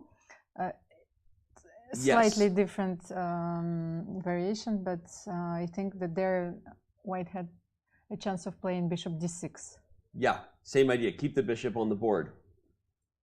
I guess when you're down 3 pawns, you're worried. Yeah, you're like, oh, it's a draw. Okay, but Rajabov, looking at his clock, thinking that he doesn't really have any more to play for, instead of bishop h2, keeping the potential to win, he settles on rook f7, and now we are likely going to have a draw in this game. So we're gonna back up and go to a game that may not have a draw, and that is Fabiano's chances to get a win against Firouzja seem to be increasing. So bishop h5 is the threat. Okay. That's why bishop came to g4. So Fabiano does need to keep an eye out for that. He's up on the clock. Very complicated position. What is he going to do? Well, he wants to play e3, but bishop h5. Yeah. No, that works. That works? That works. Yeah. How does it work? Because e3, bishop h5, you take on f2 with check, which means the rook on d1 is loose. So after queen takes f2, you can play with your rook on f7, move it to f5. Wait, okay. Yeah. I was kind of kidding, but okay. No, because you take e8, you lose d1. Yeah, it works. Okay. So e3 is a viable option, and e3 is available. I think you should probably play it. Well, what's becoming less and less available is time on the clock for Alireza Firouzja. He has 12 moves to make in 8 minutes, and Fabi is catching up as well. He has only how many? 24 minutes left? Yeah, that's true. Even 23 minutes, not a ton of time. But Fabiano, he's got that, what do we always say? Make fun of him he's got a perch to him when he's winning. You see the perch? It's like he sits up in his chair, crosses his arm. This is a very typical Fabiano is on the prowl kind of perch right there. And he's looking for a direct knockout. Yeah. Because he knows that he has the advantage, but it's the type of position where if you let White squirm, right, you get to just get out of the immediate danger. If you look at the material, it is a bishop for rook, but the king for White is much safer for now. Yep. So you could be in a position where that knight lands on e6, or the bishop comes to h5 at the right moment, the e4 pawn, and he pushes to e3. He goes for it. Yeah, this is where he's arguably at his best over anyone in the world. Like Hikaru has said it. He's so technical and accurate, and as you said, like he doesn't speculate, right? He doesn't go for stuff he doesn't need to go for. But when he's challenged to find a concrete line and put games away, he doesn't miss. Because I was looking also at knight e6, Alireza almost immediately played king g2, but then you could take on f2, and if you take with the queen, then there is rook e6, I think, which is immediately winning. Yeah, pawn is pinned. Nice spot, Almira. And if you took with the king on f2, there was take on e6 anyway, because the pin is. Wait, king g2, you can't take f2 now. Right? Oh, sorry, you didn't say it earlier. Yeah. Okay. Yeah. So what does black do now then if you can't take f2? Whoa, we have a draw. Hikaru and Ding Liren do settle on repetition. I don't even know if we need to bring the board back up. If you see everybody, it was clearly Ding chose to put the king back on g8 and queen g5, queen h6. He decided to not go for the king run. Ultimately, doesn't believe in his d pawn enough, Robert, to give Hikaru too many pawns. So understandable. Great game by Ding Liren. Yeah, great game. He withstood pressure from the preparation. Hikaru was moving instantly, up an hour on the clock. Yep. And Ding Liren kind of played a perfect game from the black side. Yeah, held on, and then even at some point was maybe pushing. We know that Ding's really good. We've been sitting here talking about our favorite Ding Liren games now for a couple of days. We might even be showing one to you later on the telestrator, and we fixed the glare. Oh, twist ending. Now you're a Tarantino, that movie. You're not going anywhere now. By the way, if Rajabov draws this, that extends his non-winning streak to 35 straight classical games. He's lost games, but he hasn't won in 35 draws. Yeah, no, and I spoke at the exact incorrect moment, when he made the move rook f7 right away, and he is going to draw that game. So he's walking around just with his last few moments in the playing hall. But Fabiano Caruana, he's up from the board. He went rook d8. Yeah, let's head back to Fabiano and Firouzja as the 19-year-old youngest player in the event. Uses the little time he has, 8 minutes for 11 moves, to try to come up with a way to keep this complicated. Is it just you go nuts now? At this point, it's like desperation? Hikaru. Alireza didn't see that move coming. He was shaking his head. Yeah. So rook d8, it loses sight of the e3 pawn. But Fabiano is okay giving up that pawn if it means trades, because he is up in exchange. He's a rook for just the bishop. If you take on e3 here, that rook is going to enter the game. And look at the queen side, by the way, right? At some point, those pawns are just going to march up the board for black, and white's not getting an attack anytime soon. F takes e3 played. Almira sits up over there nervously. Go ahead. No, but I wanted to bring my rook into play, and I simply looked at rook c7 here, because that's the idea behind the e3 move, because trades in the rooks. First of all, he wanted to play rook d2. That's why white was forced to play rook d8, and now rook c7. And rook c2, It looks fantastic, actually. It looks devastating. If you try to run away with your king to h3, in comes the knight. Knight f7, knight g5, and your king is running out of squares. Stop using all your pieces. Oh, we have another draw. An agreement. Oh, he just said bishop h2. Yes, and he said you had bishop h2. And Rajabov's like, what? Oh my God, Rajabov is thinking, what did I do? Like, literally, that was the...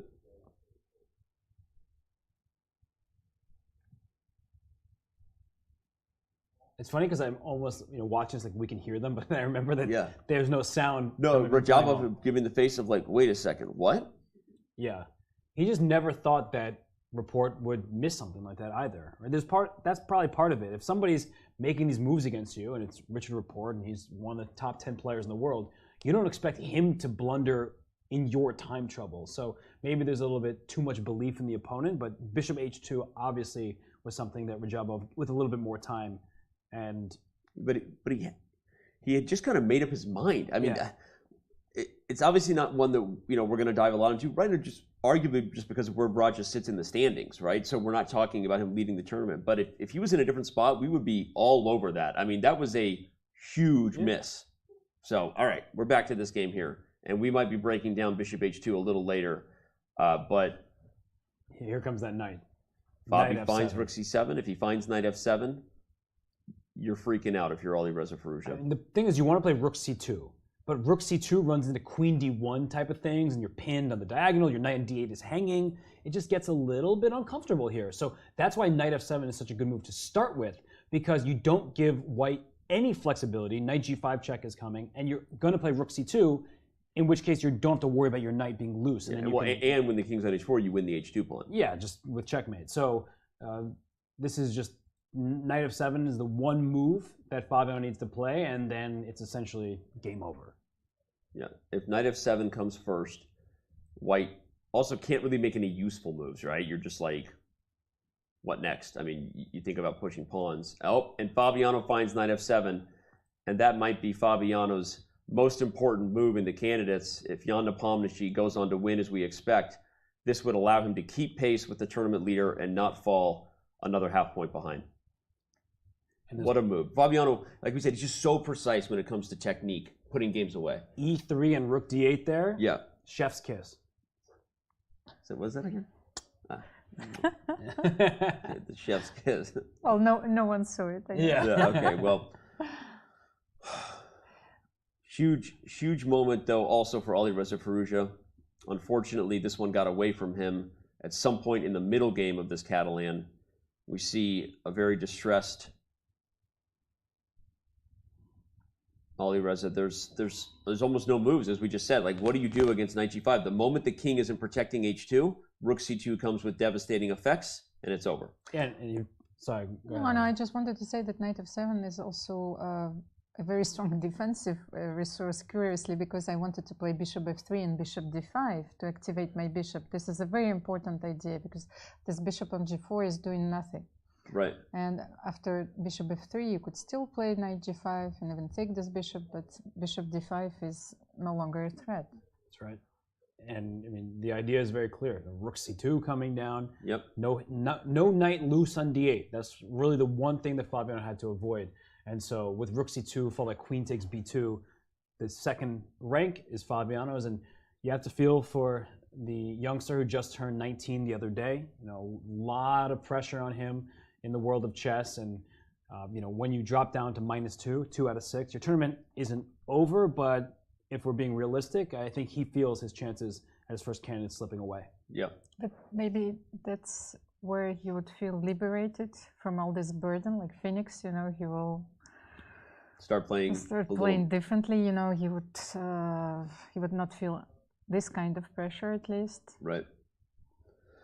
And maybe that allows him to relax a little bit. Whatever's not going well, Jan is observing what's not going well over the shoulder of Alireza Firouzja, probably a little disappointed that the person in second behind him will get a victory and maintain pace, because Jan also close to the W if you just got here versus Jan-Krzysztof Duda. Here we see Alireza Firouzja, not sure what to do about the looming knight to g5 check. And Jan Nepomniachtchi over there, you're right, he was looking at that game, definitely disappointed that Fabiano was on his way to a victory, because he wanted to distance himself from the field. But Fabiano, I mean, people have counted him out as he lost, I think, nearly 40 rating points over the last couple of years. But he shows time and time again, when he's in the toughest events, when he needs to play his best, he's ready to step up to that challenge. Wow. Quite the day today. We could have had 3 decisive results if Rajabov was aware of this potential resource. Could have 4. We could have had 4, you're right. Nakamura, Liren also did not disappoint. Ended in a perpetual check where white is actually down a rook in the final position, so it was a fun one. I mean, both of these games are on the verge of ending. I don't know where to go. Alireza Firouzja only has 3 minutes for 8 moves. But Jan is just kind of corralling the king. I mean, and Jan-Krzysztof Duda looks like he's about to resign, just body language, any second. It does seem that way. Yeah, it looks like it looks like we're about to see the hand extend. I've got the game Napomnishi versus Jan-Krzysztof Duda pulled up here. Let's quickly flash over there and just show what could be the final moment of this. Rook g3 was a really nice move.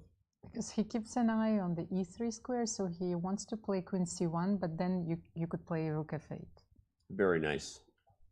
Yeah, it also stops any of these queen trades we were talking about. g7 is still falling. I think Jan-Krzysztof wiping the sweat off his brow. He has 4 minutes to make 5 moves, but if I had to guess, he will not reach move 40 in this game. No.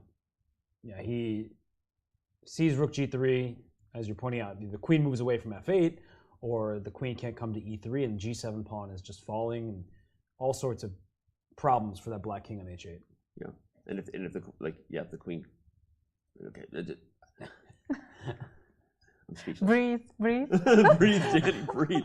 Do we have paramedics? we need. Can we get Danny some help upstairs? All right. Yeah, you highlighted it really well. The queen's trying to guard f8. She was trying to threaten to go to e3. g7 is still falling. Jan has found a ton of accurate moves to put JKD in an impossible spot. He's about to win, and for a moment, will maybe be a 1.5 up on the field, depending on what happens in Fabiano's game versus Firouzja. So, what a tournament Jan Nepomniachtchi is having so far here in Madrid. We're going to have our shortest round of the day, knock on wood, because it looks like both these games might end before time control. Yeah, they're a few moves away from victory for the leaders of the tournament. And honestly, Jan Nepomniachtchi and Fabiano Caruana, they've been playing the best chess. Yep. There have been some scary moments. Yesterday, for Jan Nepomniachtchi against Hikaru Nakamura, he just made a really bad move with Queen e4. And then for Fabiano, he was worse against Liren, but never in too much trouble. So I think that Fabiano Caruana has been very steady throughout this event, and he's looking to move to +2, 4 out of 6. And he will be playing Jan with white pieces in the second half of the tournament. I wanted to remind you that we would not have the exact same pairings, because if you would continue the same way, some of the players would have 3 whites in a row or 3 blacks in a row. Yeah. But and right there, it is over. JKD resigns. Jan giving a quick opinion on where the game went wrong. But Jan-Krzysztof clearly just dejected, frustrated. Wow. I don't think he ever wants to think about this game again. Yeah, this is a game you want to throw away and just know that it got away from you early. Jan takes a big, deep breath, looks up at the sky. He is going to be happy headed into our second rest day. And on the other hand, Jan-Krzysztof Duda, who had 5 draws at this point, very solid player, showing that he can hang with all of the highest rated players in the world. He has never quite cracked the top 10 despite winning the World Cup and other big events. But it came to a head here with Jan Nepomniachtchi, the last winner of the candidates, last challenger to Magnus Carlsen. It was just too much to bear with those pawns storming up the kingside. Jan-Krzysztof couldn't get out of there fast enough, right? He was like, it's time to go shake this one off, head to the rest day. I don't even want to talk about where that went wrong. You can always tell when, you've lost a game, super frustrated. Your opponent wants to give an opinion. You're like, look, man, I need to get out of here. I can't take another opinion of how this went wrong. But all right, Fabiano, as we said, the Fabi perch. He knows that he's close. Firouzja did indeed play bishop f3, spotting Almira's idea that d5. If you give white one move, by the way, white's doing okay. I also wanted, why I wanted to play bishop f3, because I was thinking about a position where my king would be safe, Would it be safe on g4? Then I can play h4, and somehow hold for some moves. No, it looks interesting. I mean, the bishop comes to f3, threatening to go to d5. You let the king come to g4. Of course, we look at the eval bar and know that Fabi is moments away if he can find the right sequence, but I mean, this is actually not so simple. Like what the best move is right now. He's probably thinking from Fabiano's perspective, do I play knight g5 and just take the bishop? Yeah. You can get rid of it. Right. And the problem is going to be that white's kind of running out of pieces, and black is in exchange ahead. That said, because there aren't that many pieces remaining, the king on g8, it's not entirely safe, because if you just start trying to win pawns and the white queen can enter the last rank, especially with a knight on f4 poised to jump into a g6 or e6 square, that does leave white some chances. But we've talked about Fabiano and how he's sitting and calculating. He's not rushing just because Firouzja has 2 minutes and 46 seconds. He wants to deliver the final blow over the board, not rely on the clock. Yeah. Yes, and after knight g5, king g4, that's what, because you shouldn't rush into king g4, because knight e5 is also an option. And now this threat of bishop d5 is still in the air, because you would want to play rook e7. Right. That's why you need to take this bishop. Right, that's why you got to take it, right? And then if queen takes f3. And maybe still rook e7 here, what do you think? Yes. Because the problem for white is you can't stabilize the knight on a square like d5. And if you play knight e6, actually this is just very forcing. Rook e7, knight e6, can I just take it and force the queen off the board? Yeah, just go to the endgame. Oh, but I'm not up a pawn. I thought I was up a pawn, but it's even material. Actually, okay. That's I thought I've taken a pawn. I'm like, okay, I'm one ahead. No, you can't rush that. Well, you said Fabi is taking his time here because he knows there may be an opportunity to end this game. Firouzja will not have the same luxury. The moment he's on the clock, he has 2 minutes and 46 seconds to play 7 moves, which is, but as you said, I think Fabi just showing the maturity. We keep applauding how the players manage and use their time as a weapon, right? When you get an edge on the clock, that doesn't mean you have to play speed chess with your opponent when they have to play speed chess. Like Firouzja's playing speed chess right now. By the way, with no increment. We don't even do that to people in the SEC. We give them increment in the speed chess championship. This is brutal. I think I found a concrete line that gets rid of Alireza's chances. Okay. So rook c2, queen d1, right? You're just trying to play bishop d5 and cost runs. Queen takes b2.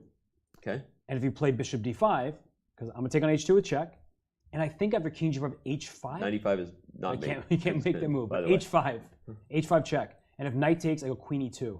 Get the queens off the board. Get those queens off the board, and okay, I have the a pawn that's just going to run. And if you run to f2, you run into mate. Oh, no, it's not quite mate. But king e4, queen c2, I also can trade the queens that way. But rook f2 is better, but doesn't matter. Either way, I'm getting the queens off, and once the queens are off, I know for a fact that I'd be winning the game. So, if Fabiano's looking for something like this. Rook c2, queen d1. Note that there's no discovery on the queen because she's defended. Queen takes b2, threatens, rook takes h2. If bishop d5, we go for this line. Again, there's no mate because the knight is pinned, but this looks good enough. Can I go for queen d5 then? Okay. Almira, trying to defend white's position, says that instead of bishop d5, I'll play queen d5. Okay, so I take and then bring my queen back to f6 and...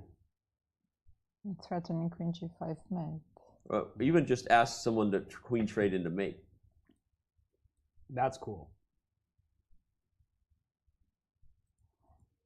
If my opponent ever gave me a chance to queen trade into mate, I would do it. Just to say it was done. Okay, Firouzja is eagerly awaiting his next move. Fabiano only has 11 minutes for the remaining 7 moves too, so we should note that, right? He can't just think forever. This is the only game remaining in round 6 of the 2022 FIDE Candidates. The drama has been real today, maybe peak drama so far for Madrid. We've already had one decisive game.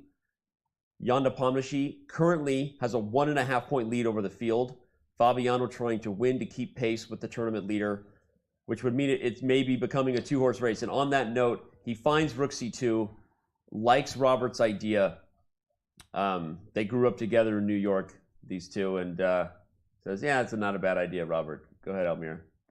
No, and he keeps the steady hand, you know, it's such an important quality, like it's like I'm always panicking.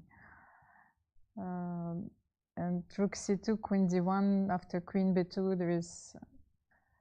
Ooh, he plays knight g5 first. Okay, interesting. Not as straightforward as queen takes b2 was. What's the idea? Maybe now you have to worry about queen d8 check now. Yes, but he wants to take on f3. Oh, okay. Then. But if queen d8 check, king h8, knight g6, Firouzja's threatening checkmate on h8. Well, even if I want to give it back, I can still play knight e5 check. You know. Okay, just knight e5, you get out of it. Maybe there's something even better. Okay, that's fair. But he goes for it. Okay, Firouzja all in on queen d8. King h7 is the move, and then 2 minutes to play 4 moves for Alireza, so he can take a second to think. Nope, he says, I don't need it.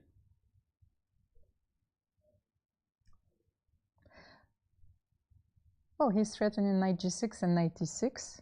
Yeah.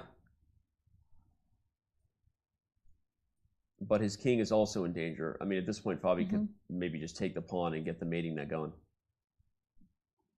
Yeah, because you queen e2 check to follow, which is very important. Because when the knight goes to g6, it looks like queen h8 mate is happening after king g4, where the check's coming from. A queen e2 is important. Rook takes h2 is sufficient, but yeah, anything at this point with the king just being hounded by black's pieces. Wow. Can he keep his knight on f4 in order to protect those squares and to go for a perpetual, maybe queen e8 with the idea of playing queen g6, queen e8? Yeah, you might need to do something like that, right? But queen takes b2. Yeah, I like that idea. It probably loses like everything else, but setting up a chance for a perpetual check might be Firouzja's last chance. Oh man, I feel like the wind is floating out of our sails, but this is this will be the first day where we've had 2 decisive results. No, day 1 we also had. I apologize. Fabiano Caruana beat Hikaru Nakamura, and Jan Nepomniachtchi won with the black pieces over Liren. But okay, he goes for this perpetual idea. And those are the same players. And the same 2 players might be delivering yet again in the same realm. It's no wonder they're the only 2 players in the field that have ever challenged for a world championship title. Experience pays off, apparently. When you know how to win the candidates tournament, certainly helps. And here, queen g6 to e8, just to point it out, put that queen on a yo-yo string. It's going to be a draw by repetition, and that's why this queen on b2 likely is about to go back to f6, near the king, attacking the f5 pawn, stopping the queen from going to g6, and also threatening queen c6 check to trade those queens. Yeah, I like it. Queen f6, I would have to play e4. First of all, protecting the f5 pawn, and then I want to play knight g6. That's my only chance. Yeah, it's only... You somehow need to get that knight to g6. I don't think Fabiano's going to be so friendly about it, though. Yeah. I mean, you can try queen f6. I mean, try something like g4. No, I need to play e4 because queen c6 is a very important threat. So. But now you've opened up more problems. I'm already thinking about bringing the queen back, although the king runs, so unnecessary check should not be given. But okay, what exactly is white threatening in this spot right away? Knight g6. Can I do something else first? So, but this could be a possible line. So it's not useless looking at. If queen f6, e4 will likely be played quickly by Firouzja, given he only has a minute and a half for 2 moves. It's now or never. So what is black's move here? This is... So I think your white's king gets mated first. So after rook takes h2, okay, knight g6, I have queen c3 check. Okay. And your king is just going to be hunted. So you go king to g4, and I only have 1 check, h5. Yeah. But the problem is it's a good enough check. Rook f2 and queen takes g3. Okay. So one of those just super scary positions for both sides. Okay, queen f6 played. Alireza has 90 seconds for 2 moves. He plays e4. As we predicted, that line would be on the board. We are moments away, potentially, from the 4th game of the day ending. 2 decisive results potentially in store here. And Fabiano has plenty of time, right? This is move 39. So instead of rushing this move to get to move 40, this is an important moment because, you know, as Almira was hoping for, and as we were just illustrating that with the knight coming in g6, there are some ideas for white to survive this game and threaten checkmate. So right now, Fabiano, he doesn't want to let this advantage slip, and that's why he's going to use a bunch of time before ultimately making his final 2 moves of the time control. I'm so absorbed by the game, you know, I cannot breathe.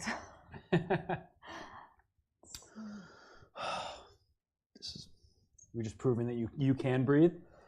Holding my breath. I'm excited. This is why we came, right? This is why we play the game, as they say. We got 33,000 people on Twitch.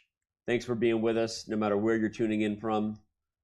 This has been a hype day. We've got our 2nd rest day ahead. As we said, a couple of players are headed to that day very, very happy, and they are the only 2 players who've ever played Magnus Carlsen for a world championship match, assuming Fabiano puts away the game here, but looks like he is a move or 2 away from doing so. And Alireza Firouzja, this is not a welcome rest day for the young man right now. Candidates is grueling. Someone said that in a pre-show hype video.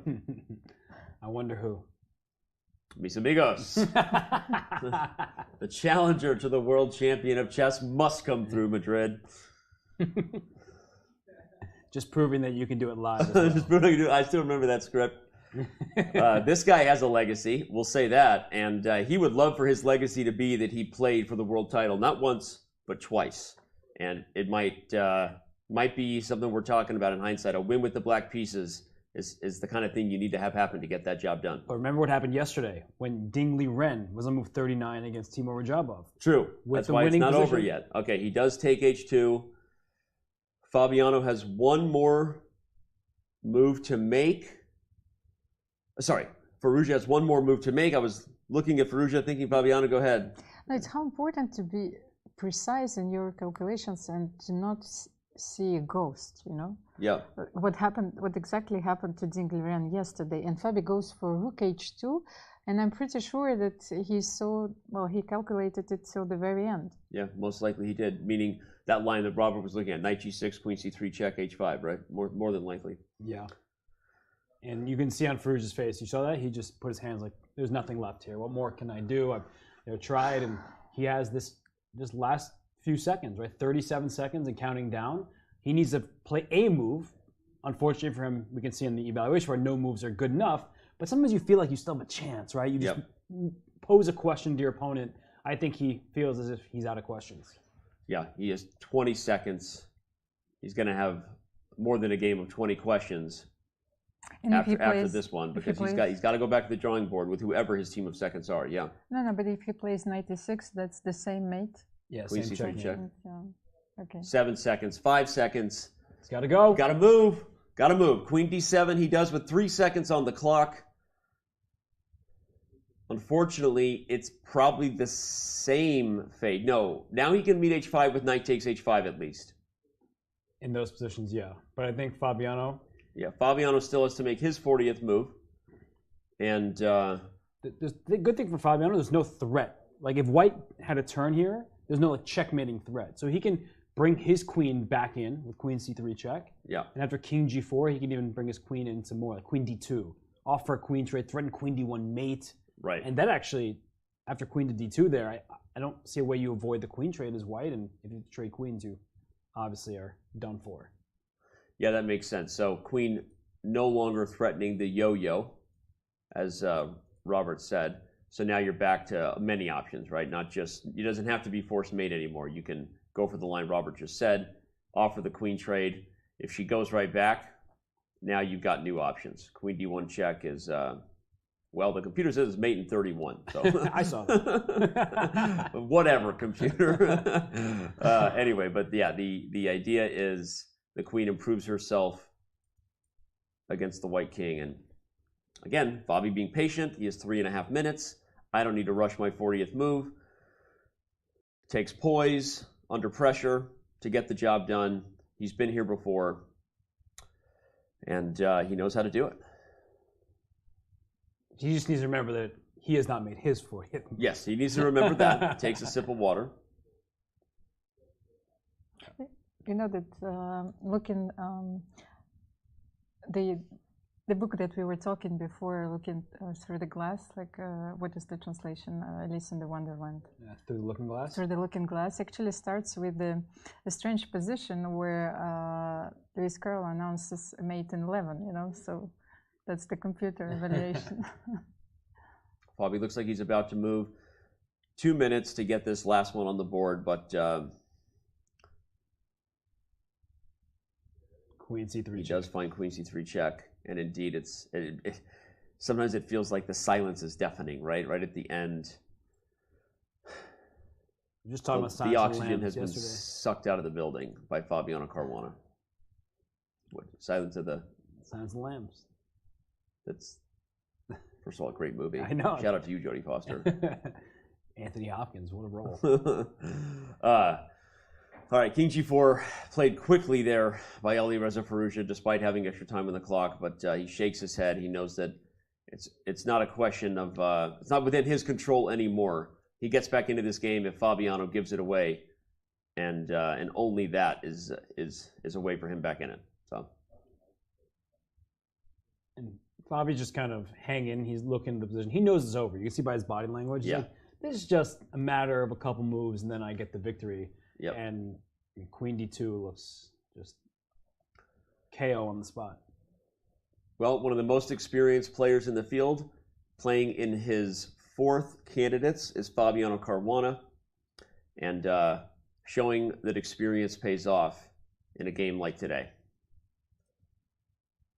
And again, we expect him to move quickly here. Go ahead, Almira. No, I had a very strange question. Do you think that both of these players, for example, Nepo and Fabi, they hope that Magnus will not play, and then they'll play a match? Then they will play a match. Well, if they finish first and second, we will ask him that. We will ask both of them that. I don't think either of them actually wants that. I mean, no. They would love to become the world champion, but becoming the world champion because Magnus abdicates his throne is very strange. So I think that they want to beat the best, and they would like to beat Magnus Carlsen for world championship rather than play each other. That feels... I think we can say for sure neither of them would like that. They'd much rather play Magnus Carlsen. The world would rather see Magnus Carlsen play. Queen to d2 is played by Fabiano Caruana in this game. And I don't expect it to be much more. Oh man! After this game, everybody, we will quickly remind you of what the results were on the day and show you where the standings are, and probably break down some of these wild critical moments right after a very, very short break. So don't go anywhere. We don't want to miss this final huge moment. We've got some exciting chess to bring you because we didn't get to catch all the critical moments of this amazing round. The two games that ended in a draw had just as much fireworks on the board that we couldn't quite follow as closely as we wanted. Show you the final moments of Nepomniachtchi's victory over Duda, as well as add anything more to this one should we need to do so. That's me just telling everybody why they shouldn't go anywhere, in case you're wondering. That's just me doing my job. I've got 33,000 people and a lot of people on other platforms as well besides Twitch. This has been awesome. We're excited. I've just been looking for checkmates, and I found a few. You found a few? Yeah. Tell me. In your head only. Only in my head? Okay, so it's telepathy. Oh, that's hilarious. Okay, go ahead. Well, actually, this might happen. Yeah, h5 check here. Okay. Because if the knight takes on h5, you go queen e2, and at the very least you win the knight. And if the king goes to g5 instead of taking the pawn on h5, you queen d8. Yeah. Stone cold. You have to look at those backwards moves. Those are the easiest ones to miss, actually, in chess. Let's actually bring up the analysis board. Joking, we won't make the chat do it because it's actually just over. If Fabiano plays h5, I think we actually will see Firouzja resign. King f3, the only mate that Robert didn't point out, is mate for both queen f2 and rook f2, for the record. Knight takes h5, allows queen to d1. No. Oh, sorry. I meant queen e2. Queen e2. That was a kidding. Oh, so funny. Okay, that was a joke for Danny. Oh, so funny for me. Oh, it was Robert's attempt at sportsmanship, because he wanted like. And if king g5, queen to d8 is checkmate. Indeed. Never too late to. Never too late. Well, you said the backward moves are the moves that are the hardest to see, and I wasn't really paying attention, to be fair, at that point. But in fact, Firouzja just resigns as Fabi returns to the table. Doesn't even make him play h5, and we officially have a 2-horse race here in Madrid, ladies and gentlemen. And that's not counting any of the other players out. But right now, the players on a different level are the only two guys to win on the same day twice. Round 1, now round 6. Fabiano Caruana says, hey, anything Jan Nepomniachtchi can do, I can do better. I can win with the black pieces too. And he takes down Alireza Firouzja here today. What a big moment for Fabiano Caruana, and a very sad one for Alireza Firouzja. He has now lost 2 games. He goes to the bottom of the standings. He's alone down there, and it's going to feel lonely because he came here to win. He didn't come here to just do okay, to get second place. He wanted to win this event. Before we bring up the standings, we'll remind you of how it all went down. A draw between Rajabov and Rapport, but not one with not crazy drama. We will show you that literally right before that game finished, it could have been a different result. So if you missed it, you don't want to go anywhere. Obviously, as we just saw, Alireza Firouzja goes down. We just added a lot of drama to that, so I'll jump to the Nakamura Liren. Another draw that was exciting, full of craziness, and Napomnishi dominant yet again with the white pieces, beating the second youngest player in the field. First he beat Alireza Firouzja, now Jan-Krzysztof. He's beating up on the kids. Jan, you're beating up on the kids here. But okay, let's talk about where that puts everybody in the standings. What can we say, Almira? 2 people at the top, separated by a full point over third place. Oh, that's a very close race, of course, but look at the bottom of the standings. Alireza Firouzja is all alone there at the bottom of the standings. It's such a different trajectory that everyone has predicted at the beginning of the event. Yep. So, well, everything is still possible for Hikaru Nakamura and Richard Rapport, so we will see. Yeah. Your thoughts on that? What does Hikaru Nakamura and Richard Rapport take with them into the rest day? They see their two competitors win. What's their mindset to make sure they don't feel like this is getting out of hand? Well, Rapport has 6 draws, and today he can count his blessings because he was on the verge of losing for the first time all event. But it has become a 2-player race right now because Jan Nepomniachtchi is a 1.5 points ahead of everyone not named Fabiano Caruana. So right now the difference is huge. I mean, that's really a lot because look at the win column, right? 3 wins for Jan, 2 for Fabiano, and then only Hikaru has the other victory. Players aren't just beating each other here. So who's going to be able to catch up to Jan? If you're looking at this from Rajabov, Liren, Duda's perspective, where you're 2 full points behind, you need to not only win games yourself, but hope that Jan keeps losing from the top. So I'm not counting anybody out. It's still early, but that gap is widening, and that's a problem for everybody that's not Fabiano Caruana, and it's really looking like a 2-player race. Yeah. Okay, well, as promised, we're not ending the show. We're going to take a very quick break because we just feel that we have to do justice to what went down here in round 6. We're going to give you some instructive takeaways, talk about the critical moments, maybe even show an immortal game or two because a queen sack is what Ding Liren would do. More for Chess.com's coverage from the 2022 FIDE Candidates in Madrid in just a moment.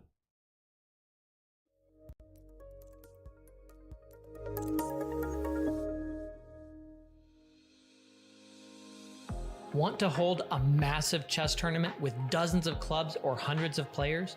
Or maybe a small chess tournament with local but competitive clubs? With Club Arenas, you can. Club Arenas allow for tournaments of any size with any number of clubs and players.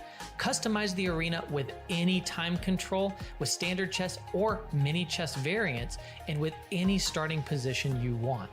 Club Arenas are the most flexible tournament format on Chess.com. Try one out today. Chess Kid is fun. Chess is great for the brain, but it's also fun to play. And Chess Kid makes it easy to have fun. Whether your child is a total beginner or a prodigy, they can hop on and find a well-matched opponent from around the world at any time. Chess Kid is the safe, parent-approved way for your child to play chess online. Chess Kid is educational.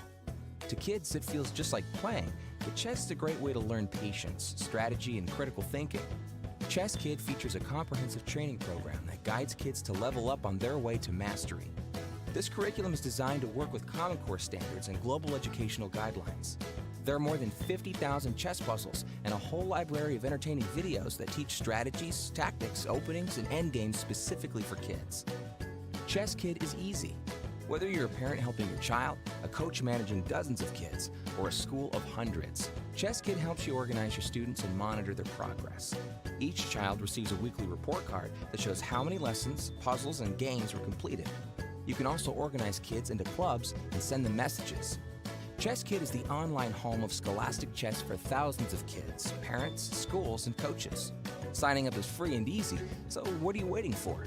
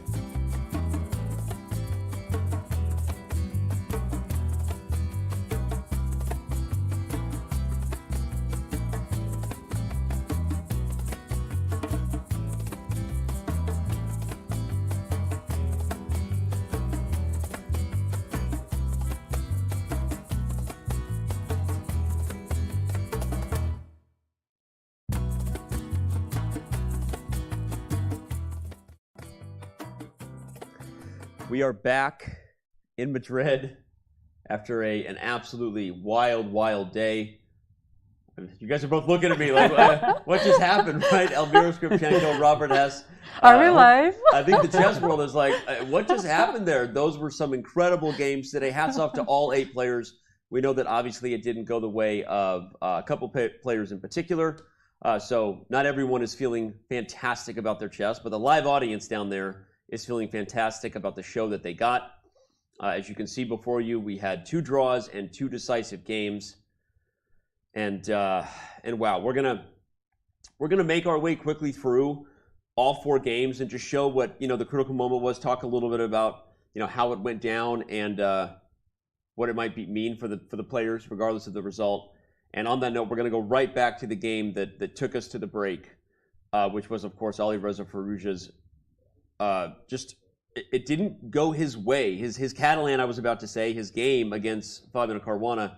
And we went back to this moment to just show that this really was the moment that reflected that he had clearly kind of lost the thread on the position. And with time pressure creeping in, he went for an exchange sack that didn't work out. And I feel like I even misled you, because when we were talking about what position we should look at, maybe it's even earlier. I hate to put us back in the E4 game. No, when he went knight d2 and after queen e7, right here, when he went knight f3, like trying to go for e4, e5, it felt like he didn't want to accept that this position might just be even. Right. And we were talking during the round about knight e4 as a Almira possibility. was calling for knight e4, And it just looks like a level game. But then he goes for this knight f3 and e4 push, and that e4 push started to get him in trouble. And then as we continue, just the next couple moves, he plays this rook takes d7 idea, hoping that, okay, I'll get the bishop, then I'll play bishop h3. But as we saw, instead of queen d6, which just leaves black slightly better, Fabiano said, you know what, I'll keep that material. I will play f5. And after e takes f5, that was really the move that kind of lost Alireza most of his chances, but he already was in a bad position. But then I also think at the opening phase, and now that we know what was the outcome of the game, and I think that he should have played knight c3, because Fabi had such powerful pieces, and especially the knight on d5. Then maybe the trouble started instead here. Instead of queen d3? No, like a little bit later. Oh, okay. Yes, after when he had c5. Instead of rook d1. Yeah. Instead of rook d1 here, maybe knight c3, a simple move. Yeah. And then let's go. After bishop f6, you simply go somewhere, but you need to exchange this knight. Well, it's just, and again, it shows you how far we're going back, because I think just psychologically, emotionally, we all feel like something never felt right for Alireza in this game. And we're all saying that as fans of him, right? We're watching this kid's meteoric rise, and his time management said he didn't feel comfortable, right? And the position just with it's like little mistakes lead to big mistakes. You can't argue that any of these moves really was the blunder that went wrong, probably until the exchange sack with f5. And even then, you could say, like, maybe if he takes with the bishop. But it's just afterwards, the story is like, it just didn't feel right for Firouzja. It was slipping from the very beginning. Yeah, that's actually a great summary, is that from the start of this game, when he chose the Catalan, an opening that we were surprised by, he plays it and he never felt like he was comfortable. And he doesn't have the experience to just, on the fly, take down Fabiano Caruana. That doesn't mean he has to lose the game, but he was clearly playing for an advantage. Like, he wanted to win this game. You could sense the hunger. And that served him very well throughout his chess career to this point. But that's actually one of the storylines we talked about yesterday and then even today. You need to be objective against Fabiano Caruana, because he might be the most objective chess player on the planet. Where he doesn't risk things if it's unnecessary. He doesn't do speculative sacrifices or ideas. He just plays the position. And he was able to play a position where he was given some material and he never let that advantage slip. And I'm just going to finish it off with that, because this is when we were all now saying, okay, this is Fabi at his best, right?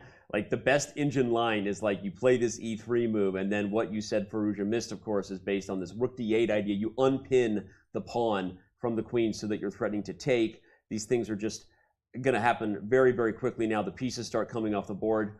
And okay, like, you could argue different ways, but every time it felt like there was a key critical move. Otherwise, this could get messier than the eval bar says it is. Fabi would find those moves with knight f7, then bringing the rook in. Ultimately, he went for this knight g5 idea. Maybe here there was queen b2, rook h2, but we're not splitting hairs over that. And as we said, this was just a matter of technique. Fabiano plays perfect chess when he's winning a lot of the time, and which is not an easy thing to do. We say it like it's easy, but it's not an easy thing to do, and Fabi gets the job done there. So, okay, we got to go to the other winner, because we had to come back to that. It was the one that had all our viewers right at the end. But the guy who won first, and the guy who was in first, is Jan Nepomniachtchi. He took down Jan-Krzysztof Duda.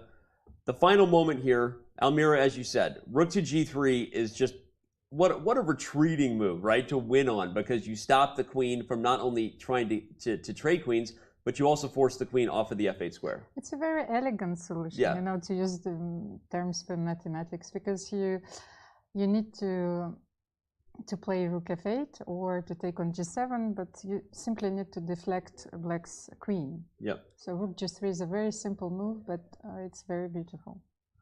And if you play d3 to stop, we didn't have this in the game, but if you play d3 to stop the queen and you push your d pawn, now that you don't have queen e3 anymore, we're back to just taking g7, and it's just simple. So the only other thing I want to show in this one, just to highlight that it was really out of control from the very beginning, is the move that Vishy Anand on our India coverage just said he called it elegant, in a position that was good for white, but maybe it wasn't totally clear how to proceed.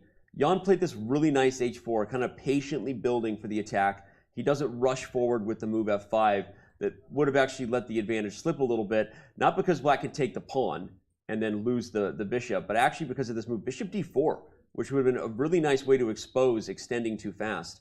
So what can we say about Jan playing h4 and also the body language we were already seeing from Duda at this point? Yeah, Jan looked like he was in charge. Yeah. Jan Nepomniachtchi was playing moves with confidence. He brought his queen over to the king side. He pushes the h-pawn. And a lot of our focus, and I'm sure Jan-Krzysztof Duda's focus, was on the move f5. Yeah. But what Jan Nepomniachtchi did is he showed tremendous understanding and restraint to play for g5 instead, because he has an extra pawn on the king side. In fact, he has two extra pawns because they're double e pawns. Yep. But we just look at the front four pawns. That's more important. Yep. So they're 4 on 3, and he's like, let's go for that attack. We want to push that pawn forward to g5, and the way he handled himself was really excellent. Yeah, he goes forward. We're not even going to talk about the move rook c3 because that's how cheaters get caught. But it was a very nice solution, and as Almira said already, so elegantly, Jan's finish was elegant with the retreating move rook g3. So that's how the two winners got the job done. If you missed it, someone had an opportunity to get the job done and completely changed their fate, so to speak, right? I don't know how else to say it, like with more drama behind it, right? Because take us through it, Robert. Timur Radjabov has now won in a lot of games, classical chess. How hard is it, though, when you've made up your mind that you were losing, so now you're just happy with the draw, to spot what could have been this move, bishop to h2 for the win? The move by itself, if this were a tactic, is very easy. And Yeah. Radjabov would have found it in 5 seconds. Right, if given the position and said white to play and win. Yes. Yeah. It's just, or white to play and move when there's Yeah. just like a position thrown at you. But with the weight of the game behind him, the fact that he was down, now he's down 3 pawns, but before that he was down 2 pawns, and Yeah. he was finding ways to survive. Remember, there was a point where Radjabov only had one move, that queen c3 move. Yeah. If he didn't find queen c3, he would have just lost the game. So he had so much stress Yeah. from earlier in the game where Rapport was doing all this preparation and then played really energetically. And then to like turn it around in your own time trouble to find bishop h2, I think flipping that switch in your head is difficult. Radjabov is more than capable of doing so. But maybe there's a reason he hasn't won a classical game of chess since 2019. He needs to think about that think about Robert Hess's words on the rest. No, I'm kidding. But Almira, part of the reason we were saying psychologically he wasn't thinking about the win is because of what Robert just said. You found queen c3 when we were going it. It was the only move. And it led us to this line where Roger was just defending, but under so much, look how crazy this game was. The rook being sacrificed for a mating attack. Roger can't even take it. This position was just unreal. Walks into a discovered check. Anyway, this game was awesome. But I wanted to go to a point you made in real time, Almira, because I think it was huge that really Rapport gave Roger that chance we just saw, gave him the chance for the miss win. And you made a really important comment, which is that you have to be aware of your opponent's next move, opponent's threats. And when you're up so much material and the queens are off the board, you maybe don't have a right sense of danger. How lucky do you feel Richard Rapport feels on the rest day that he didn't lose this game when he blundered this move, rook g4, allowing rook f1?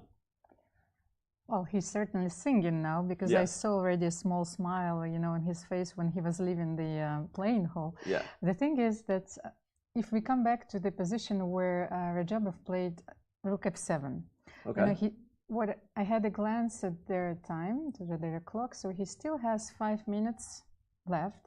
And the thing is, he knows that the draw is inevitable after Rook F7 simply because Black has nothing to do. That's the only chance to go for this perpetual. So basically, I think that it was a very impulsive move. Yeah. So you're saying the criticism for him not getting a victory for the first opportunity he would have in 35 games, right? You got to think, right? I think Amira's point's a great one. That you can make that draw with 4 seconds on your clock. Rook F7, there's nothing that Black can do. Yeah. So if you use the remaining time to think maybe there's something better, he would have found the bishop retreat. And I think it was a very tense game, as I mentioned. Yeah. And well, if we're going to criticize Radjabov, we should criticize Report because he had plenty of time. Just go before Rook G4. Rook G4, right? Yeah, here. He has 45 minutes remaining. Yeah. And White's idea is to bring that rook in the game, so he himself could have played with like C5 or rook to F8 just to keep the rook out of the F file. And yes, it's easy to be in this chair and look at the evaluation bar, but he had a lot of time. Mistakes happen, and that's okay, but he could have spent more time at this moment, and I think that maybe he lost his sense of danger. Mm-hmm. It seems like both players. I mean, he lost his sense of danger, and then Raja didn't realize how much danger the Report was in, by the way, because the best move to maintain the advantage for Black is to play Rook F8, thinking, what is my opponent's threat, and to stop it. It's a hard move to see if you don't respect the file, right? It's a weird game, right? But amazing. Maybe one explanation to it is that sometimes while you're calculating the variation, you almost convince your opponent that something doesn't work in this line, and you have the same kind of blindness. Right. So the same mutual square, blindness. your mutual blindness. Okay, well, as we said, though, one more time, a reminder, the final position, okay, not the final position, a move before the final position, White is winning if you just bring the bishop to safety because you still can't stop the threat rather than playing the Almira described impulsive move, rook to f7, so quickly at least, and taking the draw. So, okay, unfortunately for Radjabov, the storyline continues to haunt him and chase him. The monkey is not off of his back yet. As they say, he has not won a classical game in more than 35 classical games played over the last 3 years. So he may not get another opportunity better than that. All right, last game we haven't looked at real quick from this epic round 6 was a really fun rook sack, I guess, to end with a perpetual. We should probably back up, though, because it doesn't do the story full justice. I think if we go back really to where Nakamura's prep, I think, started to slow down a little bit because it was bishop takes b5, right? The first move that Ding Liren found that put Hikaru on the clock. Talk a little bit about this decision to play bishop takes b5 and how Ding's effort had gotten him this opportunity to squelch Nakamura's prep. Yeah, if it weren't for those other 2 players who won their games, we might be just praising Ding as the best game of the round. Yeah. He was facing engine preparation, very deep preparation, and you see from this position, he was down nearly an hour on the clock. And he plays bishop takes b5, but it wasn't just a, let's trade pieces idea. It was, let me bring my knight to e6. He saw the critical idea is that knight on e6 was stabilizing his position, making sure he wouldn't get checkmated, and also led him to a position where he could even play for a win. We saw that d-pawn running up the board, and we also saw Ding's face, where he was kind of upset that the game was going to result in a draw. Yeah. Well, Elmira, Robert talks about the knight on e6. That was really the key piece, right? I mean, the defensive position of the pony is the reason Hikaru had to bail out for the draw, right? So tell me, Elmira, given that Hikaru, it does feel like he bailed out for the draw and not Ding Liren, how do you think Hikaru is feeling about the fact that this game ended peacefully? Well, actually, there was a very important psychological moment, first of all, after knight g5, because Ding was absolutely sure that Hikaru would not go for bishop g5, because he needs to keep his bishop on the board in order to play all the attacking moves, rook g3, then bishop h6, and that's why this move is so strong. Perfectly timed. Perfectly timed. So Hikaru wouldn't go for bishop g5. He wanted to launch an attack, and then at the end... I want to expand on that because that's such a good point, because actually objectively, bishop takes g5 might be the best move objectively, right? To take and then go for what is likely a draw. But that's a really good point, because it's because Hikaru is still feeling like he should be better, because he's still remembering that prep that he had, that he wanted to get the W, that Ding takes advantage of that psychological moment to put himself in a spot where suddenly he was maybe playing for a win. So I love that point, Almira. That's a great point. And now we get to the end where you said that knight was so great at defending the attack, and Hikaru had to bail out. And here, I think Hikaru once again has sensed perfectly that he needs to sacrifice all his pieces and to go for the perpetual. Yeah. So that's a good thing for Hikaru, I guess, to sense that it's getting away from me. Don't let it get all the way away.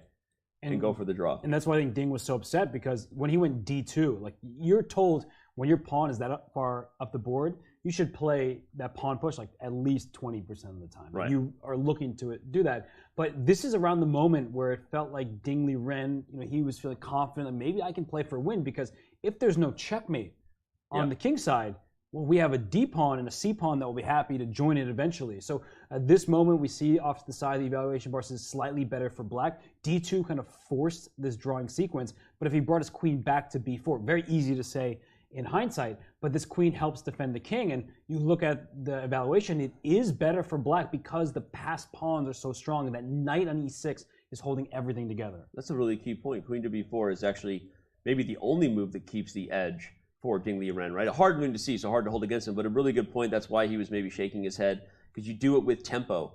You hit the rook, you can defend at a moment's notice, and you still have chances to push the D pawn later on. So, okay, well, Ding Liren may have missed that opportunity. Either way, it ends peacefully, and we wanted to bring this show to a close with, we don't want to miss our opportunity to show one of all three of us, one of our favorite games of all time. I don't know why. Everyone just loves Ding Liren. Can we get one more shout out for Ding Liren? Everyone loves him. We know everyone loves Hikaru. He's got more fans on Twitch than everybody. So, but everyone loves Ding Liren. And we wanted to show, if you haven't seen this game, Ding's magnum opus. Ding's immortal. Let's do it. Oh, hi. Didn't see you there, everybody. I was just heading for a stroll. And, well, wouldn't you know it? Look at this game on the board here. An amazing game.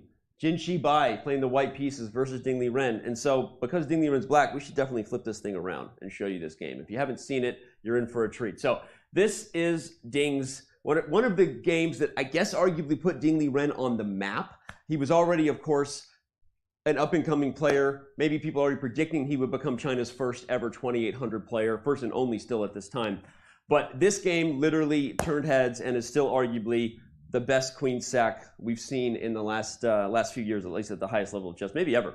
So e5 starts with this idea that knight takes e5 is looks like white is opening the center. Maybe things are going to collapse. But because the king is in so much danger, Ding Liren has the right sense of danger, and this is the move that starts everything. D takes c3, sacrificing the queen on d8 to go on an epic king hunt that will not disappoint. It's not over yet. You're down a queen. The eval bar says, oh yeah, black was winning. But no, this was not an easy one to put away, and tons of fun ahead. So after queen takes b2, we're going to see what makes Ding Liren so dangerous. Kind of like Fabiano Caruana. I think Robert would agree that when he's winning, the dude is just, Ding is the dude. When he's winning, he's super precise, never fails an opportunity. Most of the time, oh man, as I say that, I'm remembering Rajabov's game yesterday. Okay, we're not talking about that. We're celebrating Ding's victory right now. One tempo move after another. Knight a4 hits the queen. Knight c3 hits the king. And then the move that, if you haven't seen this game, pause the stream and try to find it, and you'll catch up in real time. One of my favorite chess moves I've ever seen, rook to d4. He's already down a queen, and now he's sacrificing a rook to continue the mating attack. But the most important thing is that white cannot take this rook. Black would win back the material with interest as the attack isn't even over it. So h3 is played instead. And here we go, h5 threatening g4. g4 would be checkmate, by the way. Takes, takes, knight takes, bishop takes to end the game. So the bishop runs to h2 to free the king. g4 check, king g3, rook to d2. Every time I see this game, I just want to pause and take it in. Queen runs away. Oh, by the way, okay, if the queen takes it, we have knight e4 check. And black's position just continues to roll. After the king moves, we'll win back the queen, and as we said, with interest, because the attack is going to continue. So instead, the queen ran, and Ding Liren continues the mating net. King h4, bishop e7 check, king takes h5, and then this game just never stops disappointing. Like, it's b takes c3, it's rook d4, right? And now it's king g7. He's down a queen, and the game is just continuing. Now the threat is you move the bishop anywhere, the rook is coming into h8 with mate. There's really only one disappointing aspect to this entire game, And it happens in a few moments after bishop f4, bishop f5, threatening rook h8 mate, as we said, bishop h6, king h7. Again, so many different mates threatened here. Queen takes b7, rook takes f2, absolutely crazy. Bishop to g5, and after rook h8, the most disappointing thing about this game is that after knight takes f7, bishop g6 takes, and knight e5 check, is that Jinshi Bai didn't let Ding Liren checkmate him. What kind of a person doesn't let you checkmate you when you play a game like this? Who is Jinshi Bai? I know I'm just going off the rails here, but I'm unhappy that this game did not end in a checkmate. Look at it. The only move after knight e5 check is king h4, and the checkmate is forced on king g7, knight to 8. What happened?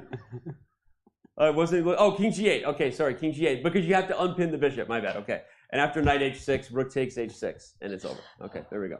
So, lots of fun for Ding Liren, one of our favorite games. Keep talking. I'm still talking. I know, we're having a great time. I'm still talking. Here. Oh, we're having a great time over here. Yeah, we're just enjoying that. And we just had a great time going over this. Hold on. Why was king g7 wrong? What did I do on king g7? Oh, because you can't. Oh yeah, because you take the rook. Yeah, okay, the bishop's pin. Dude, what are you doing, man? We need a professional to do this. This is not your role. Oh my God! Did you guys plan this the whole time? What are you doing? What are you doing? Here? How did you get the big board? What's the deal? What happened was I texted you, and then you didn't get back to me, and so I had to do it myself. By the way, that sure looks great on you. Yeah, looking good. Looking good. Thank you.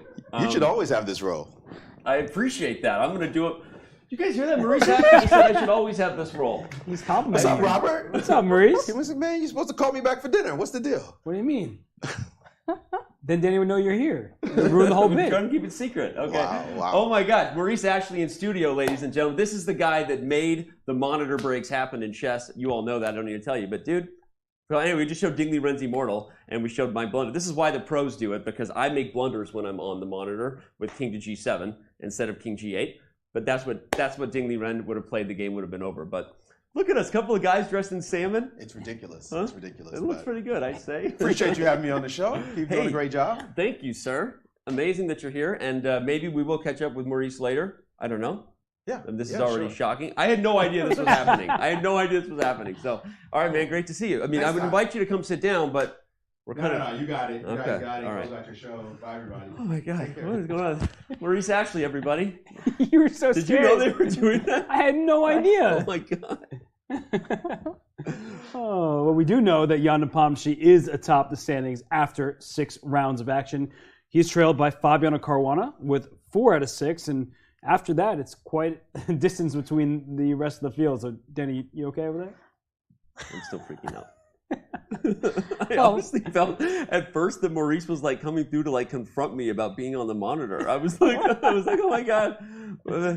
Wait. Well, you don't want to have a fight with Maurice. So we should start with this. Maurice actually is a great boxer, for those who don't know. Well, this I know. Yeah, okay, so I don't want to. Yeah, no idea. If Maurice wants to take over the monitor, he can come at any time. Your sister's a champion boxer. Yeah, so. Anyway, that was awesome. Maurice Ashley showing up in studio. A legend walked in the studio. A legend walks in the studio. A guy that seriously made highlight moments on the monitor. That content that St. Louis started doing years ago. Just amazing stuff. And we're having Maurice Ashley here as we tried to do our best to emulate it. And I even blundered king to g7. What was I thinking? Okay. Awesome stuff. So anyway, this has been quite the day. A lot of fun. The stage is set. Will any challenger step to the plate and slow down Jan Nepomniachtchi and Fabiano Caruana, or is that going to be the rest of the story? We're going to find out after the second rest day. But anyway, I got nothing else to say. Maybe we should have a look at the pairings. We do. Let's look at the pairings for the back half. If we have the pairings for the back half of the rest day, maybe remind everybody of what's coming up. Yeah, we get the day off, so the players, so they're gonna prepare. Dina asked Fabiano, I remember in the interview, it was like, oh, what did you do in your rest day?